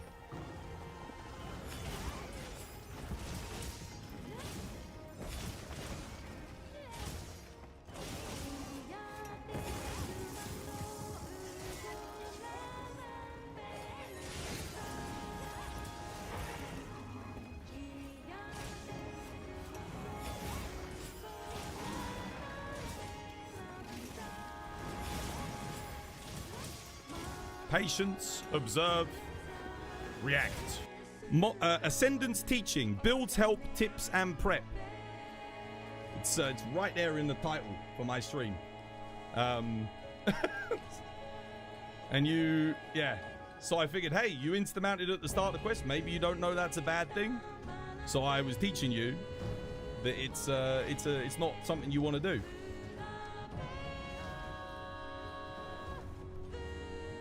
Was the build. Whose build? Whose build am I looking at?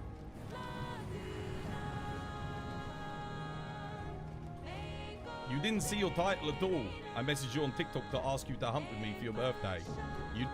I think Henry Cavill grew up near me, which is odd. All right. This was my design. He's brewing.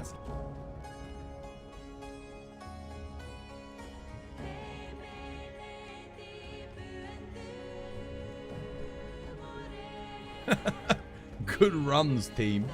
Did you guys get any tickets today? Were the tickets generous? Did you get anything, Albao? Tickets were nuts. Today was, even for me, was kind of crazy. Yeah. I don't know how many tickets I'm at now. I mean, we can go have a look at the Melder quickly and see. Last time I traded in, how many did I have? Over 300. I don't think we're going to have that many, but we'll have a look. I'm not going to trade them in just yet because I need to meld more. Especially now that I know the rates when I'm going to pick up a couple of different weapons. No,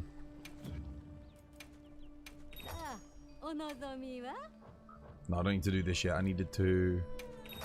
Relics. Mutated armaments. Oh, 45. Oh, is that it? Oh, maybe I traded some in. Did I reset it recently? I might have reset it. Damn. I mean, well... I was obviously at a lot less than before the Ron Popolo. We got a lot. I must have... Dude, I must have been at 20 then. God damn. That feels a little low though. 45 tickets. When did I trade in last week? Wednesday? Crap, I can't remember. Have I really been doing that little Arch-Tempered? Damn. I mean, I guess we've been doing a lot of Steve and Laggy and stuff. Friday? I can't remember, honestly. Can't remember when I last traded in.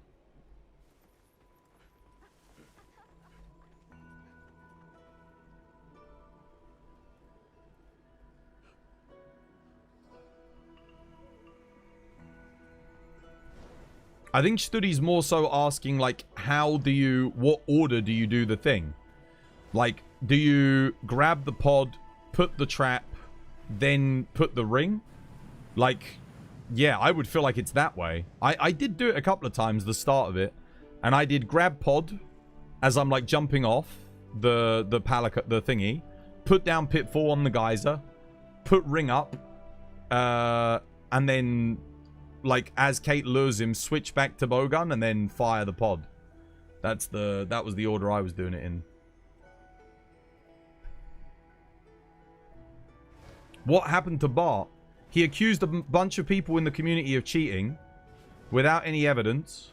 I went and looked into it. All of it was disproven. Yeah, and he was making alt accounts on different platforms to like alongside other people. Like there was a few people who Studi was even talking to one of them. Like, yeah. And then he lied and said that he wasn't doing that, which he was. And they were making accounts on like YouTube and yeah, from like a different community.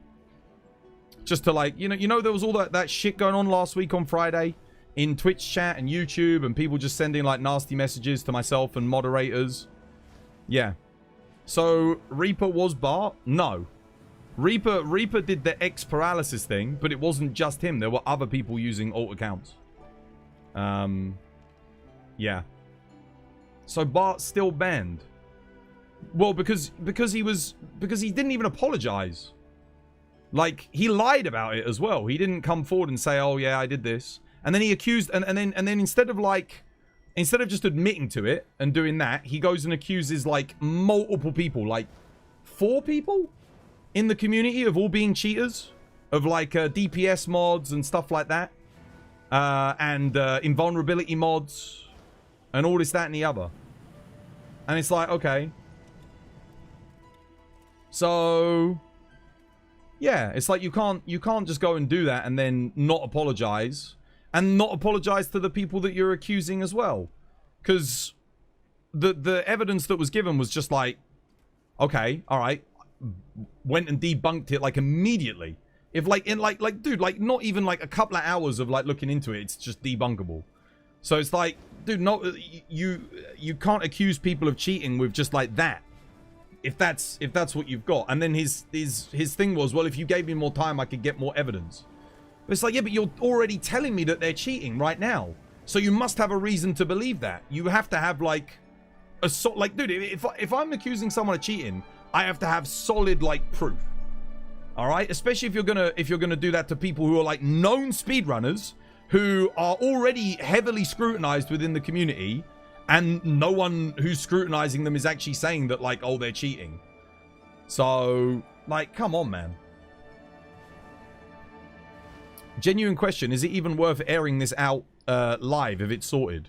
Well, no, because people are asking, where is he? So yeah, it is, because it's a member of our community who's gonna say stuff like that. And you guys deserve to know what's going on. So it's not something to keep private, is it? Because it's serious allegations. It's like, okay.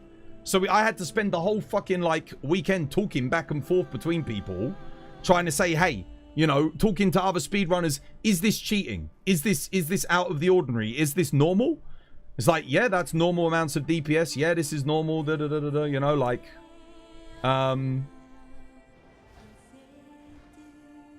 yeah.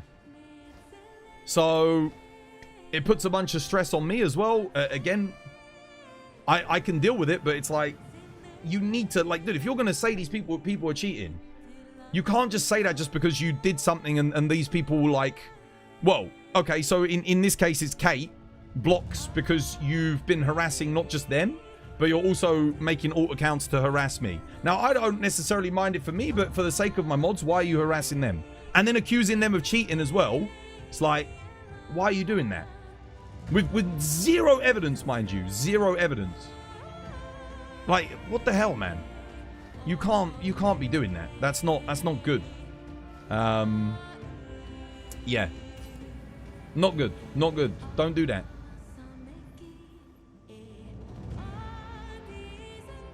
There's no need for that BS. It's not called for. Again, the simple thing would have been to just say, yeah, I'm sorry. You know, I shouldn't have, he did apologize to me, but it's the other people as well, because again, you accused them all of cheating, so it's not just about me. Like, has he apologized to all of those people? I don't know. They haven't necessarily said. I haven't heard from any of them to say that he has. But it sucks. It's like, why you gotta go do that?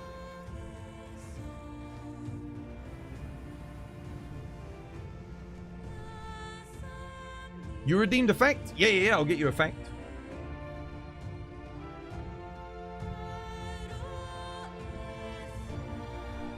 One of the people he accused of cheating was because someone that other person was playing with was doing DPS that he considered to be too high for the build that they were using. It's like, I was like, okay, so by that metric then I'm cheating because I used to play with Brow and Brow was cheating. It just doesn't make any sense. It's, again, that's not a valid reason.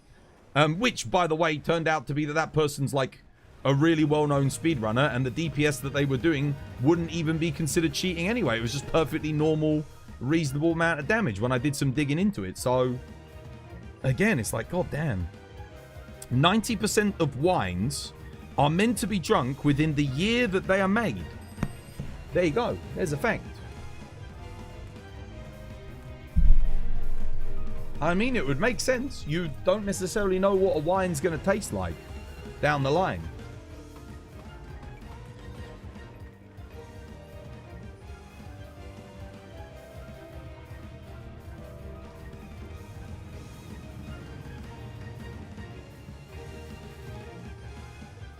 No, the YouTube account was Bart's alt account.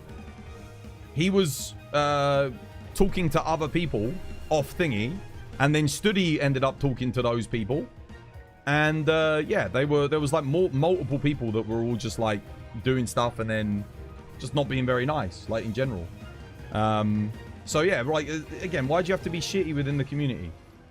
And then being shitty, being called out on it, being timed out because of it, and then requesting that you need to be unbanned because you're like, people are like, oh, he's a good guy. Well, it's not. Why are you not acting like a good guy then? If you're such a good guy, why would you go and do that? And then why are you going to go accuse a bunch of people of cheating? That's not the behavior of a good guy. Like, come on, man. That's not what we do around here. Now, if you actually had like, okay, really circumstantial stuff, like, again, DPS charts, like footage of non-glitches where people were like just actively blatantly fucking cheating, that's completely different. It's like, okay, you've got real something. But there was none of that.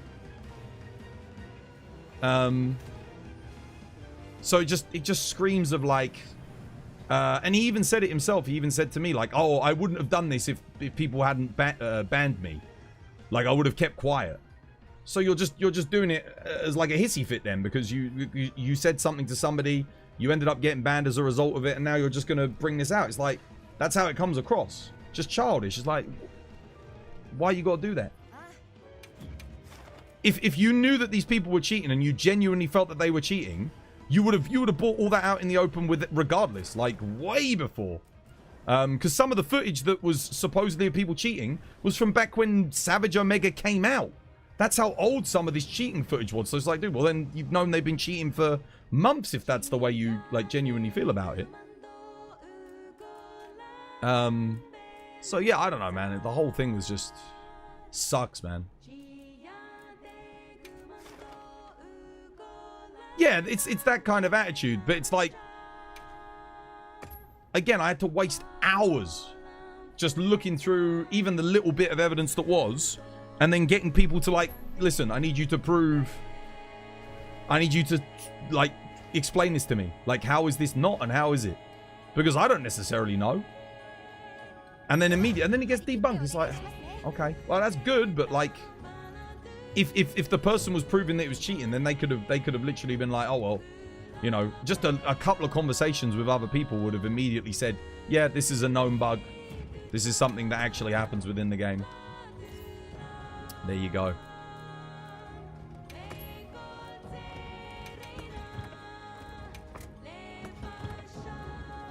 How you doing, Kenny? Welcome back. Hope you have yourself a lovely, jubbly one.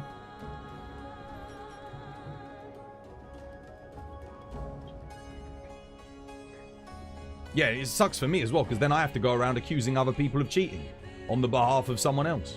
So I've got to send them all messages saying, listen, it's been brought to my attention that you You might have been cheating. And they're obviously, and then they're not. It's like, dude, it sucks for me. How do you think I feel? Fucking.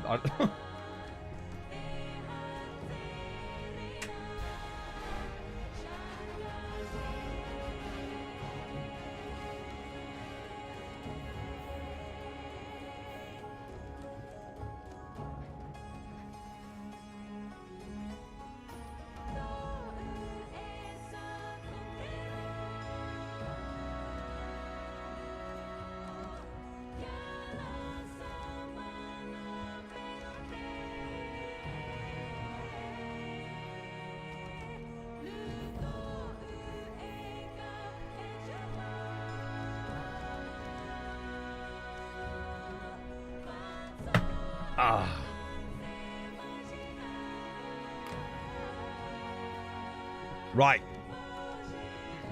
Oh shit, I'm late in. Spin the wheel, spin. Celestial, yo, thank you for the follow on TikTok. Cheers, me dear.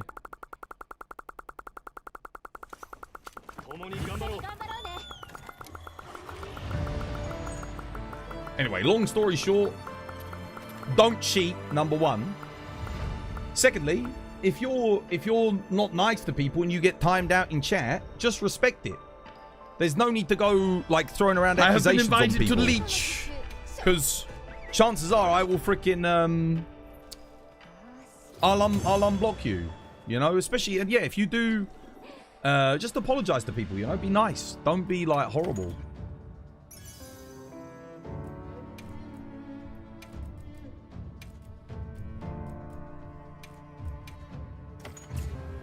Nothing. A 0 tick leech. I didn't get anything for it, but I do get the usage on my guild card. We'll take it.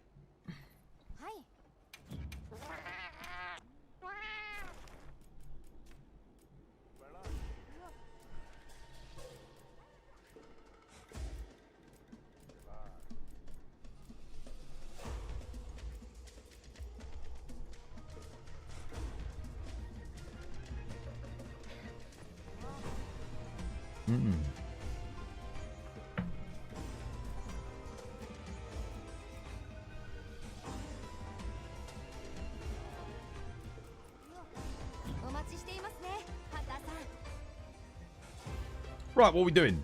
What's next?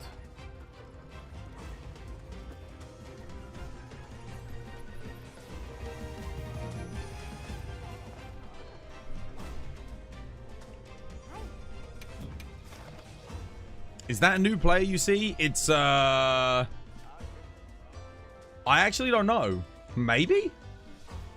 I can't remember. There was someone today who was replaying on like a new account. Like they made a new character. I don't know if that's a person replaying with the new character or if it is actually a new player.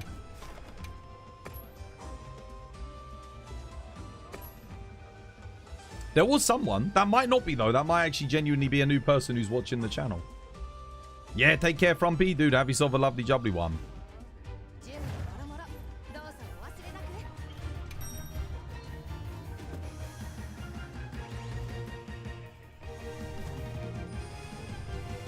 Being accused of cheating has to be the biggest compliment to any legit player. That's like a gym goer being accused of steroids when they're just working out normally. It's a big flex. Yeah, but it's not good when I have to take it seriously. And I've literally got to go around and be like, and again, and I've got to go to a bunch of people and say, listen, you've been accused of cheating. Like, you know, what do you have to say for all this? And it's just like, and especially when it's like half of the people you're accusing, you don't even have any evidence. There's no evidence. No video footage, no DPS logs, no nothing. Just straight up saying, no, they're cheat. That's like, come on, man. Like, dude.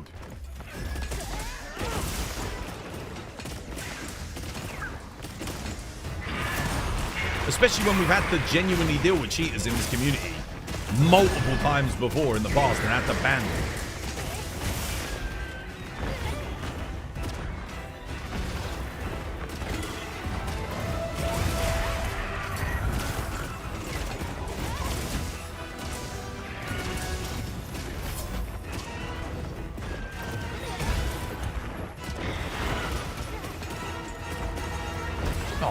hell, man?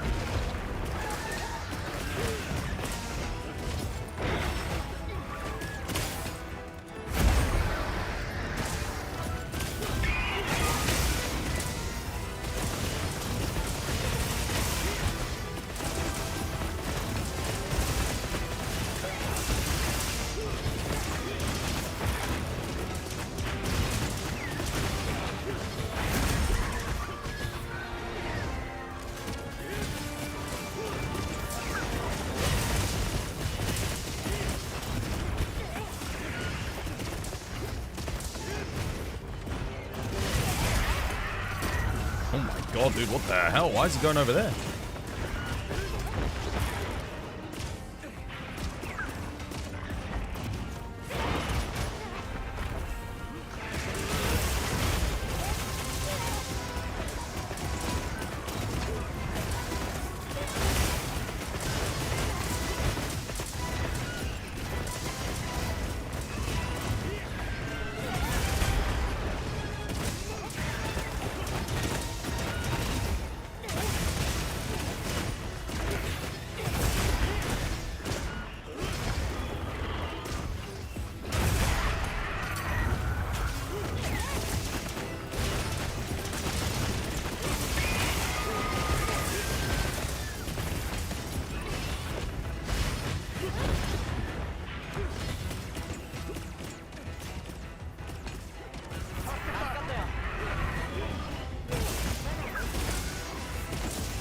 Oh, bad timing.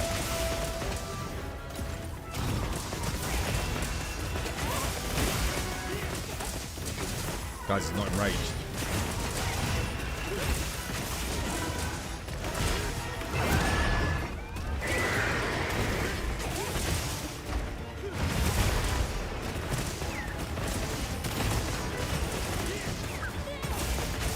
Oh, that's a huge hit.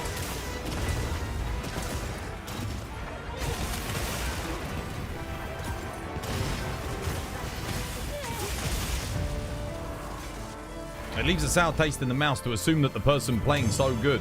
Yeah, that's the thing, because it makes, for me, it just makes me go,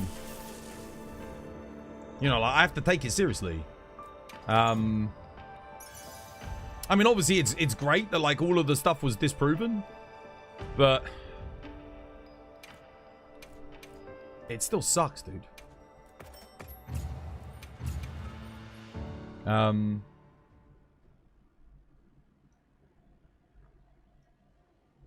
And then there's the whole thing of, like, when you say, like, oh, well, if I had more evidence, I could prove it. So it's like, now I'm thinking, like, oh, dude, well, okay. So there's other things that have been seen that you don't, you know, like, you know, it makes me less trusting as well of everybody, which sucks.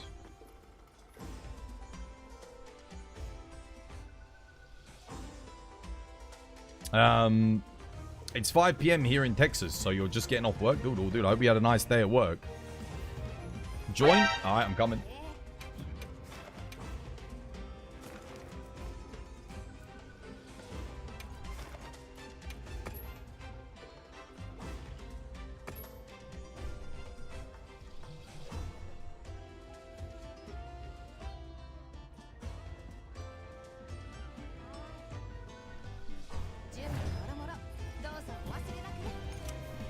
Dude, my greatsword was freaking slapping on that quest. I swear. I forget how much you can actually hit on Steve when you're landing. The TCS is good.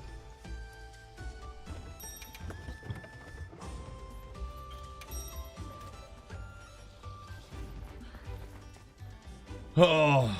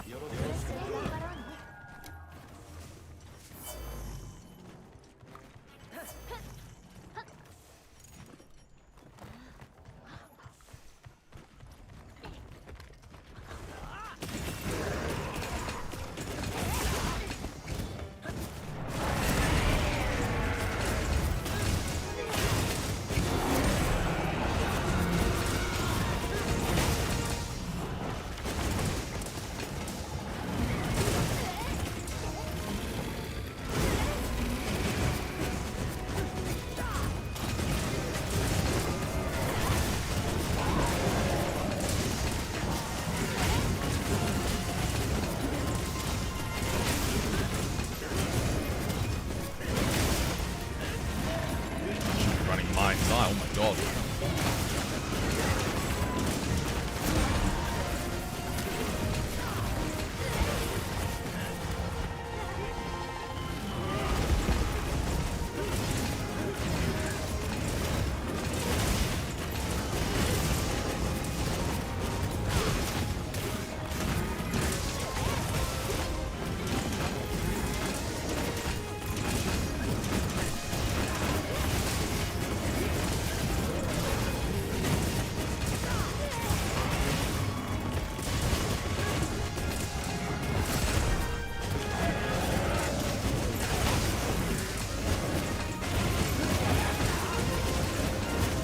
Is crit high 2 with player good for greatsword?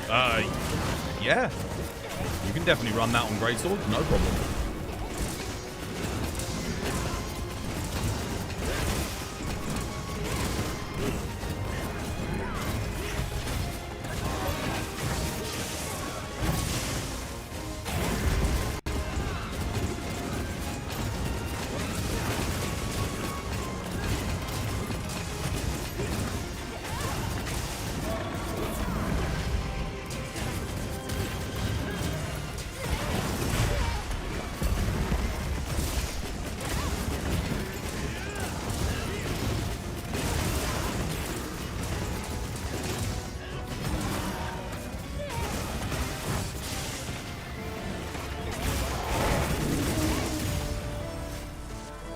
But that's not even, again, that's not even all of it as well, Albao. The other thing was that Bart basically listed names of like maybe quite a few people and communities of people where he said that they would also say that the people that he was accusing of cheating were also cheating. So when I went and messaged all of these people, when all these people were contacted in regards to cheating, not a single person corroborated. Not one of the people said no, that I like said that they said that those people were cheating. Now, okay, could those people potentially be lying about it and say that? Yeah, okay, maybe. But, dude, to say that a list of people have also accused these people of cheating alongside me, and then not a single one of them also agrees with that, that's like, dude, so you basically, as far as I can tell, you liked saying that a bunch of other people also said that they were cheating. Which is... that sucks, man. That was the reason why I gave it weight, because he mentioned a lot of people in the community that were also accusing them of cheating. And then when contacted, none of them said, oh yeah, no, that's the case.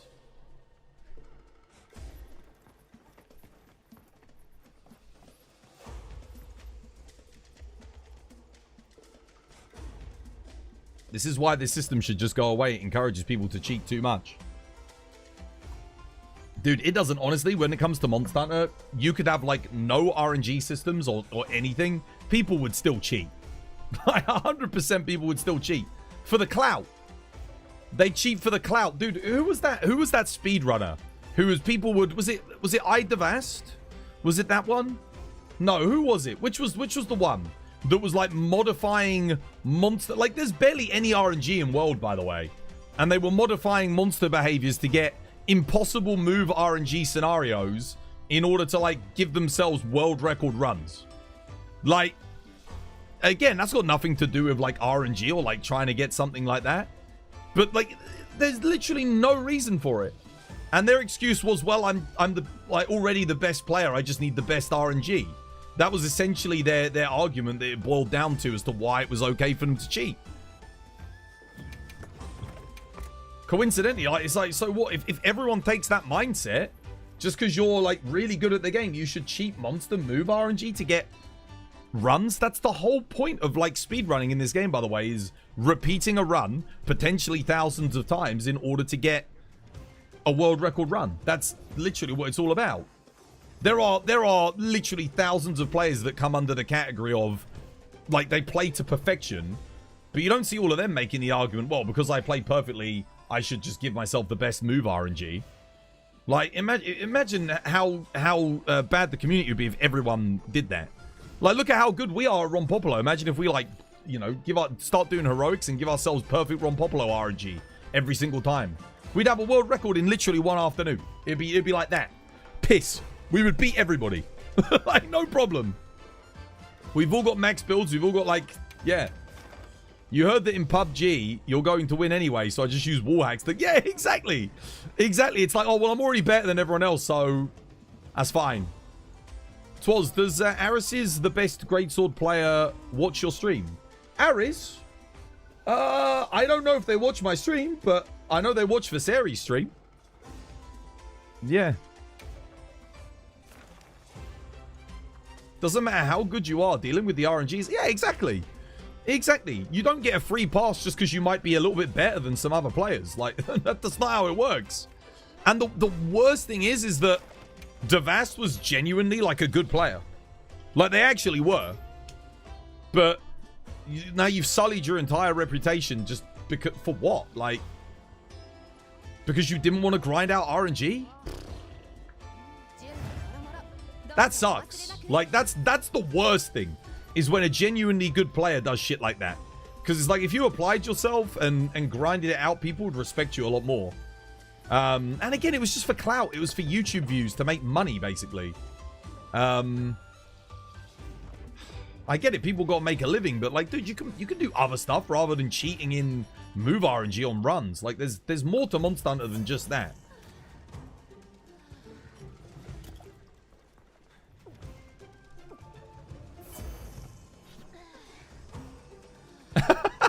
It's time to practice one move per monster. Yeah, he doesn't have to deal with the full moveset. That's true. That you can't argue that. Well, he knows exactly what the monster's going to do as well. Wait, what's going on? Someone used a mod. No, we were just talking about, like, how Ida Vass was, like, a really good Monster Hunter player who ended up cheating in Monster RNG to basically increase the likelihood of specific moves. Or even script certain moves. I don't know to what level they went to. But, you ended up getting monsters chaining impossible moves together to, like, that just gave him RNG that would guarantee he'd get world record runs, basically. And his argument was, well, I'm already, like, good enough to get the world record. I'm not going to sit here and grind out the RNG. But it ended up resulting in him getting impossible scenarios that gave him access to DPS that would literally be impossible for him to get without cheating. It's...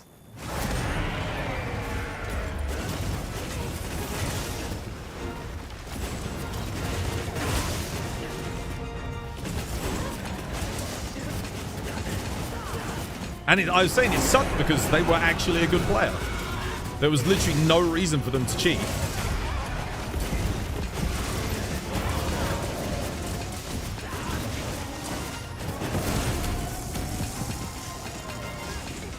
Imagine if I could perfect guard all of that. How sick that would be.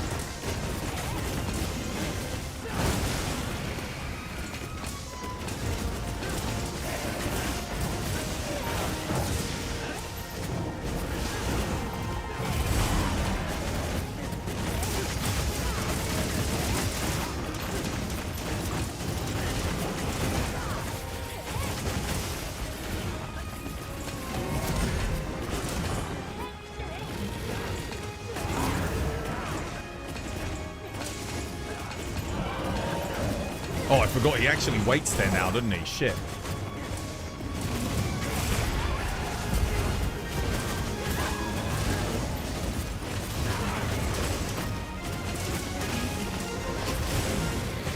Look at the shape damage I'm taking. Holy shit. Crazy. Thank you for the dust. Cheers.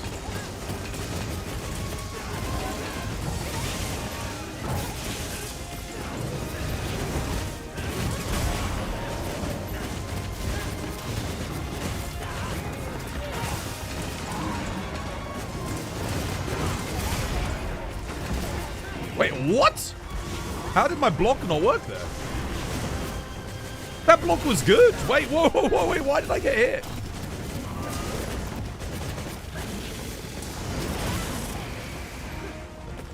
Okay, well.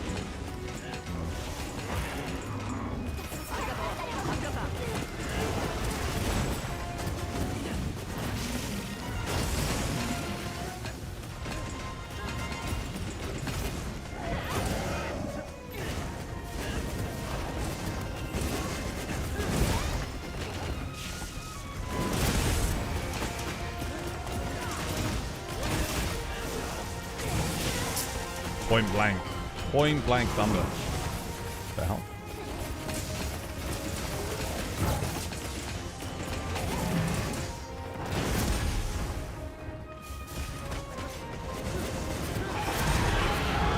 You can tell my damage is dog shit because he took forever to freaking re-enrage there.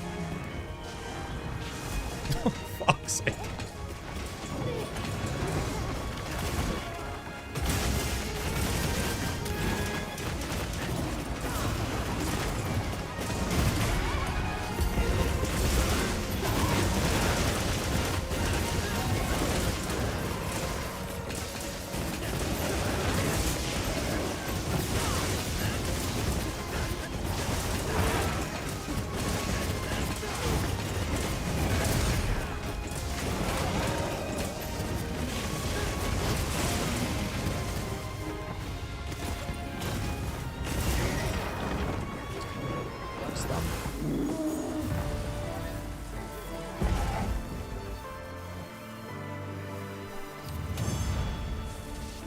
Someone mentioned earlier how it was on the Latreon. It wasn't just the Latreon. There were other, like, it wasn't just him either. When the scandal came forward, like, it was a lot of people. Are you running guard up? No, you don't need guard up on Greatsword. Unless you're fighting, like Zoshia or Omega. It's not necessary. Looks like we got a new Resident Evil film coming out. Oh, what, they rebooting the Resident Evil franchise? Film again. Yeah, apparently the RE movies do absolutely like crazy numbers at the box office in the USA. I wasn't aware they were like so popular. Downy Crate looks like it's teabagging your face while you're stunned. Did it actually?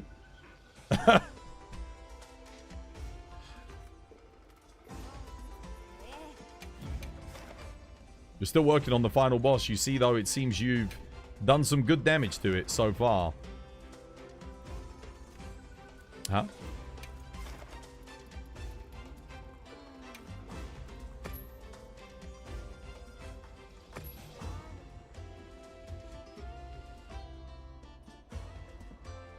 The final boss of the game being the sun. Some good damage to the sun.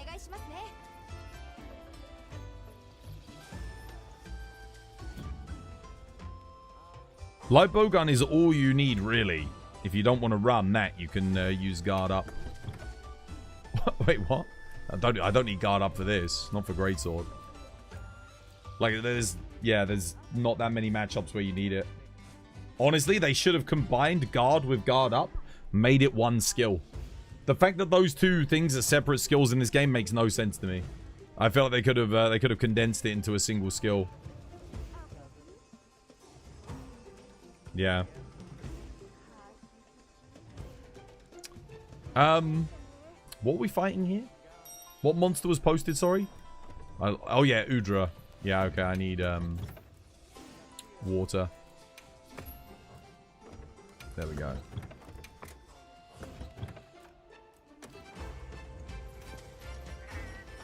Getting those greatsword numbers up a little bit. Oh, I need to eat my food bonus as well.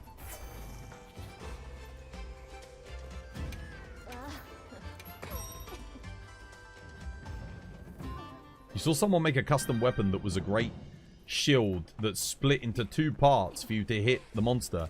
Have you guys seen the new weapon that's coming to Final Fantasy XIV?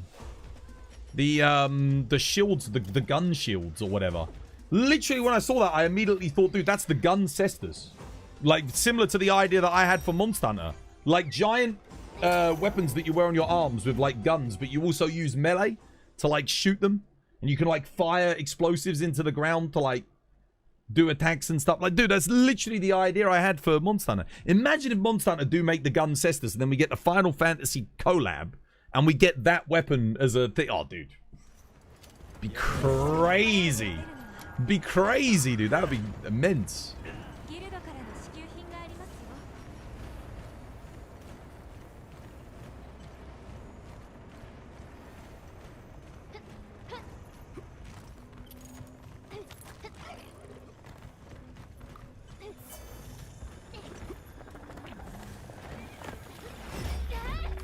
Bonk.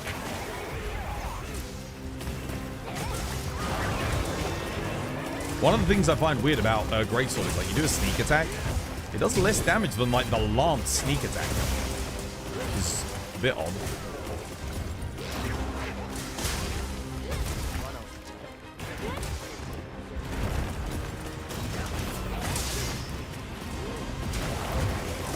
Oh, okay, yeah.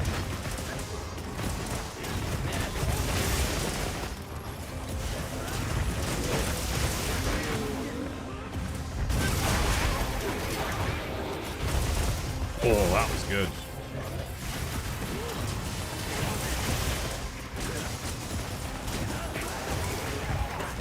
Oh. Oh, no crit?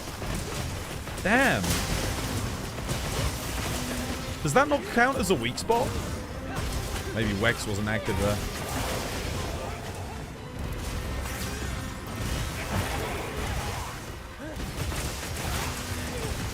Oh, you bastard.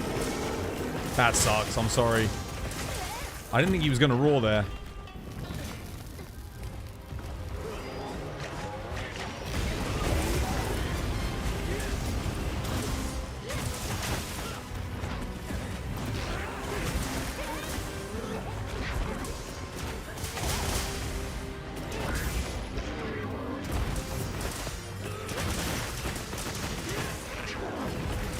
Nope.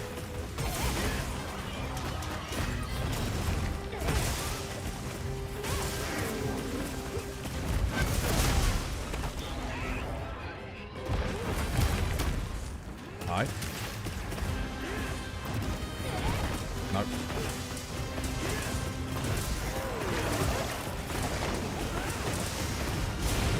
Oh, barely.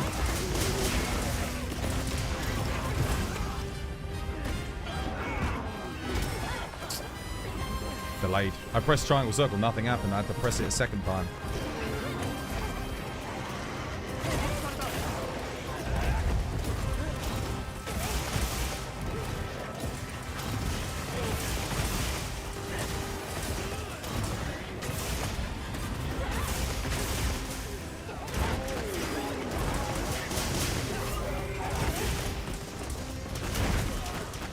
Too late.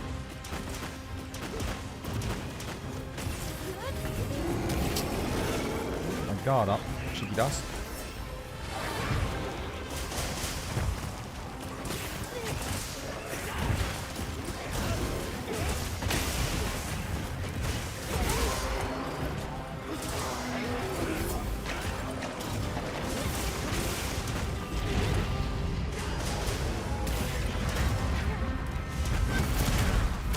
Oh my god. Without me stamina. Oh my goodness. Shit. Woo.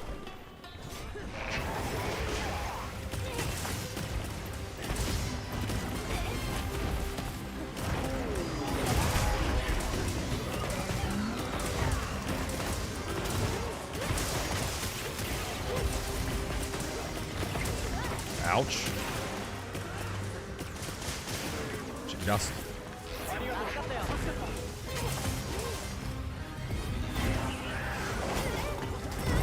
What? I was standing behind him. What the hell? I completely ignored my R1 butt press.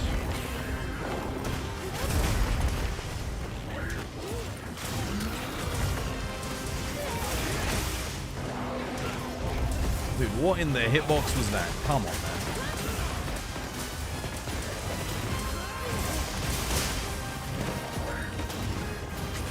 Gotta just send it and hope to stagger. No. Oh, he's done anyway, GG.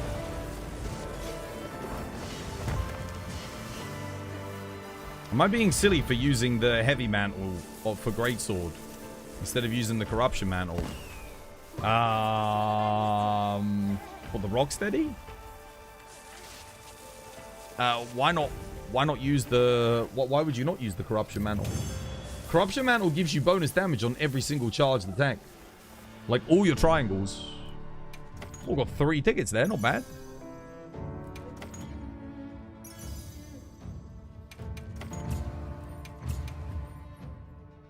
At this point, you're probably preparing for Godzilla Destroy All Monsters. What, me? Aren't they re-releasing that game? I think that's coming out again soon. They're like doing a remaster. I think it comes out in October too, doesn't it? Later this year.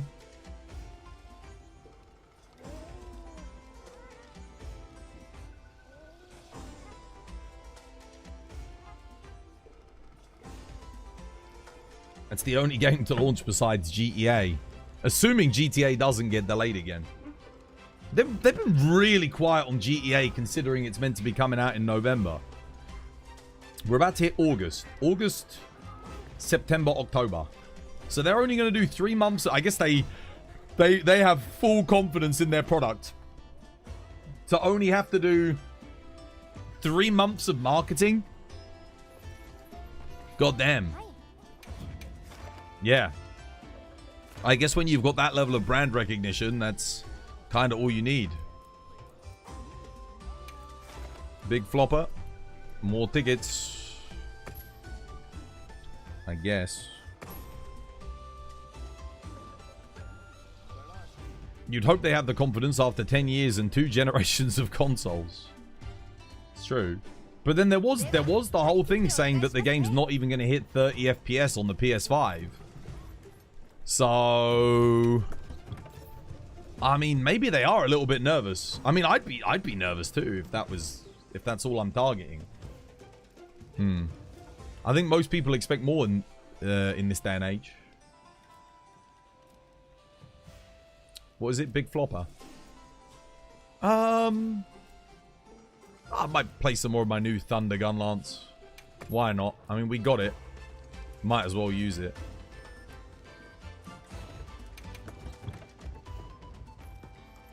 You love your job?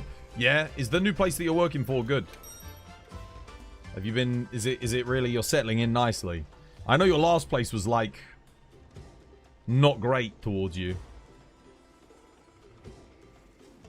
But, how much does Corrupted Mantle help Greatsword if you crit? Well, you're probably gaining about 10% damage as well. Just flat up on each hit that you do. So... It's substantial. It's not as big as, say, like Sword and Shield. Sword and Shield gains a shitload. Like, Sword and Shield's ridiculous, the amount of damage that you get. But, yeah. Like, you pair the crit with the extra hits, it adds up. And, of course, the raw boost. It's really solid. Even if you only get it for, like, what, how many seconds do you get it for? Corruption Mantle, yeah, it's amazing. The only time you don't really bother with it is for weapons that don't gain that much from it. Everything gains something, but some weapons just don't gain that much. But no, it's worth it on Greatsword. Absolutely worth it.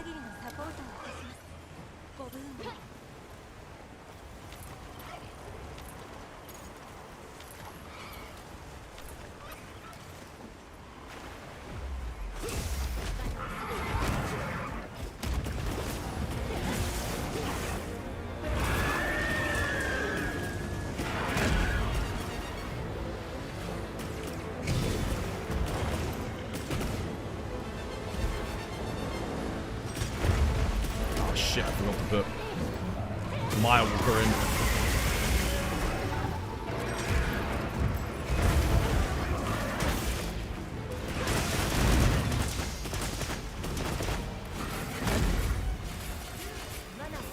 Oh, imagine if I could use the recoil off that to like spin around and get a freaking worm steak off or something. It'd be awesome.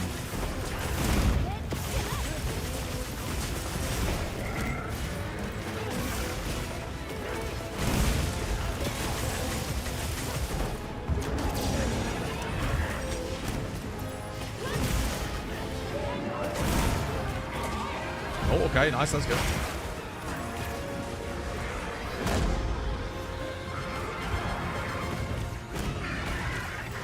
Oh.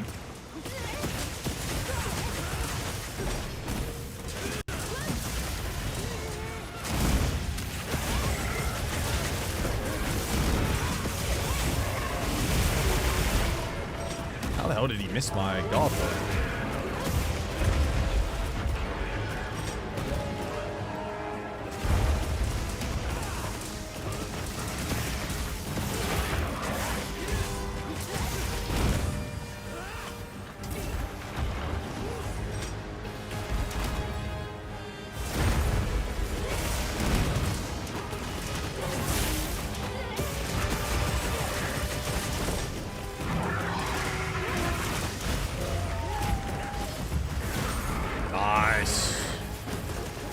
I need.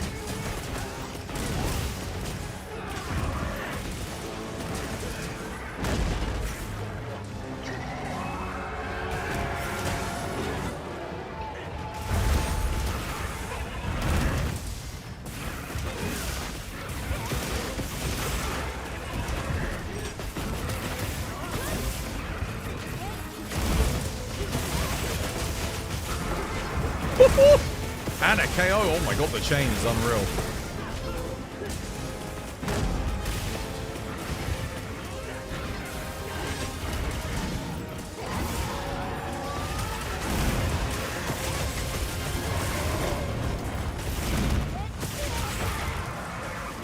Makes the position a little bit better here.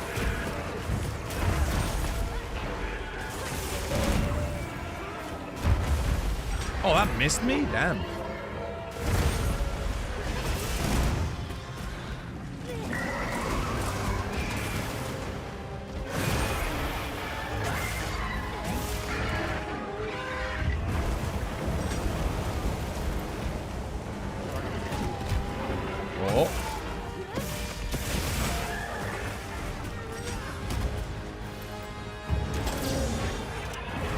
Oh, the delay. Scary.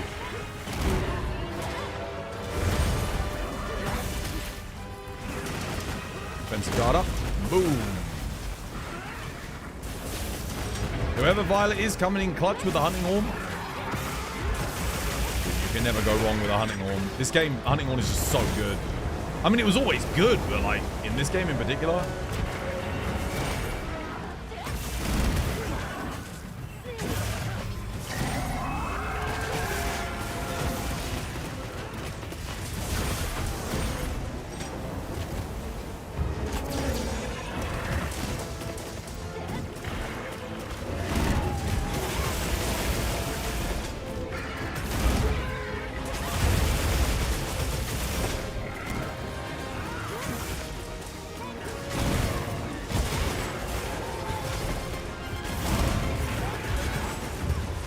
Oh shit. Should be sharpened.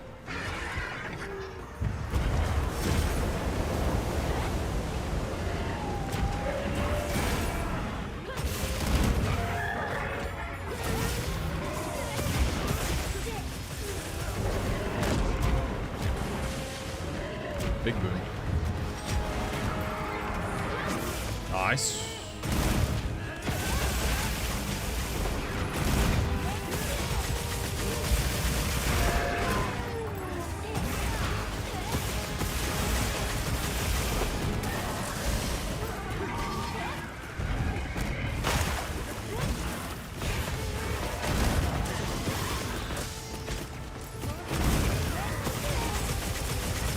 Cap. Not enough. That wasn't enough? Oh, damn.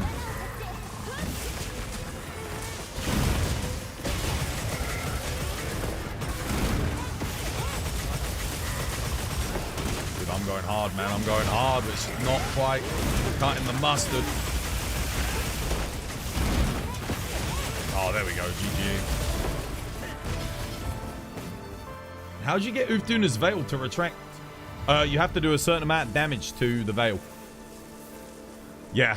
Hunting Horn and Charge Blade and Light Bowgun are all excellent at doing that. Gun Lance is not the best, but it does do quite a bit of Veil damage. Yeah. Just has a threshold. When you've done a certain amount of damage to it, the Veil goes. No tickets. No tickets from Duna today.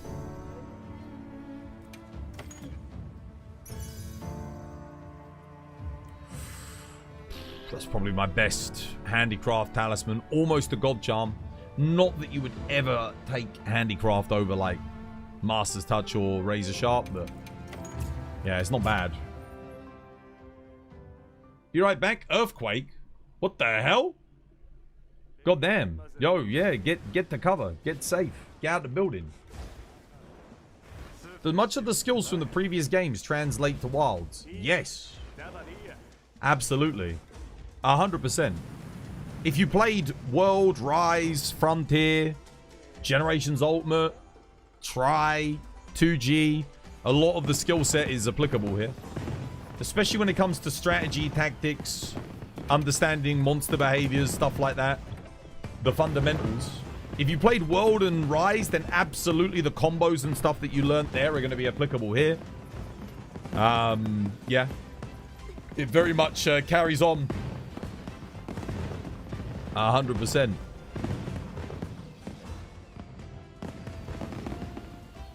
You've been playing Lance these past couple of nights. You don't think your build is great, but you've been having a blast. It's very easy to make a good Lance build. You just get something like Gormagala or Lagiacrus on the weapon. Don't even need Lord Soul. You just go Laggy or Sororal Helmet. And then you go Jinderhad top, Jinderhad waist. Arc Falcon, Gauntlets and legs. And then a decent talisman. Whatever it is that you feel that you need. I mean, you can even just use the weakness exploit level 3 talisman. That'll get the job done. You don't even need a rare talisman. Just use that. And then you get offensive guard, crit boost, and master's touch. Job done. There you go. Max build straight out the gate. Easy peasy lemon squeezy. It's that easy. Status in Wild should be reworked in Ascendance. Yeah, I talked about this earlier today. Go check out the VOD later. I did a big breakdown on how I would change status. It was, who was it for? Pikmin, I think. Pikmin I was talking to. Telling them about what I would do for status. You do want to go back and try World at some point. We're still working through some of this one. Yeah, I think a lot of people that play this go back to World and don't necessarily mesh with it. I think the inclusion of the focus mode in this really did improve the game's combat dramatically. Not the focus strikes, but the focus mode. And a lot of people going back to the older titles just can't get used to not having it. It's such a huge leap forward, and I get that. I think it's the kind of thing it's we as Monster Hunter players kind of got used to, not having a focus mode, not being able to aim our attacks freely. But for people going back, it's extremely hard for them to get used to it.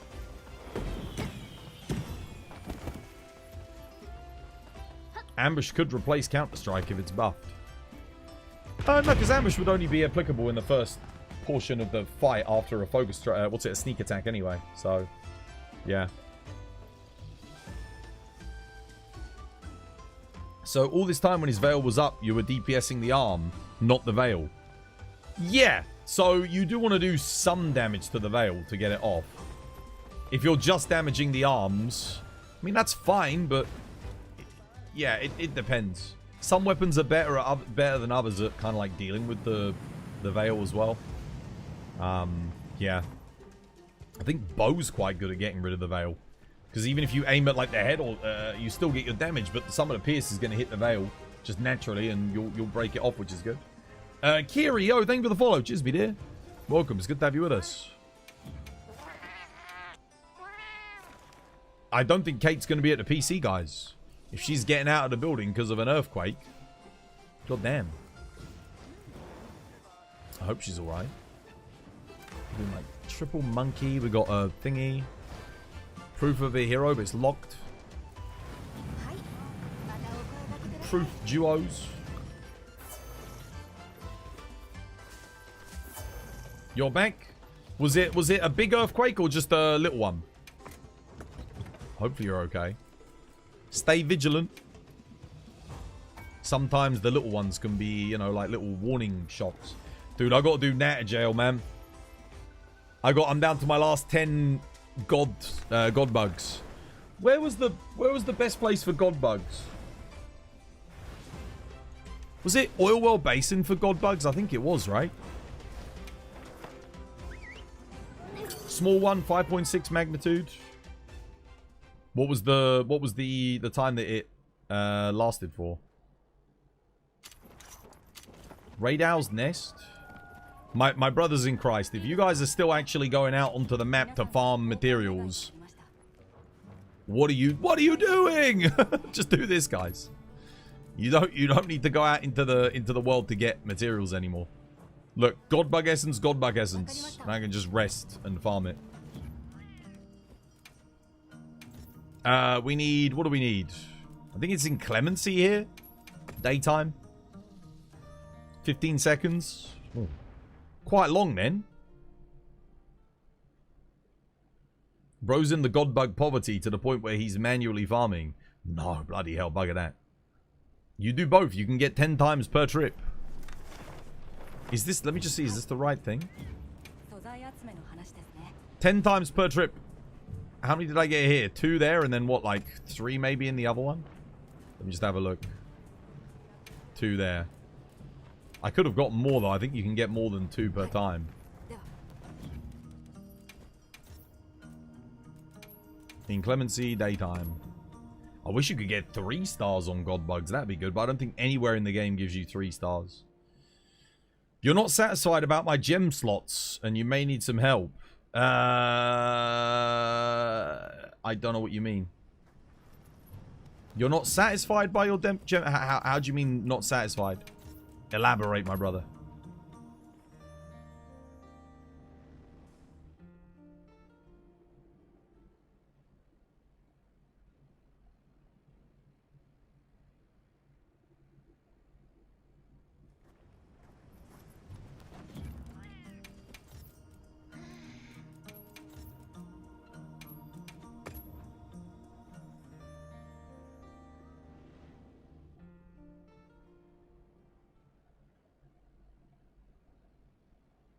Back in Netta jail.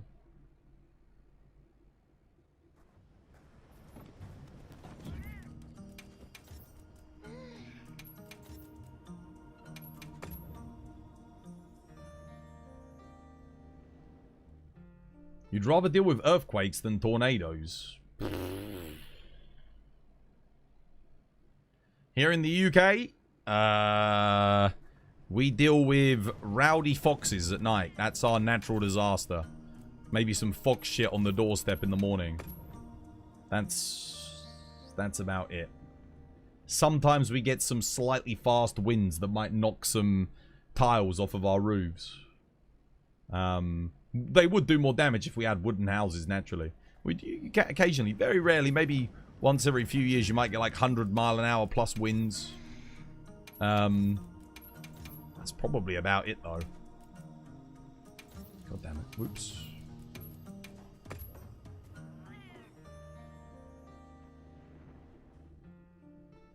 You need 3 1 slots on a charm, but you don't have it.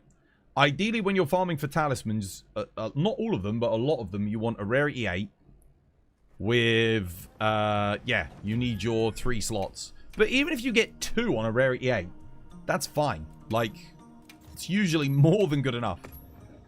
If you get it with a good secondary skill, the most important thing is that you get efficient stat distribution. You can even use one with just the weapon slot. It's fine.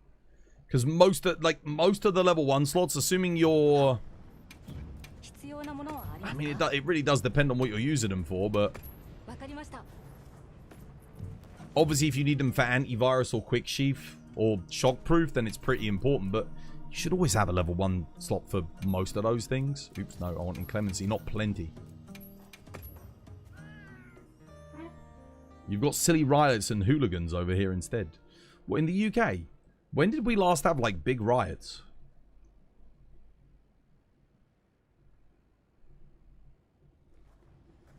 In Northern Ireland?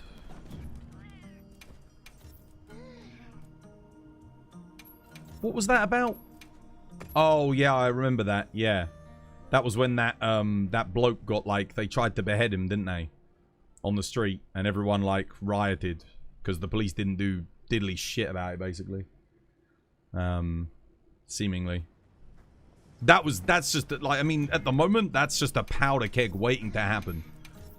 And it would be a completely non-issue if all of the shit that came to light recently had actually been dealt with by the police and taken seriously. And the police hadn't been seen to, like, actively covering it up for fears of racism. Then again, it wouldn't have even been a freaking issue. There would be no problems. Yeah, that's disgraceful conduct. I mean, it doesn't excuse what people did, but all of it is easily avoidable, man. Easily avoidable. Flooding too? Yeah, we have flooding in the UK, that's true. Flooding is a big issue. Certainly in the lowlands. In like the in the valleys, flooding can be a real issue. That's probably our most common natural disaster. Yeah. Is your judicial system fucked too? There's been a lot of corruption leaks, yeah. But I mean, I don't know why it surprises anyone. I mean, come on, dude. Dude, we got the Epstein class here. Imagine how many Brits are on that Epstein list. Probably a lot. Like, it's not just going to be exclusively Americans, that's for sure. So, yeah, dude, absolutely release the files. Goddamn, dude. Unredacted, release them. All of them. 100%.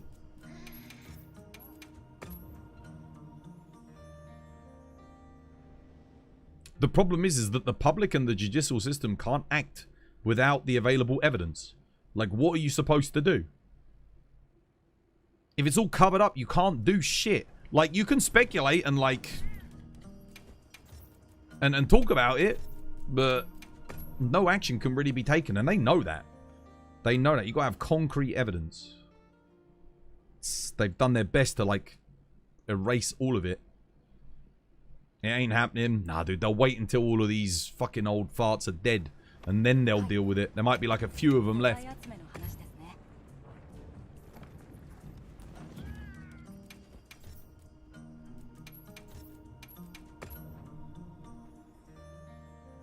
Does anyone want to help with an AT gin?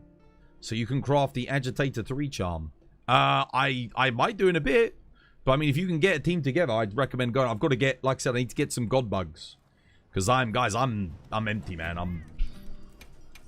Yeah. Your boy ran out. And I need him for Dust of Life. Demon powders. I need to be able to get the immunizers as well. So I can make mite pills. There's a lot of stuff. Twas blue is low, dude. The whole load is gone, mate. We're empty. It's a puff of smoke. Well, that's the problem. There is no puff of dust. We need more dusts. Dusts of life. Just use megapods and wide range, bro. Hell no, man.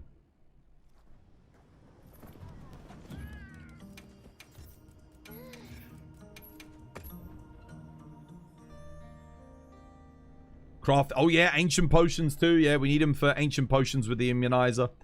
They're just super valuable, man. God bugs are, like, premium in this game. Hopefully there's a way to upgrade the farm and make it so that you can always get, like, maximum stars at Master Rank. And let us rest 8 days at once, Capcom. Let me spend, like, a load of points so I can rest all 8 days. And let me get, like, maximum starage all the time. That would be sick. You just use max potions and rations? Yeah, I max potions and, what are they called? Dash juices. That's what I use instead. I always take one ancient potion with me. Because it's basically like you get an extra max potion.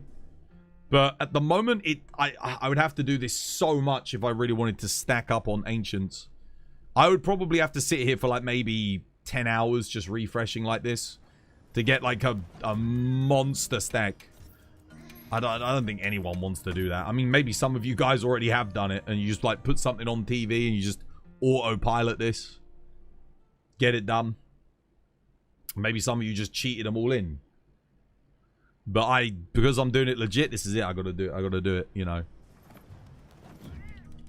I gotta do it this way. We gotta do it the way the Capcom intended. This is the intended gameplay loop. I'm very excited. Mod it in for 10 times reward, 10 times consumption. I mean, you could do. I wouldn't hold it against anyone just because, you know, in the interest of time. I'm not going to do that on stream because, again, I think I don't want anything that showcases the game at this stage somewhat dishonestly. Now, if the game's dead and Capcom are no longer updating it and they don't add in quality of life features like that, and, you know, I've played it and I've done everything, I've maxed everything out, and I'm like, you know what? I'm going to add this in because I think they should have put it in. Okay, yeah, fair enough. Like, that's years and years down the line from now. But like now when the game's still getting updated next year and there's still more stuff to come, nah, dude, we play clean. We play legit. You might as well just put it at 999 if you're going to do that. Yeah, exactly. I mean, unless Capcom puts that system in, you might as well. Because if you're going to cheat it in, you might as well just go all in. We got Zoshia.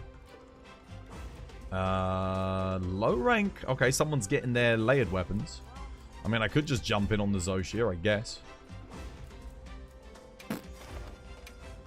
Sure. Maybe let's see if we get any tickets from Zoe today, shall we? I'm a bit late. Sometimes you just watch the streams while you're farming and resetting. That's the idea, man. Just something to put on in the background to talk. Join in the conversation every now and again. At this point, we are literally just a talk show where occasionally we hunt. That is it. Like, literally. I mean, there is nothing new for me to be doing in these games. There is literally nothing. And there won't be anything new in this game for a long fucking time. Like a long, long, long time. それ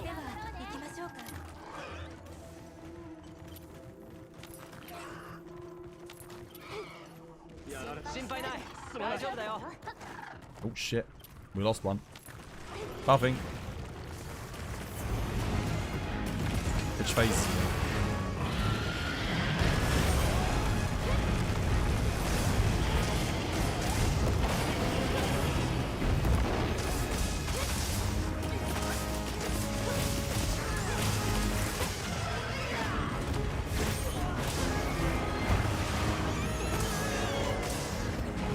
Shit, I don't know what to do here.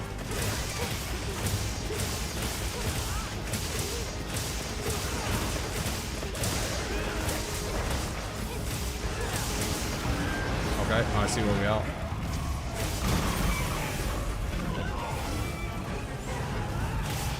Got windproof on this build.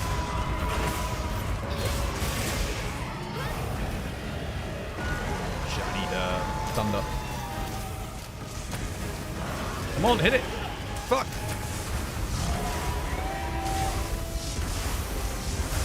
Mounted.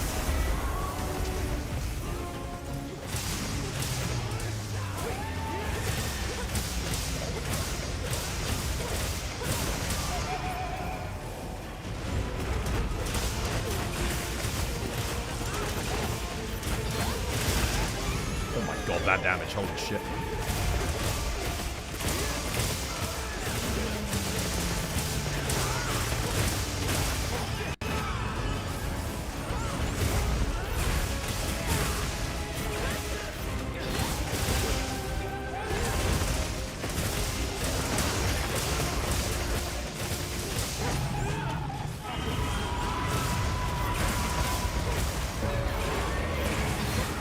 Damn.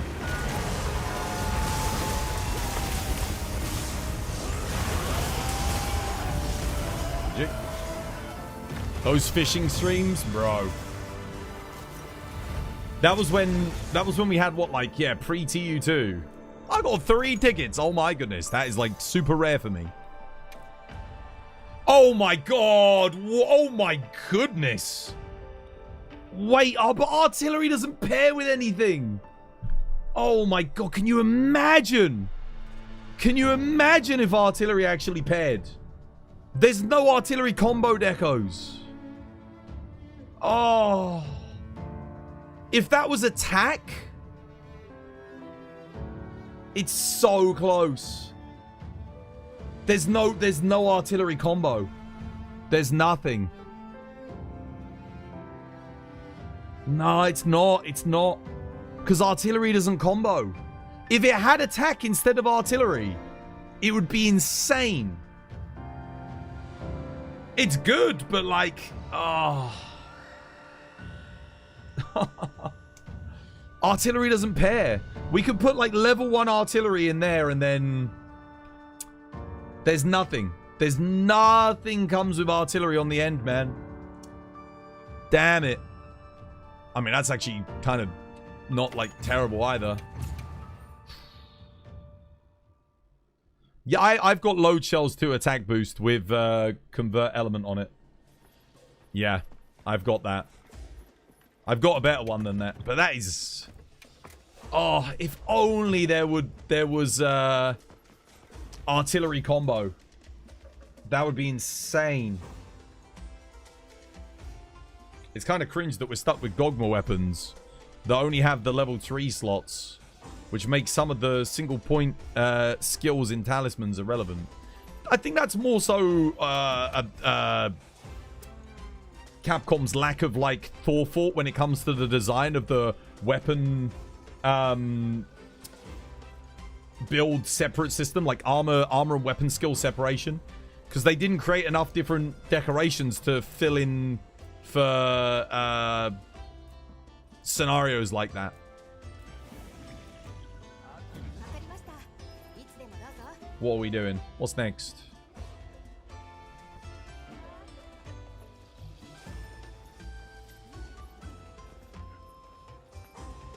You have a load shells, attack boost, agitator, max slots.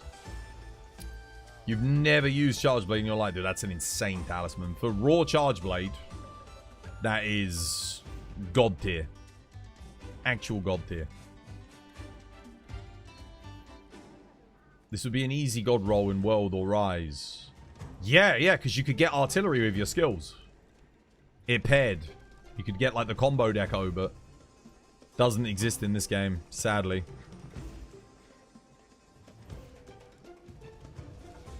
Bugger.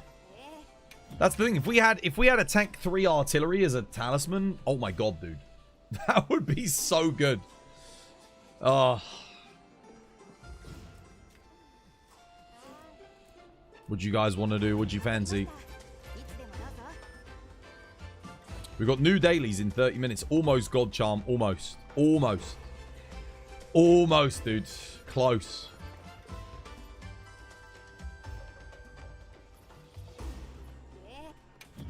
Do you mind laggy? No, I like laggy.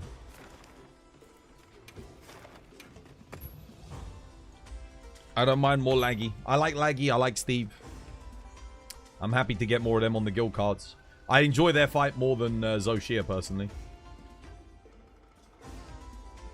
The classic. どうぞお忘れなく。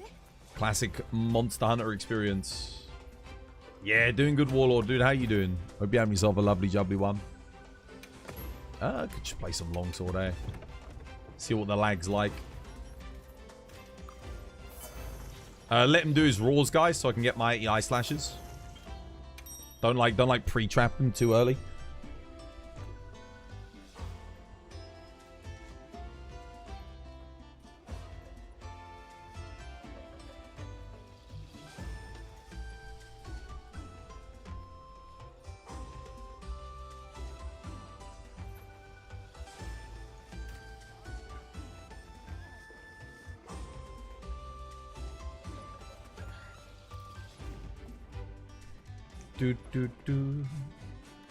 Laggy longsword. I just love the design for it so much.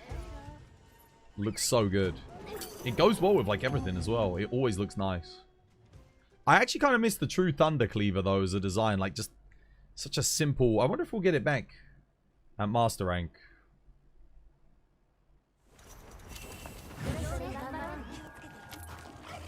Alright, good luck. Let's go. お供さんと同行されるようでしたら私までどうぞ。 Alright,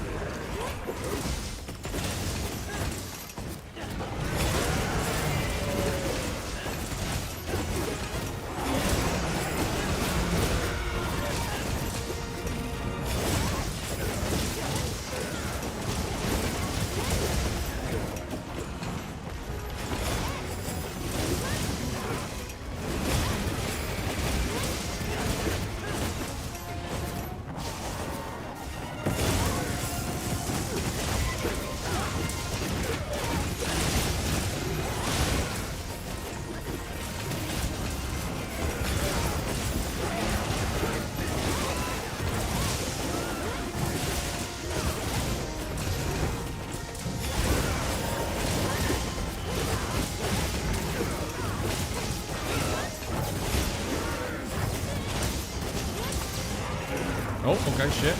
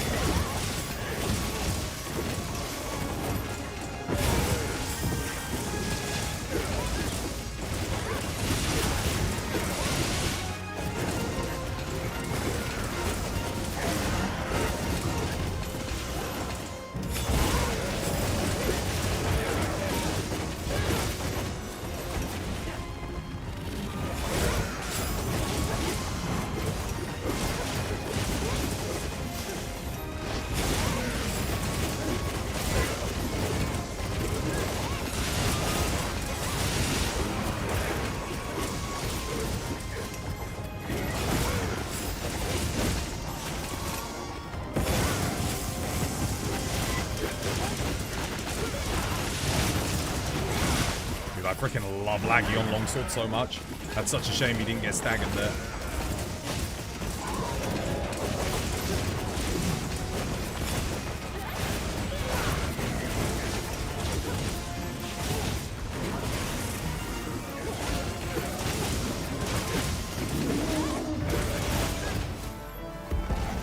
Do you think this Hunter game will have multiple DLCs added? Nah. Nah, Capcom would need to, like... Honestly, they'd have to reorganize their entire head of divisions at Capcom in order to start doing stuff like that. Because these are like... I don't know if you guys have noticed, but if you've been paying attention, none of their games, zero, outside of Street Fighter, get more than like one season's worth of DLC. None. Exo Primal, no. Resident Evil games, no. Monster Hunter games, no. The only game that gets support beyond 1 year is Street Fighter. It's the only exception to the rule. Nothing else gets support. Dude, these talisman rolls are kind of spicy though. I mean, you know, they're not good, but like we are max rolling. Like we're maxing out the impossible stats. Unfortunately, it's dog shit, but... That's an upgrade! You've got a potential huge DPS change for Greatsword, but was wondering if you could check out the build and tell me if you're free. Yeah, sure. In-game name?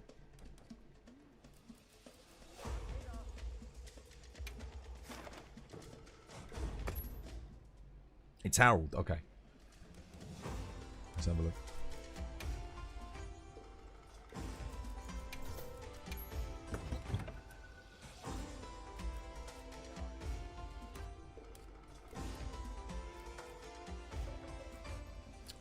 Where's the huge potential DPS increase? You don't bother with attack unless you have a rarity 8 attack talisman, by the way. You just don't do it. Because you're not getting the percentage damage increase, so it's not worth it. You want either a focus talisman or an offensive guard talisman in your case. Yeah, because you can't get a crit boost talisman. So you want either focus 3, rarity 8, or offensive guard 3, rarity 8. Or crit eye 3, rarity 8. But it's not worth running a rarity 7 attack 3 on Greatsword. Because you can't get it to hit its full potential. I mean, is there anything? You can't get offensive guard attack and you can't get focus attack. You can't get razor sharp attack. You can't get like master's touch attack. So yeah, no, you typically wouldn't bother. You've got a rarity 8 attack 3 with a max might and 1 weapon slot on there now. That would be a hell of a lot better, yeah, because then you can put attack 4 in. That would actually be a big DPS increase. I don't see you running it, though. You need to back out of the box so I can actually see if you're putting it in on the box. Did they come up with a DLC? Nope. Nope, nothing. Nothing for a long, long time yet. Potentially a year plus. You swapped it out now? Let me have a look.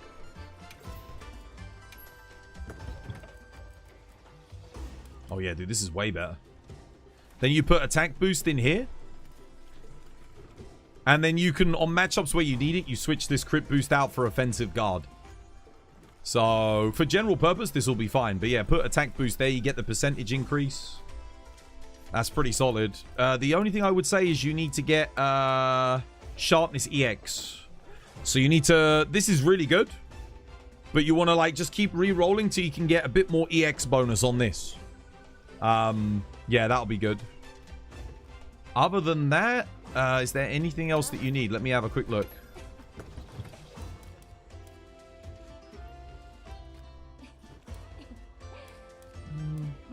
It looks okay. Don't think...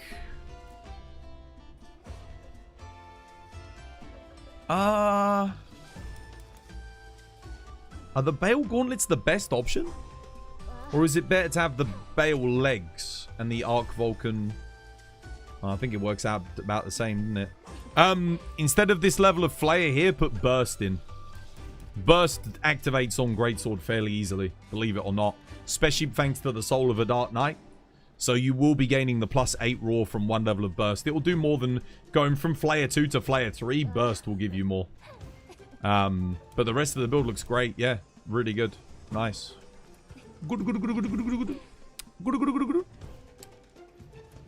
Yeah, good stuff. I don't think there's anything you need to... Wait. Yeah, you need to change out one of the maximum might for a Counter-Strike as well. Because you've got max might on the talisman, so you can swap one of those out for Counter-Strike. That's it. That's all you got to do.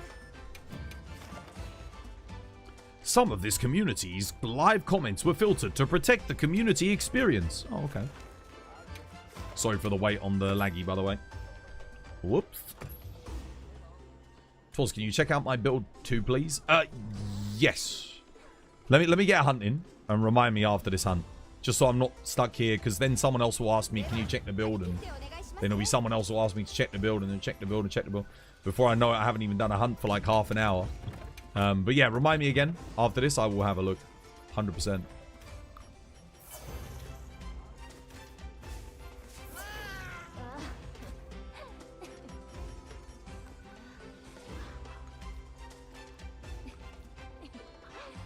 Workout. You have to wait till after the quest. I will do it. I will get it done.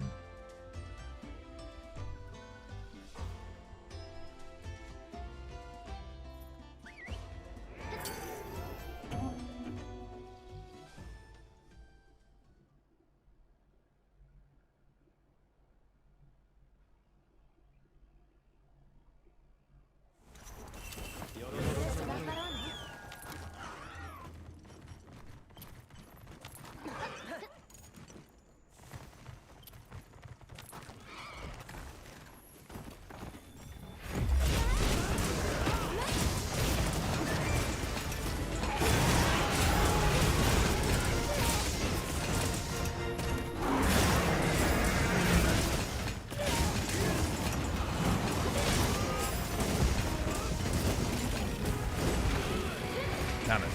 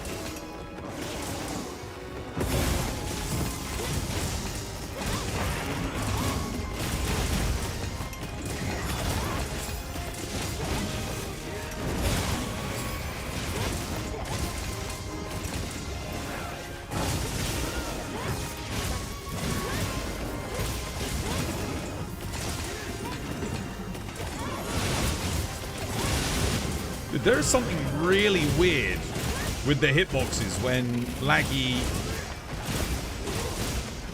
Oh, fuck. When laggy goes into a shock trap. Something really weird with the hitboxes. I genuinely can't hit the thing.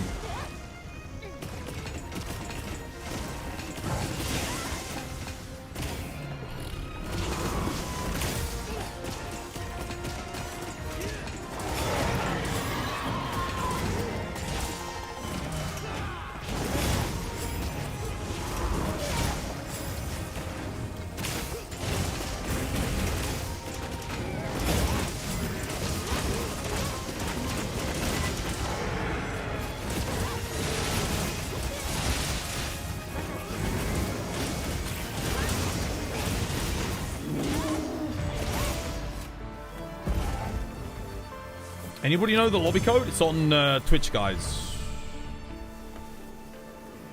Have you been biking again? Me? No. Nope.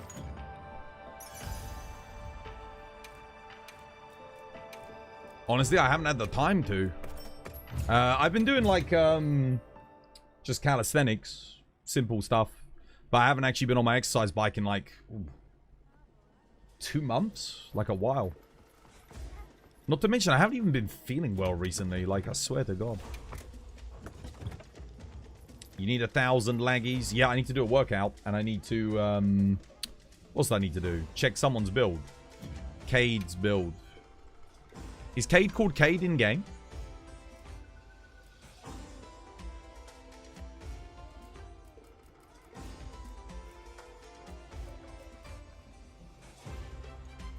Still don't feel well? I'm feeling a lot better. I'm just not back to my usual self yet.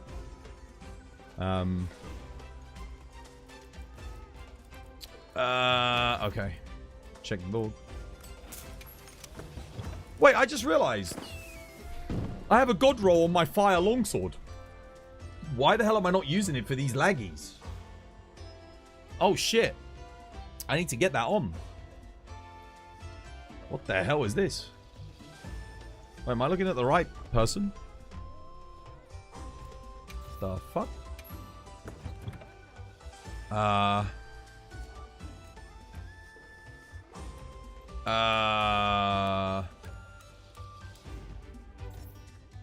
This doesn't work, dude.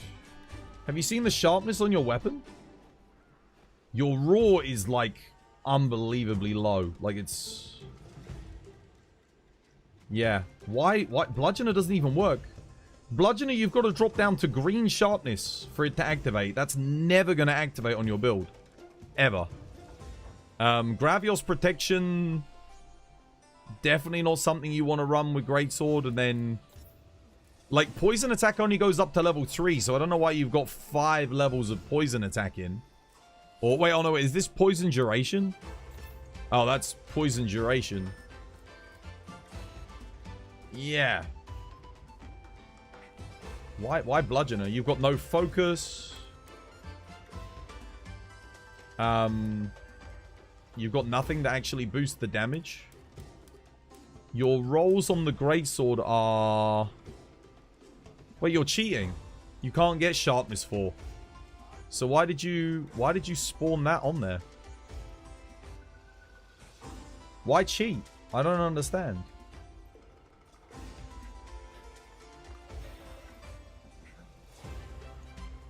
You can only get 2 sharpness. Why would you bother doing that? What's going on with the element EX as well?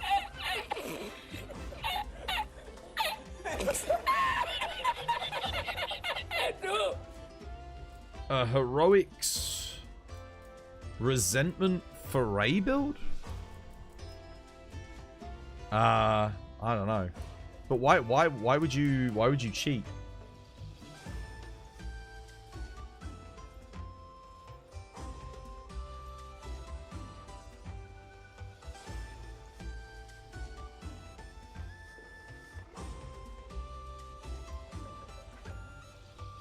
I think the better question is why don't you have shockproof on longsword? On my build, Because everyone else on the team is running shockproof. I don't need it. One person on the team can get away without having shockproof if everyone else on the team has it.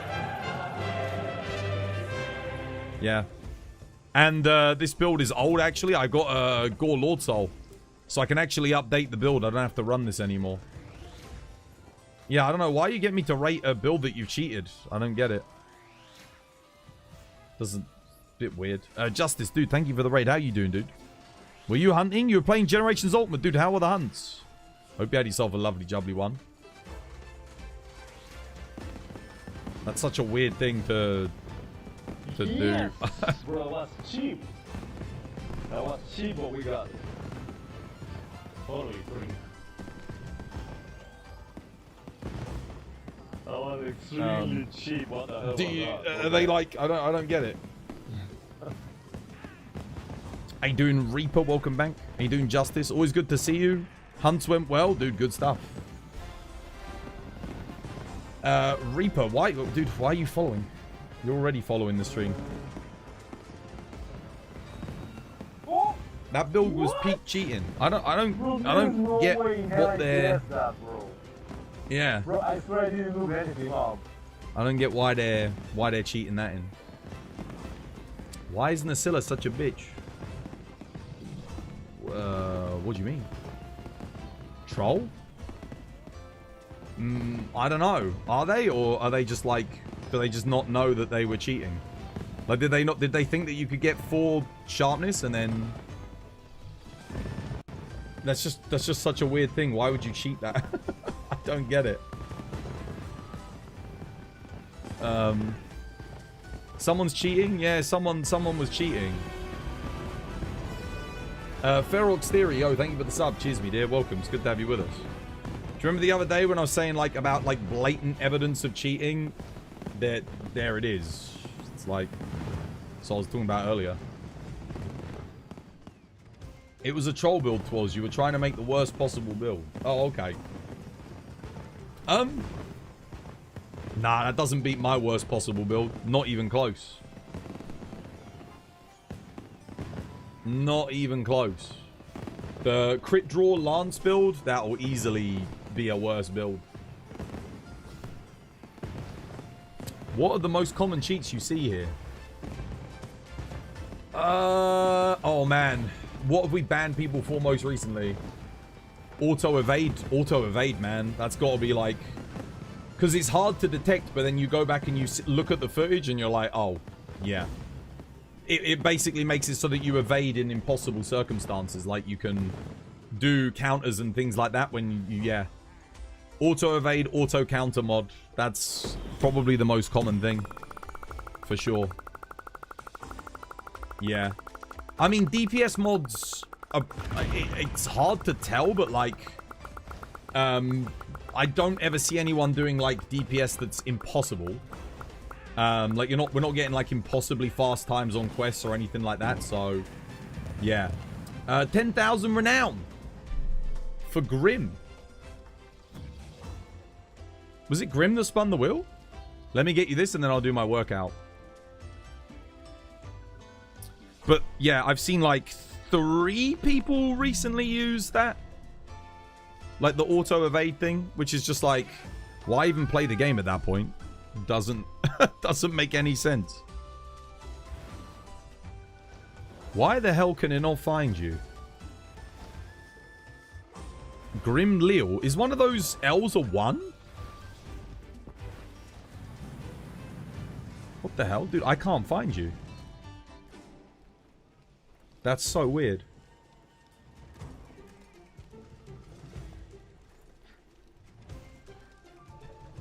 Oh,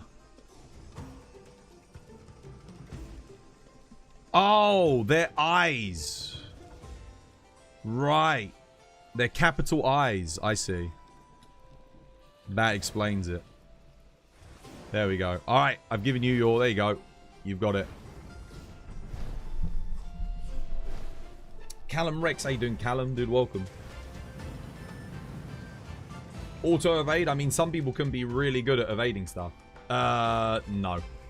Auto evade mod is so bad that it will literally let you do counters from like moves that it's impossible.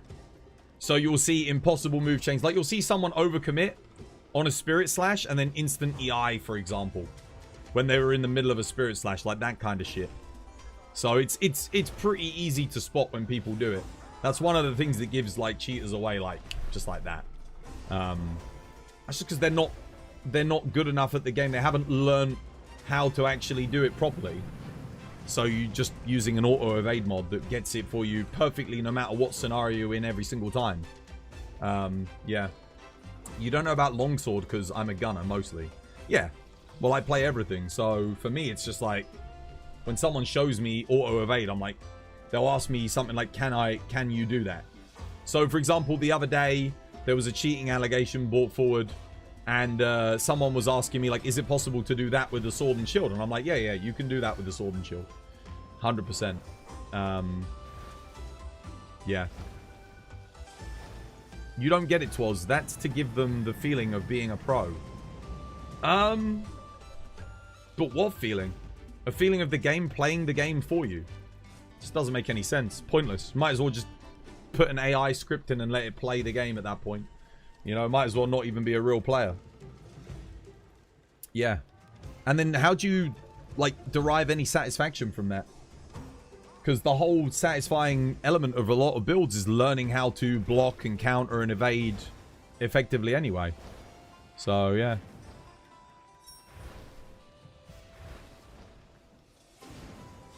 How do you improve then? That's boring. Well, exactly. There's no point. But like I said, that's probably the most common cheat that I see that people, like, think they can get away with. But, and they might do for a little bit, but someone's going to notice. If you're playing with me and you're in this lobby, like, someone's going to see the footage. They're going to see you do an impossible dodge or an impossible counter. And it's going to be like, yeah, dude, you literally can't do that. And the mod doesn't distinguish. You're too much of a noob to notice the cheater. It's not even about being a noob. Like, you can miss it. Because when you're focusing on your own combat, you're not necessarily going to see what other people are doing. But once people catch it and they make the clip and they show me the clip, it's like, yeah, that's cheating. Yeah. You love the quality of life mods, but that's something else. It's just, like I said, it's just cheating.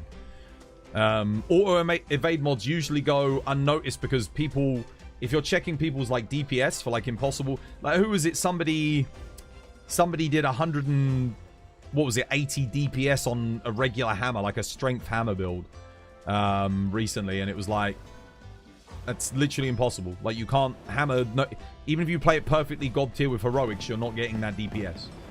It's literally impossible. The only time you'll ever even get close to that is element hammer on Gogmazius in the final phase. So yeah, there's some things that are just, like, blatantly obvious where people overtune their weapons and make them way too strong. Or there's, like, people doing, like, no recoil mods on bow guns and stuff, heavy bow guns. Things like that.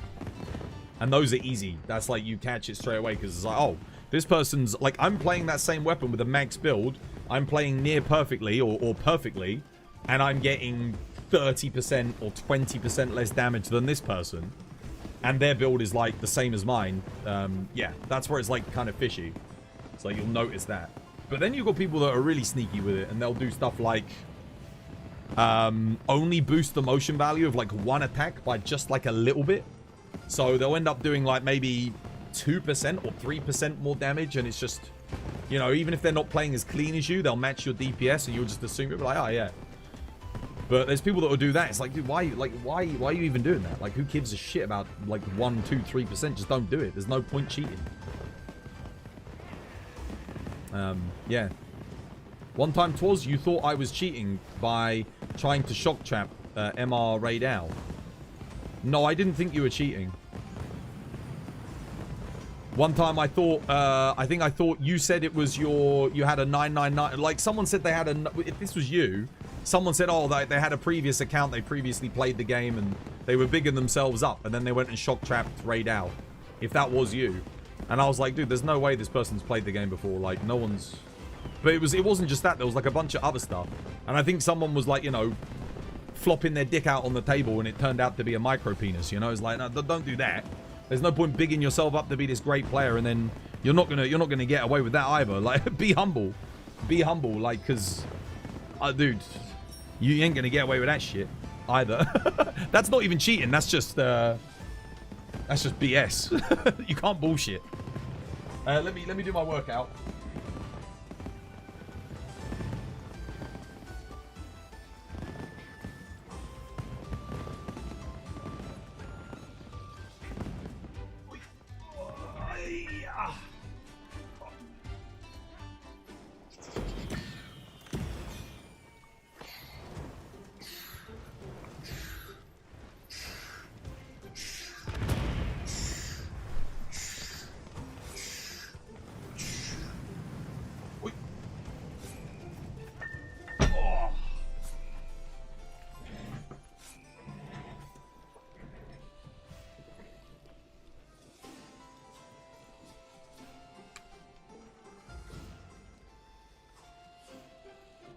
If you're going to cheat here, you're going to cheat your materials and crafting buffs and pots. Oh, why do that, though? There's no point.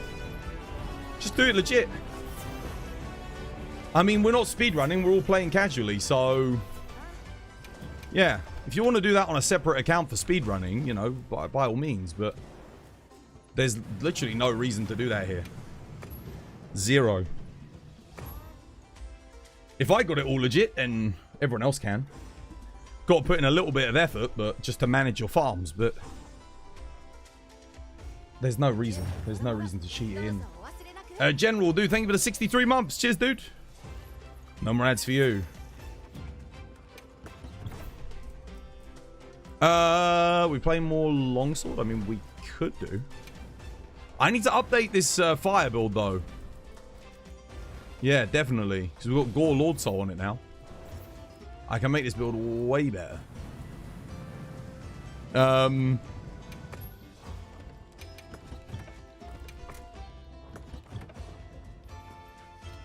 little bit late to the party.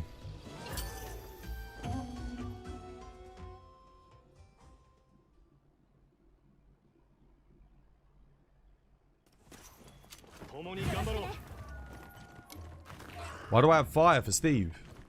I don't. I'm playing Thunder.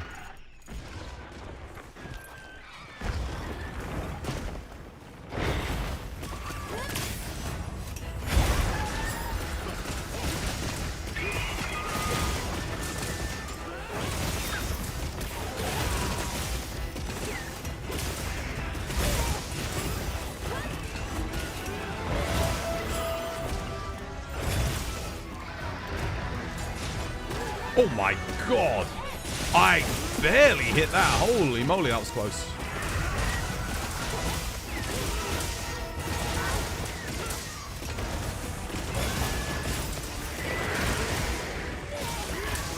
Oh, damn it. Almost. No!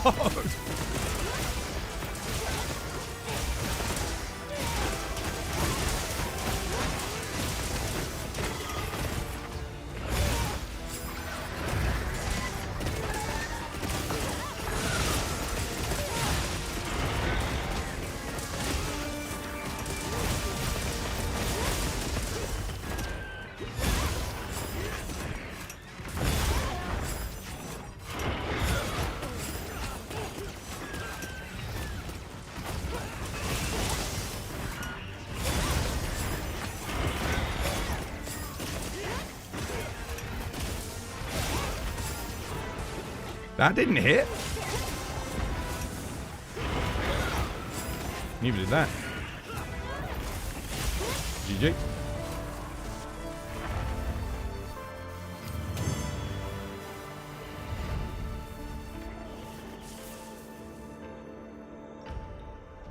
Hammer offsets always look awesome in knockdowns, just to fit the fantasy of slamming the hammer into the monster's face. You're heading off? Yo, take care, Grim. Have a lovely jubbly one. Dude. Imagine if Blast Attack actually worked with Foray and that was... Oh, man. Imagine. You hate how bowguns feel in this game, though? I think Light Bowgun might be the best version of Light Bowgun we've ever had in this game.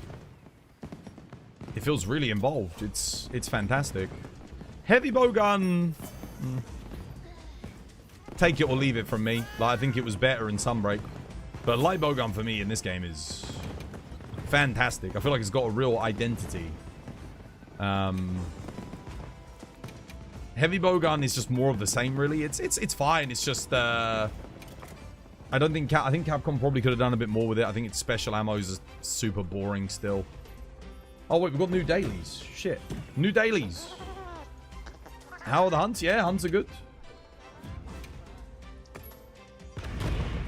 Raidao, 9-star, Bulaki, Plains event. Okay. Do you want to do a Raidao?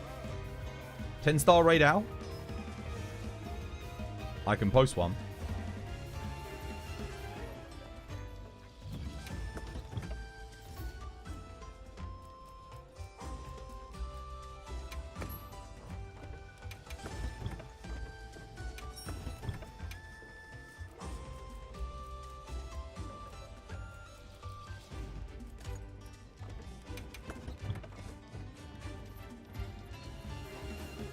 After a laggy? Okay. Let me quickly update my laggy longsword build then. Oh, wait, what? Do you mean a Steve? You posted another Steve. Never mind, we're doing Ray. Okay.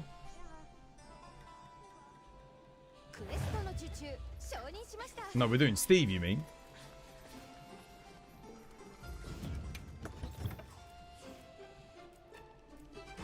I keep switching back and forth from the bloody builds.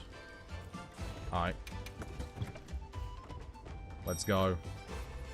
My connection actually to you seems decent today. I've been able to play some longsword, which is nice. Where are all the elders?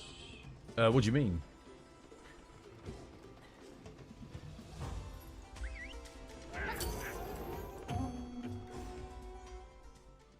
Capcom specifically said they wanted to make a game where the focus wasn't on the elders to help differentiate it from previous titles, where all the focus at Endgame is just on Elder Dragons. Saving them for the DLC.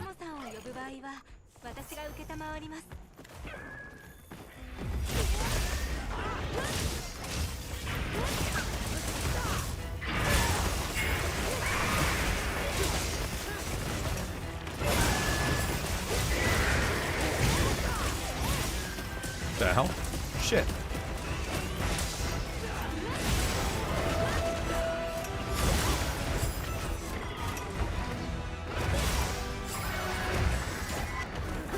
I missed. That looked pretty good. I'm surprised I didn't catch a leg there.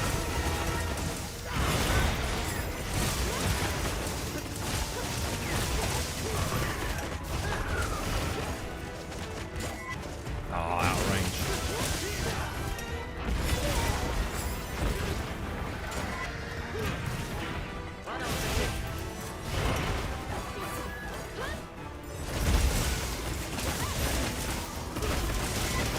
Nope.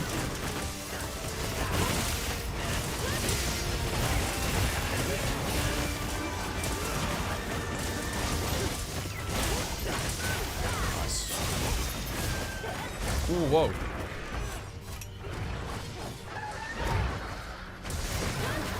I don't even know how the hell did I end up that far out of the circle. I don't think he's targeted me once yet.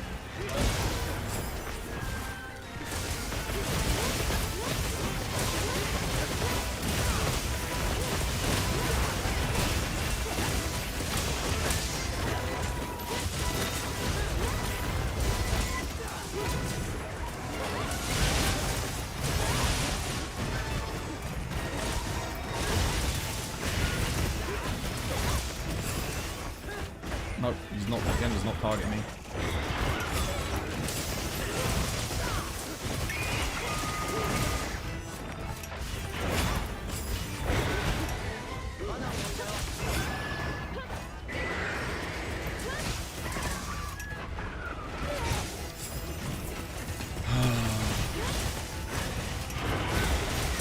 Why don't you guys got like like something to draw his attention, because when I say I have not been targeted once, I mean I literally have not been targeted once.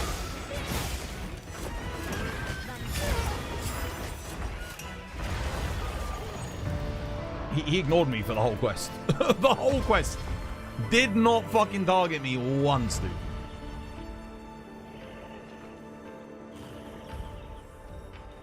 Alright, let's do a raid out.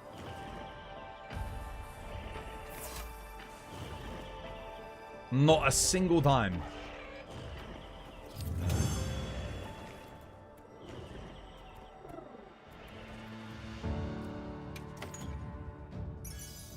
Is there a food skill that makes it so that you take enmity more? Or am I tripping? Is that a thing in this game?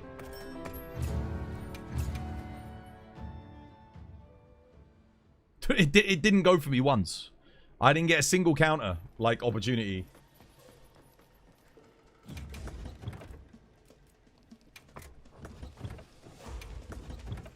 Not one. Alright, I'll host the raid owl.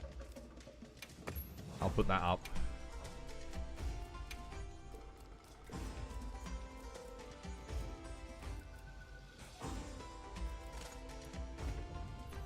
Let's go.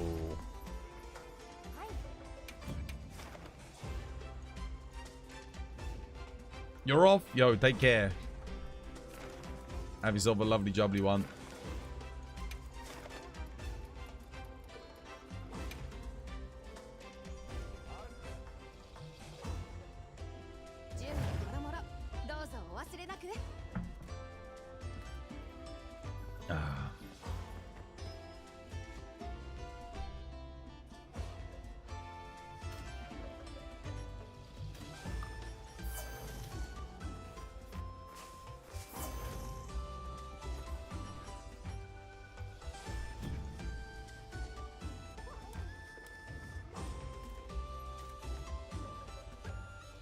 I scouted out Ice Longsword, didn't I? Yeah, I don't think I got anything on it. What, Rathlos? Oh no, I think we did get Leviathan's Fury Lord Soul as an available upgrade. I should probably take that. You moved over from TikTok? Mind if you join the session? There's space. There's always space these days. Lobby's all relatively empty. Barely anyone left. Between having to ban like a bunch of people and freaking the state of the game with no updates, nothing. It's like, yeah, our numbers grow thin.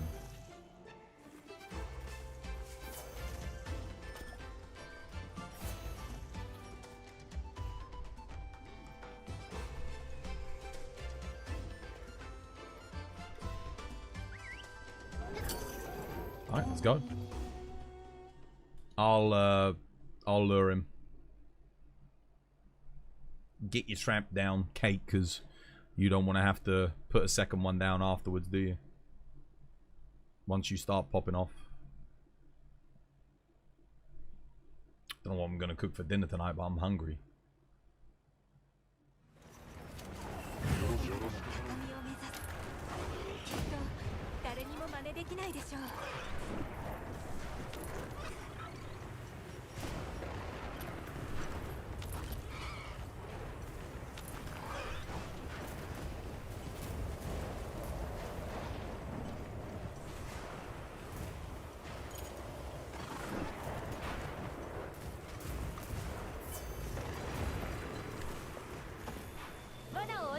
Seriously? Oh my god.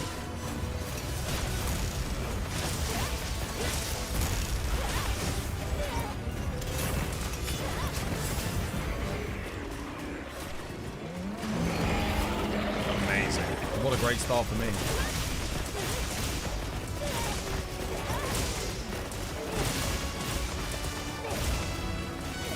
Alright, drop it.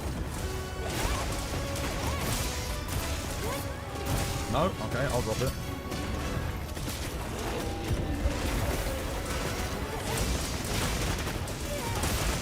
Again, why the fuck did he aggro? Dude, no one attacked him. No one did anything.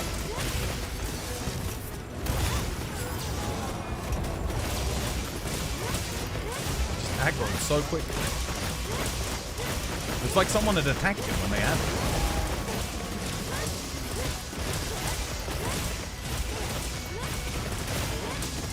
Does happen with Raid Out sometimes, I've noticed.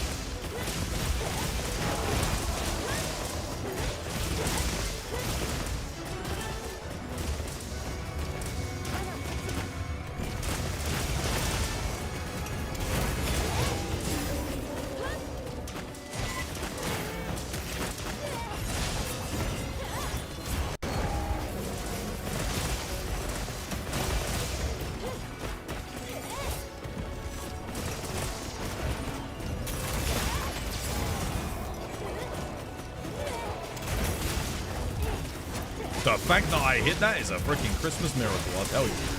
Oh my goodness.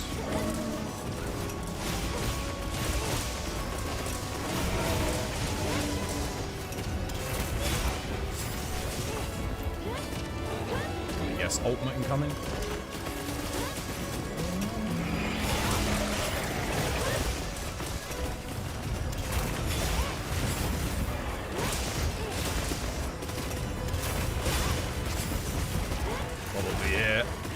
Yeah.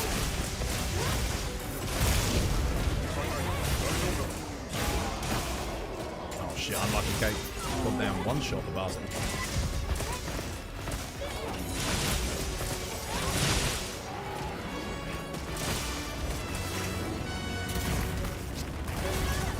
What? I didn't get that? Damn, dude. What a prick. Cheeky flash bomb in. Enough of that. Enough of that.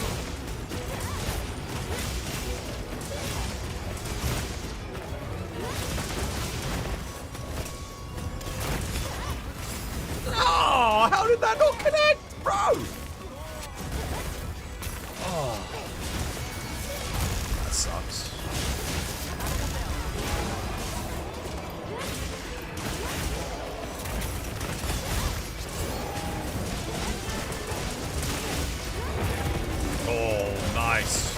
What a well-timed break, holy moly. Head horn broken at that exact precise moment. There we go, that connected at least. Well, way out of range. Didn't even hit me with it, didn't even target me.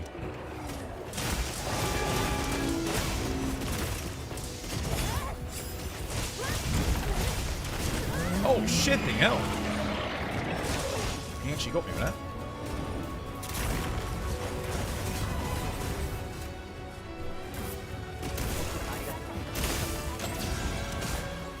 Hit the tempered wound. Oh, you bastard. Alright, I'll have that. Don't mind if I do.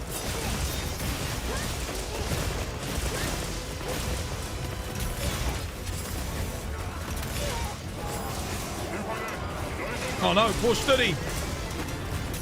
Raid Out strikes again, bro. He's deleting our rangers. Is he leaving? If he leaves, let him, I think. I was gonna say, let Study's already over there. You could go get some trappy wappies.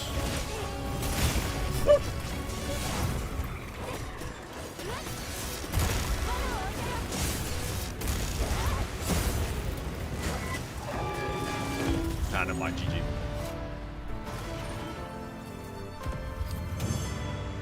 Wilds will go on the maintenance on August the 3rd. Wait, really?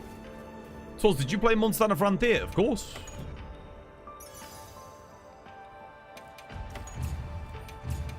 I would argue you really can't.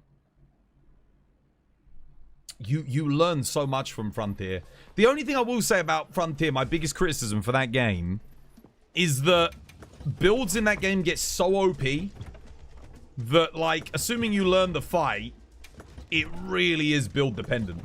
Like, there are some fights that genuinely, no matter how good you are, if your build doesn't have, like, the right things on it, you ain't doing it. Like, you're very unlikely you're going to do it. It's super build dependent, that game.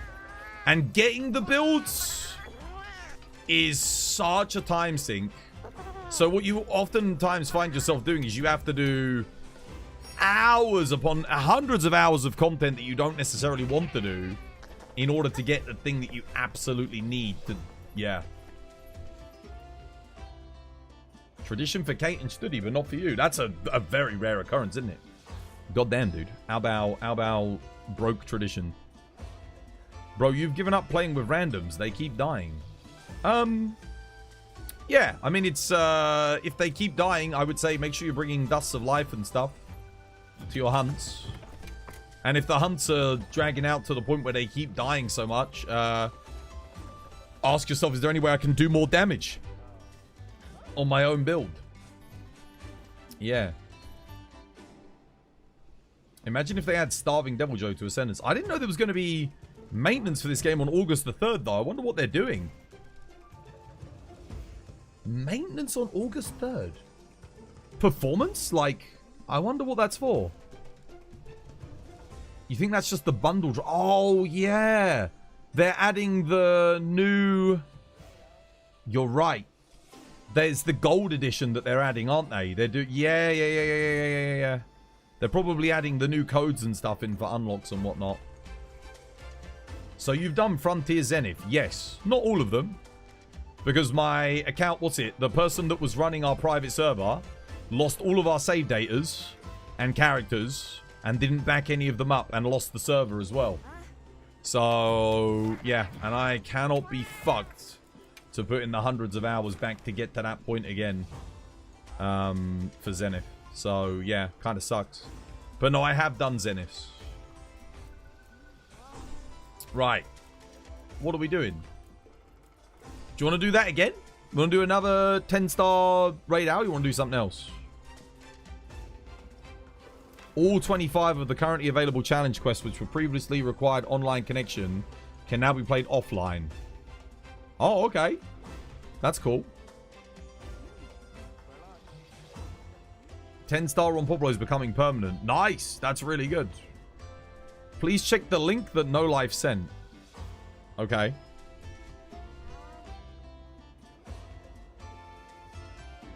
Wait, oh my god, I'm trying to click on it. Let's see.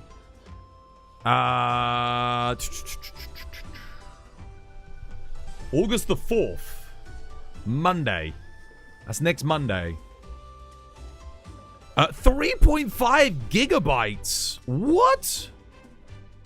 That's huge. The game now supports transferring save data from the demo. Okay. Wait, so you can... Wait, does that include your guild card as well? Yeah, just what the doctor ordered is going to be a permanent addition. All 25 currently available event quests and challenge quests which previously required an online connection can now be played offline. That's good. That is good. Bug fixes and balance adjustments. Fixed an issue where the training barrel pop-up camp gear option could be displayed twice. I've seen that bug. Fixed an issue where an unintended texture would appear on Guardian Folger Anjanav's head, resulting in an unnatural appearance. I've seen that as well, where his eyes just stay black. Fixed an issue where during certain attacks, Arch-Tempered Arcveld attack effects that should spread in 4 directions could be displaced by terrain interactions to unintended directions.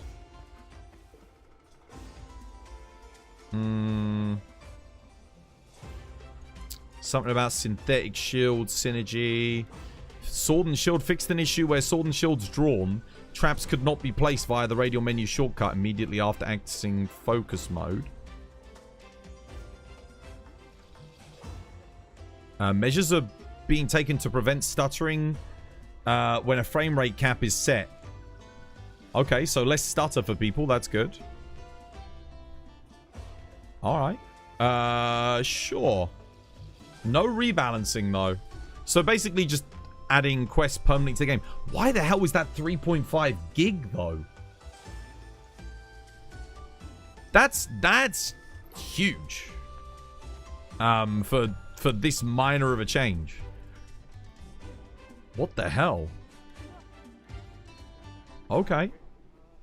It is saying you want to update to the latest NVIDIA GeForce version. Okay. Was he a record breaker for me? Or, fair enough. No. No. Apparently I've seen bigger. 3.5 gig for that. That's a big file size for relatively little. I'm going to go help Patches quickly with their Doshiguma. Textures take up a lot of space. It's only one texture fix for Folger Anjanath. There's no way that's 3.5 gig. Like, what is even the quest data can't be 3.5 gig. Like 25 quests, 3.5 gig. That doesn't add up. That's something weird. Why is that such a big? Why is it so big? It's 5 gig with the high res texture pack as well. Like, what are they doing? I don't know about that. That seems a bit weird to me. There's got to be more to it. There's got to be more to it. There's no way that's it.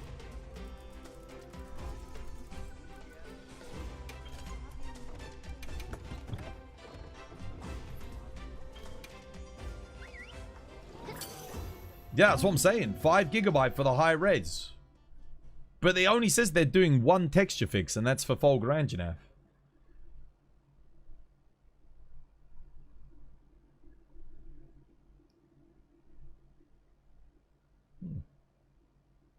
Dunno.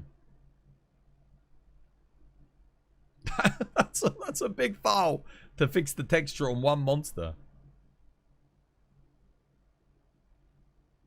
Again, that just the particle effect and Folger does not add up to 5 gig. 5 gig is huge. Unless all of those quests really do, if they're uncompressed and added to the game, actually do take up that much storage. It's possible.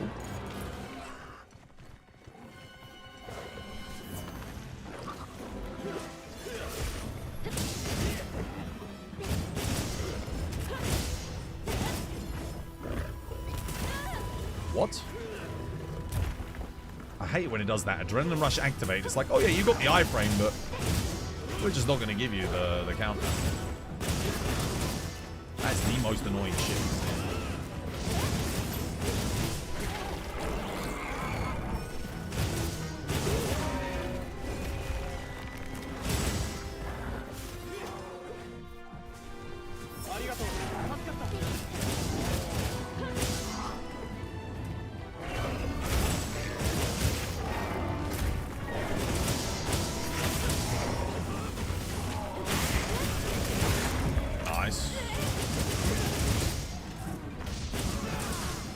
Oh, okay.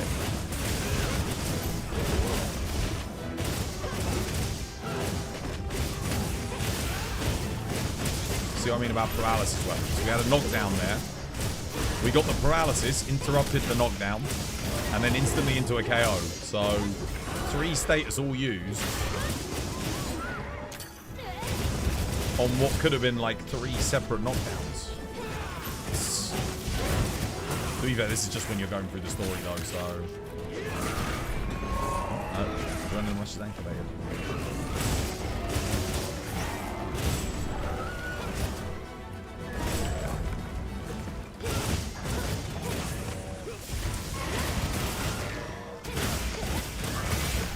No knockdown.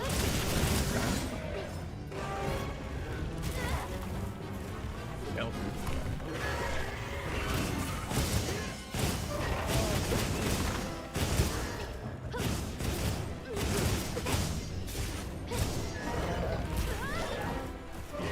Too fast.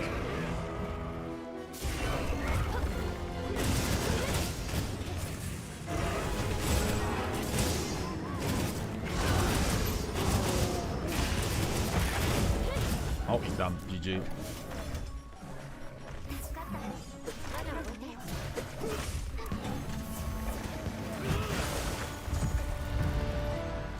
Rip.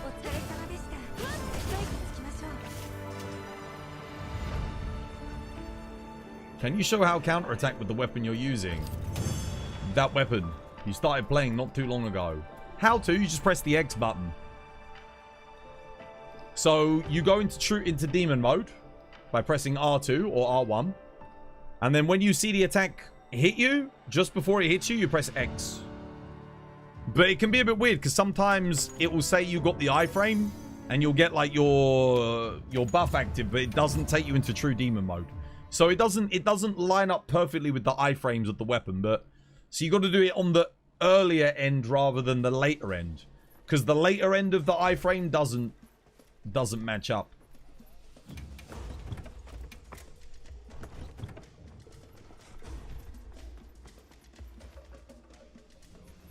The best way to practice it is just go to the training area. So go training area.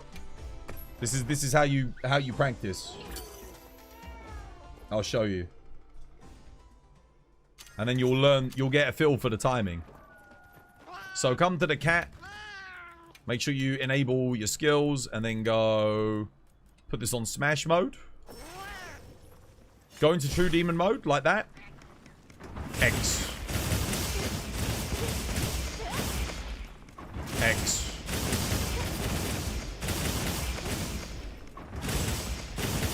Simple as that.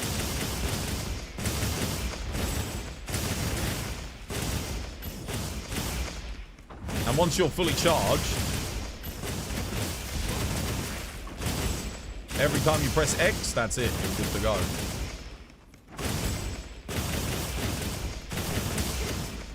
And then when it's up, and you need to get your stamina back, so long as your sword is glowing orange, you don't have to be in that mode to get it to activate.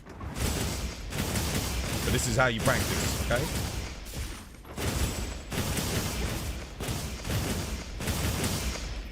When your stamina's naturally draining like that, you can fill up your sword gauge. But if you've got true demon mode, you can switch back again. And then it will drain your sword gauge. But it also won't, like, continuously drain your stamina. So you notice how my stamina's going back up again? But my sword gauge goes down. So you just gotta learn to time it perfectly. Slam comes in, I press X.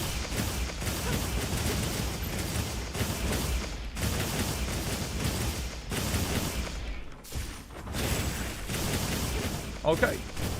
That's it.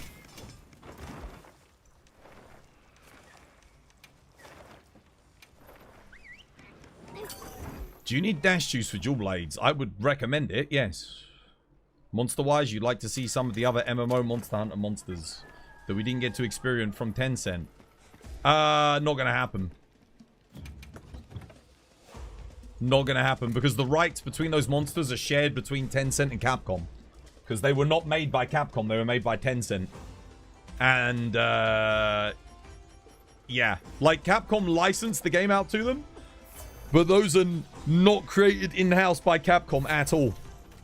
So because Capcom had nothing to do with their creation, unless they're doing some kind of collab with the new Monster Hunter Outlanders game, and that Outlanders game happens to have, because it's with Timmy, again, another Chinese company, maybe they've got some kind of, like, deal going with Tencent, because I saw in one of the promotional materials, there's a Monster Hunter Online monster getting added to Outlanders.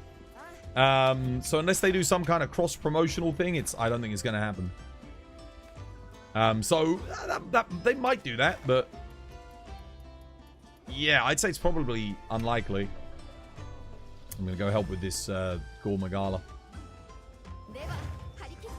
Be ready for Monday night. Archdemon Chatagabra. Oh, dude, if they surprise dropped a new event quest, and that's why it's 3.5 gig, I would be so happy. Like, I don't think you guys understand how jubilated I would be if that happened. It's not going to. That's pure copium, but I would be ecstatic. New content in this game to help us, like, you know, push through. Oh, man. Dude, I mean, it needs it, man. It needs it. It would be really welcomed.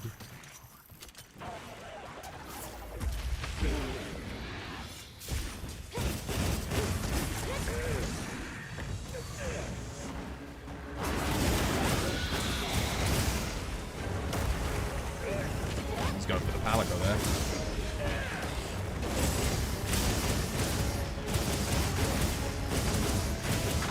Got the lag. Holy shit.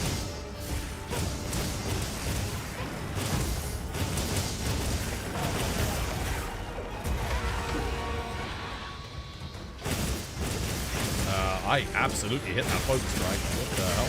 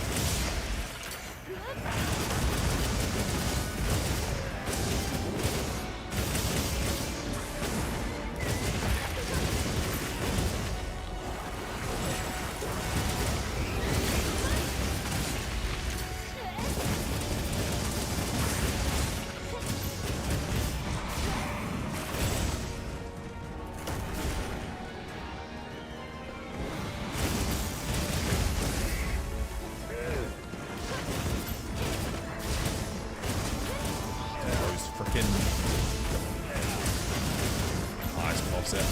I mean, knockout. Not an offset.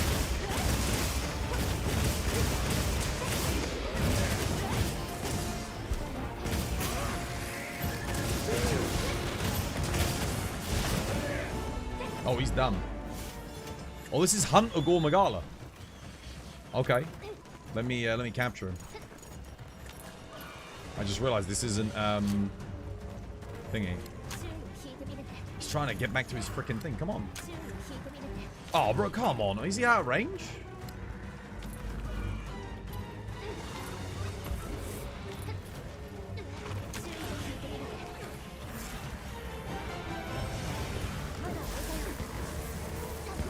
I thought, for some reason, I thought this was the assigned quest. Thoughts on Monster Hunter mobile games about to come out? Dog water. You gonna get breakfast? Dude, enjoy your breakfast, Kate.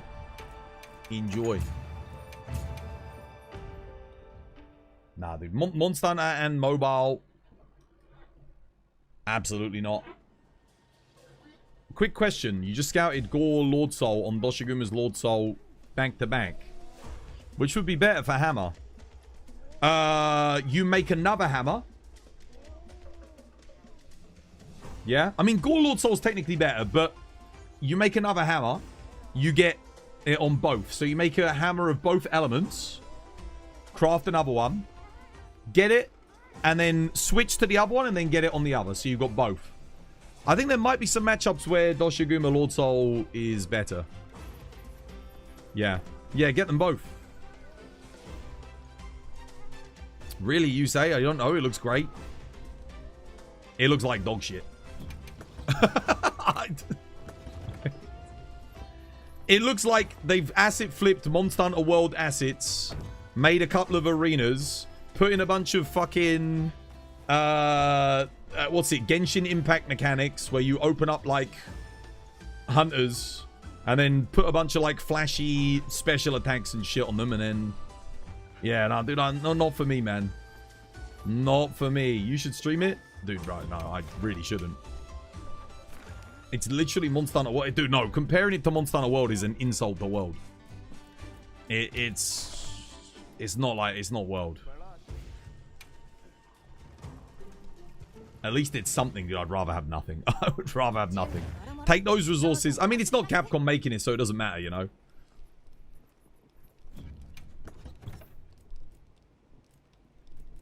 Nah, man. I would not touch that.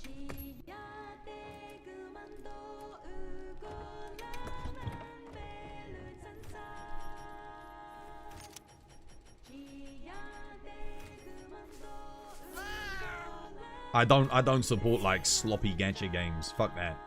Never. You won't see that trash here. Not with pay to win like that as well. Like we got to buy these premium hunters and shit. In the sense, since they literally just took the world asset. Yeah, no, it's... There's going to be... Don't get me wrong, there'll probably be some unique monsters in there and that, but... Nah. You're thinking of buying World to try it out. It's fantastic. Yeah, it's a really good game. If you've not played it, it's definitely worth your time. and money. Oh, dude, you can pick the game up on my Nexus, I think, for like 10 quid. What build would you recommend I work towards for now? I am patches. I don't know, dude.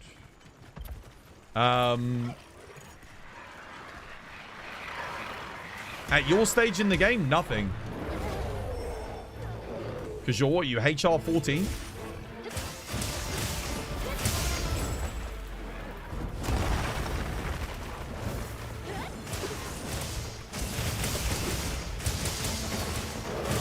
I certainly wouldn't trust any gaming product made by Timmy.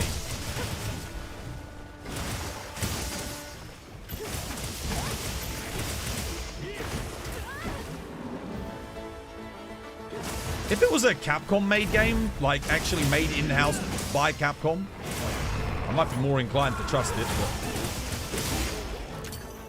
we're talking about like some of the worst, most exploitative companies that the gaming industry has. It's like when Tencent made Monster Hunter Online, you know?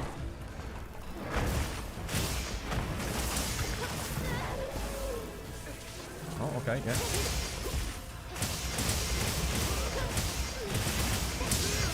Unless Monster Hunter's in the hands of Capcom, I don't want anything to do with it. Don't give a damn about the licensed products.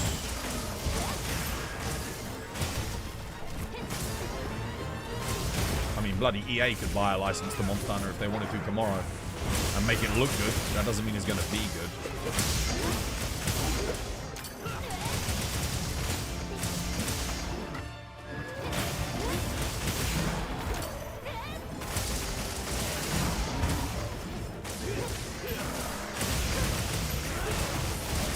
It does feel like a gacha cash game. Dude, look at Monster Hunter now. Look at what a fucking state that was. That was a licensed Monster Hunter game to the Pokemon Go creators. Dude, this is all these mobile gaming companies give a shit about. They don't care about the artistry in the product. They don't care about the integrity of the product. They don't care about their consumer base. All they care about is how can we, like, put in more cash systems to get people to spend real-world money on our digital dog shit. That is their entire MO. Every single time, that is it. That is the MO. What the hell? How did I drink it? What did I just drink there? I was on my trap. I pressed square, and I drunk something. Where? I cycled to the trap. I pressed square on the trap. My character drinks. What did I drink? They're called Tencent because of all you have left after playing one of their games. Is 10 cents, bro. Amazing. I'm going to steal that one. Wait, how the fuck did I join this quest 9 minutes late? Did I really? God damn, dude. What are your pronouns? He, him?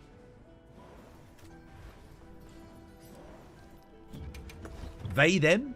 You can use that. He, they. Honestly, any pronouns. I guess except for she, her. It's probably the only ones that you wouldn't use. For me.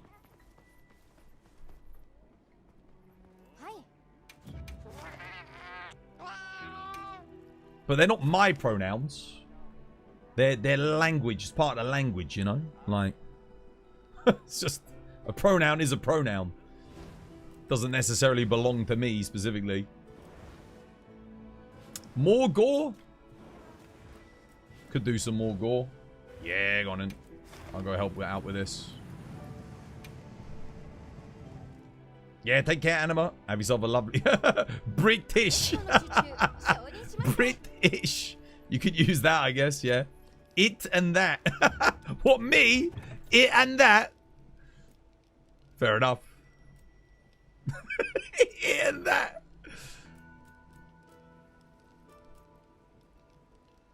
Yeah, I'll play a little bit of Gun Lance, why not?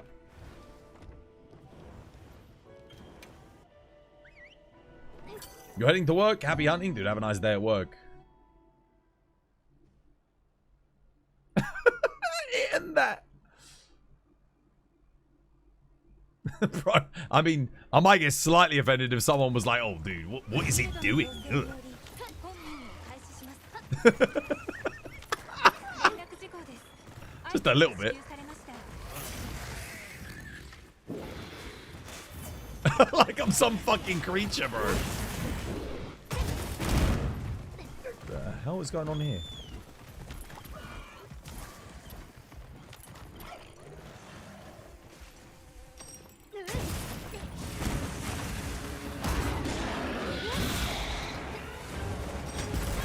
Why couldn't I dodge there?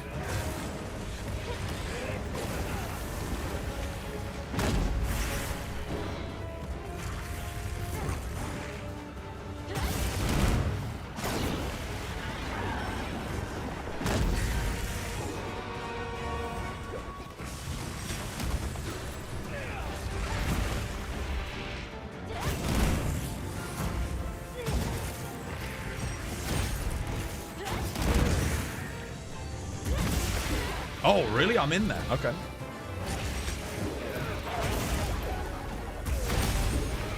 Oh, that's the one problem with shielded weapons on a war. Do you want to take some of those focus strikes? Might as well.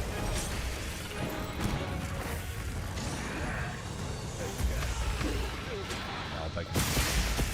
I mean, gun, that's the point. I should have bought a weapon better suited for it, but...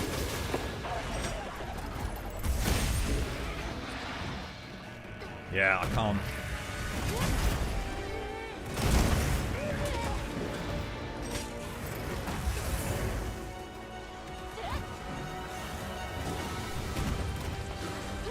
Why is he moving around so much? Dude, we're literally fucking standing still.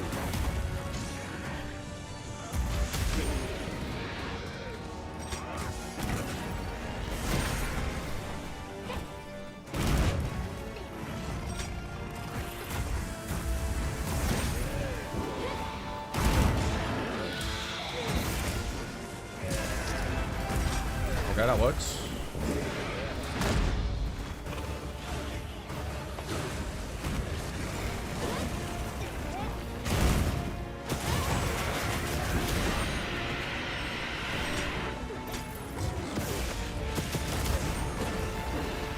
No perfect guard. Just gonna start taking.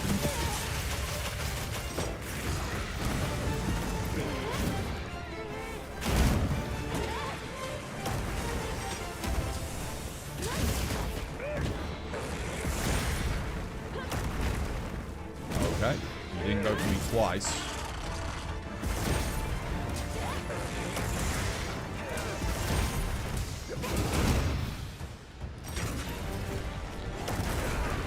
Rip.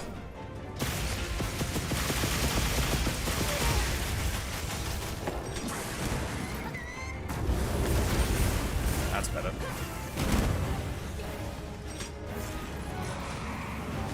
Oh, he's done. Rip.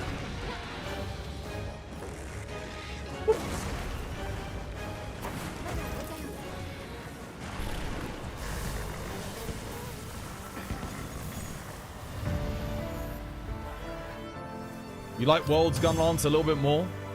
The gun lance in this game is objectively better. But I do miss the wyvern fire and the the worm stake, sorry. And the interactions it had with other players. Dude, holy shit, 7 minutes for a regular gore. I should not run gun lance on this fight, holy fuck. Every time I do the counter and the spread shelling, like he's jumped away. I've already missed the attack. Every time I do a guard to do the spread shelling, he's on the other side of the map. He's gone. It's too slow. I think they need to speed it up a bit. I do think Gunlance could do with being a bit faster. Yeah, I think Gunlance in this game would benefit from maybe not just the blast dash, but the pacing of Rise's Gunlance would be more appropriate, I think, for this game than what we've got. Because holy fuck is it slow in this game. Like, damn, dude. Everything about it. Wyvern fire, the spread shelling. Every other weapon's a little bit faster than it was in World. And some of them are as fast as they were in Sunbreak, if not like a tiny bit slower. But then Gunlance is like, bloody hell. Do you remember the other day when we were doing, in the training area, and we were doing like guard and then slam into spread shelling? And, like, you can't even do that and then execute another perfect guard in time on the recovery. Like, there was literally not enough time for you to do it in between the perfect guard, slam, spread shell, and then thingy. Like, if you do the sweep to recovery. It just doesn't, yeah, it doesn't line up. Like, they need to speed it up by, I don't know, a third of a second, maybe? Or half a second? Execute the combos a little bit quicker. Do you need more gore, Magala? Like, how are we looking? More gore? You're off, Donis? Yo, take care, dude.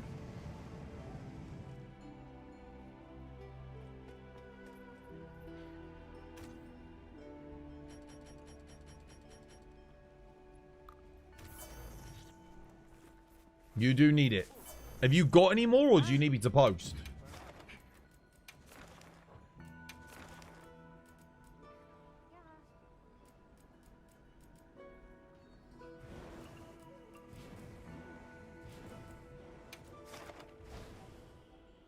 That was your last one. Alright, I'm posting. You're gonna head out? Yo, take care, dude. Have a lovely, jubbly one.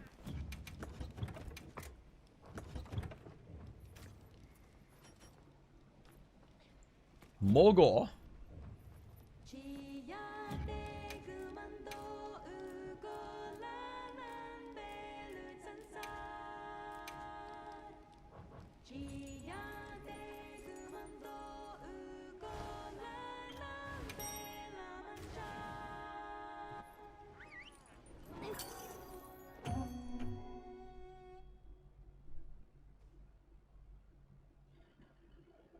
Mind if you join?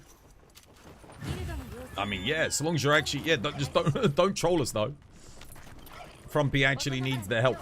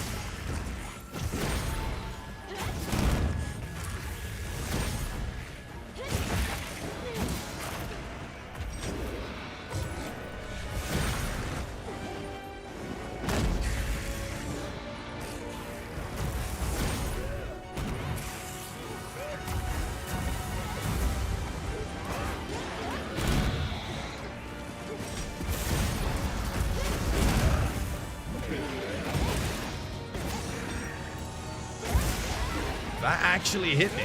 Wow, okay. Fair enough.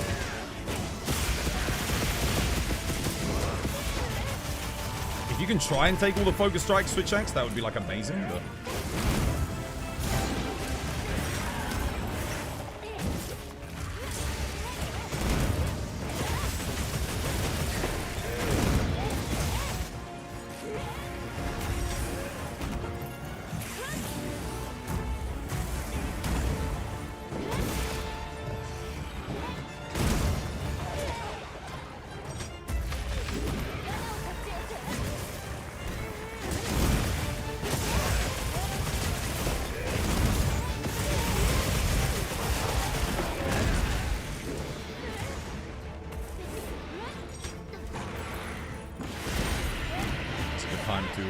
Get him.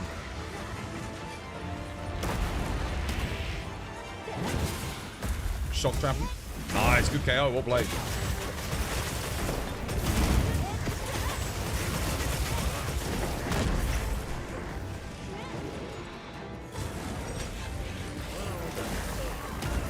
Nice. Oh, he's done. GG, well played.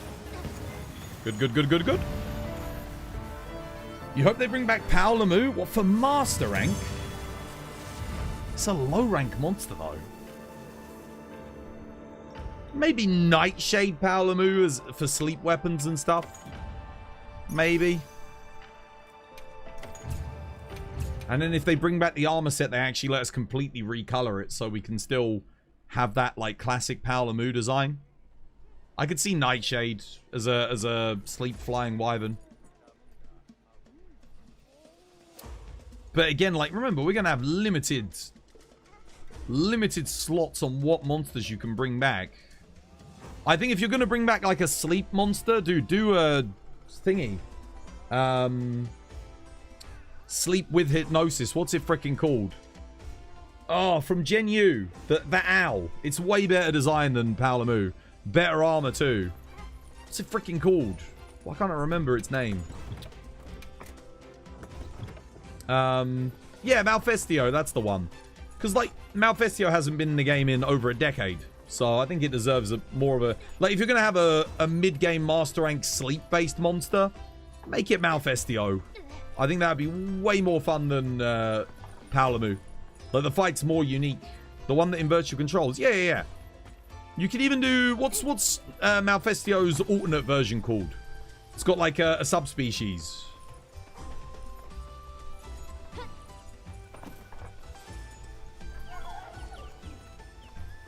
What's it called? There's like the slightly Nightcloak Malfestio. That's it. That's the one. Give us Nightcloak Malfestio instead of... That would be sick. Like, how good would that be? Yeah. That's an end game monster that you can give the sleep attributes to its weapon. And it will actually... Like, people will really appreciate it as well because it's been a while since it's been presence in a game. Yeah, it's a good, dude. It's a good fight. It's a good fight. I agree. I think that's what you should do. Yeah. Give us Nightcloak Malfestio. Works better as an endgame monster. The gear is super cool, unique, and you can have it as a sleep thing. And again, like, Paolamu, we've had it. We had it in the game. Yeah, sure, okay. Iceborne was, what, like 6 years ago now? But Malfestio's been absent for longer. It's been 10 years. It's not even been in a game outside of Generations. It's only in Generations Ultimate, so it'd be cool to see it come into a modern Monster Hunter game with updated graphics and effects and all this, that, and the other. I am going to finish for today, though, guys, because it is 2 a.m. I've got to go eat. I am starving hungry today. This was my design. Oh, my goodness. Right. Holy shit, you know it's a sad day when we streamed for 8 hours and you look at TikTok, 0 likes, bro. 0. How is that even possible? 0 likes on the TikTok. Not one. Damn. That's rough. Oh well. Right. I'm going to close that up. We're going to close this up. Don't need that open anymore. What's this? 3?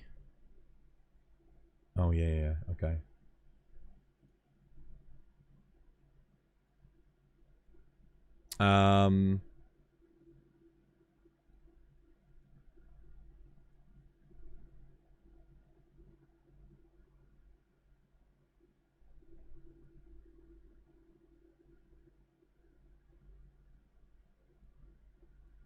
Let's have a look and see who's on.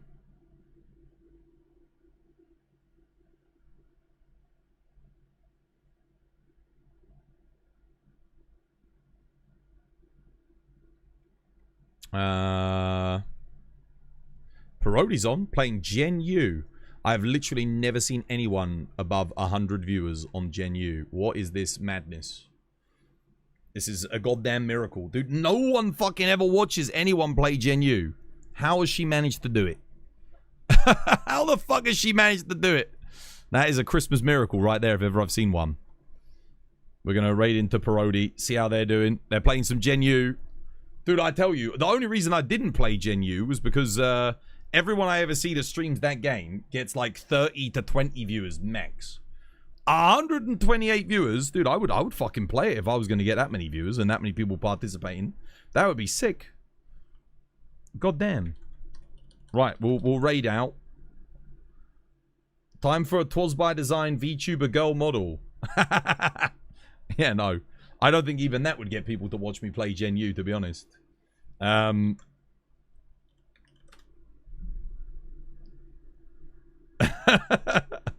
Let's go. Get the raid message copy pasted. I gotta go eat, man. I gotta go cook. We're gonna raid out. We're gonna go see Parody. I have not seen Parody stream in fuck knows how long. A long, long time. I genuinely can't remember. People would love to see your VTuber girl side. Dude, what VTuber girl side? Dude, if you listed out every single goddamn Monster Hunter creator since the start of Monster Hunter to now, the person who would be the least likely to have a girl VTuber fucking alter ego would be this fella right here. The least likely. It would be the completely antithetical to everything. It'd make no sense. Easy 200 viewers, bro. Easy negative 200 viewers. I don't even know how that's possible. But like, there'd be like people would go back in time and remove their viewership from previous streams. They'd invent time machines to get rid. You disagree? Well, then who would be the least likeliest person to have a VTuber stream in the Monster Hunter community? You name me. You tell me. It's me, dude. I'm a middle-aged man. All right, I'm way beyond having a VTuber. Viseri's only one step away from having a VTuber anyway, because he just got his hands. He could easily have a VTuber model. You think he's less likely than me? Dude, Viseri's got the controller camera. He'd be more likely to have a VTuber, a little like icon thingy talking than me. Dude, you cannot express the emotion, the intensity of a real person as a VTuber. You just can't do it. You might get a little bit, but like, if you're already an animated person, then how could you have a VTuber? It's not gonna do it.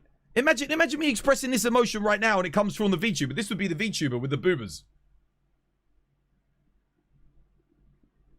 That's all you'd be getting. That's all you'd be fucking getting. You'd be missing out on everything. All of the animation, all of the emotions. You wouldn't get any of it. But we'd get boobers. You'd get pixel boobers. It would be a lie. It would be a lie. It would be a falsification. Don't even have boober. So having digital boober doesn't mean anything. It would be a lie, brother. I wonder how many people actually are VTubers that do a voice changer mod, and it's literally just a bloke like me just sat there like milking the money in, bro, just like fucking raking it in from a bunch of poor saps. Oh my goodness. Right, we're gonna head out. Get the raid message copied and pasted. There's the Discord if you want to join the community after stream. If you want to check the Nexus out to buy World, I think it probably is on sale on my Nexus, so definitely give it a look in. Beyond that, there's Twitter if you want to check out what I'm talking about on Twitter. YouTube, we got lots of shorts coming up on YouTube and on TikTok for all the latest clips. Alright, I'm off, guys. We're going to raid into Parody. They are playing Generations Ultimate, so I don't think there'll be an open lobby necessarily, but yeah, you can go watch, you can go chill. Good game, by the way. If you've never seen Gen U, good stuff. Alright, I'm off. I'll see you tomorrow, guys. Take care. Have a nice Tuesday. See you tomorrow. See you next Tuesday. Twas by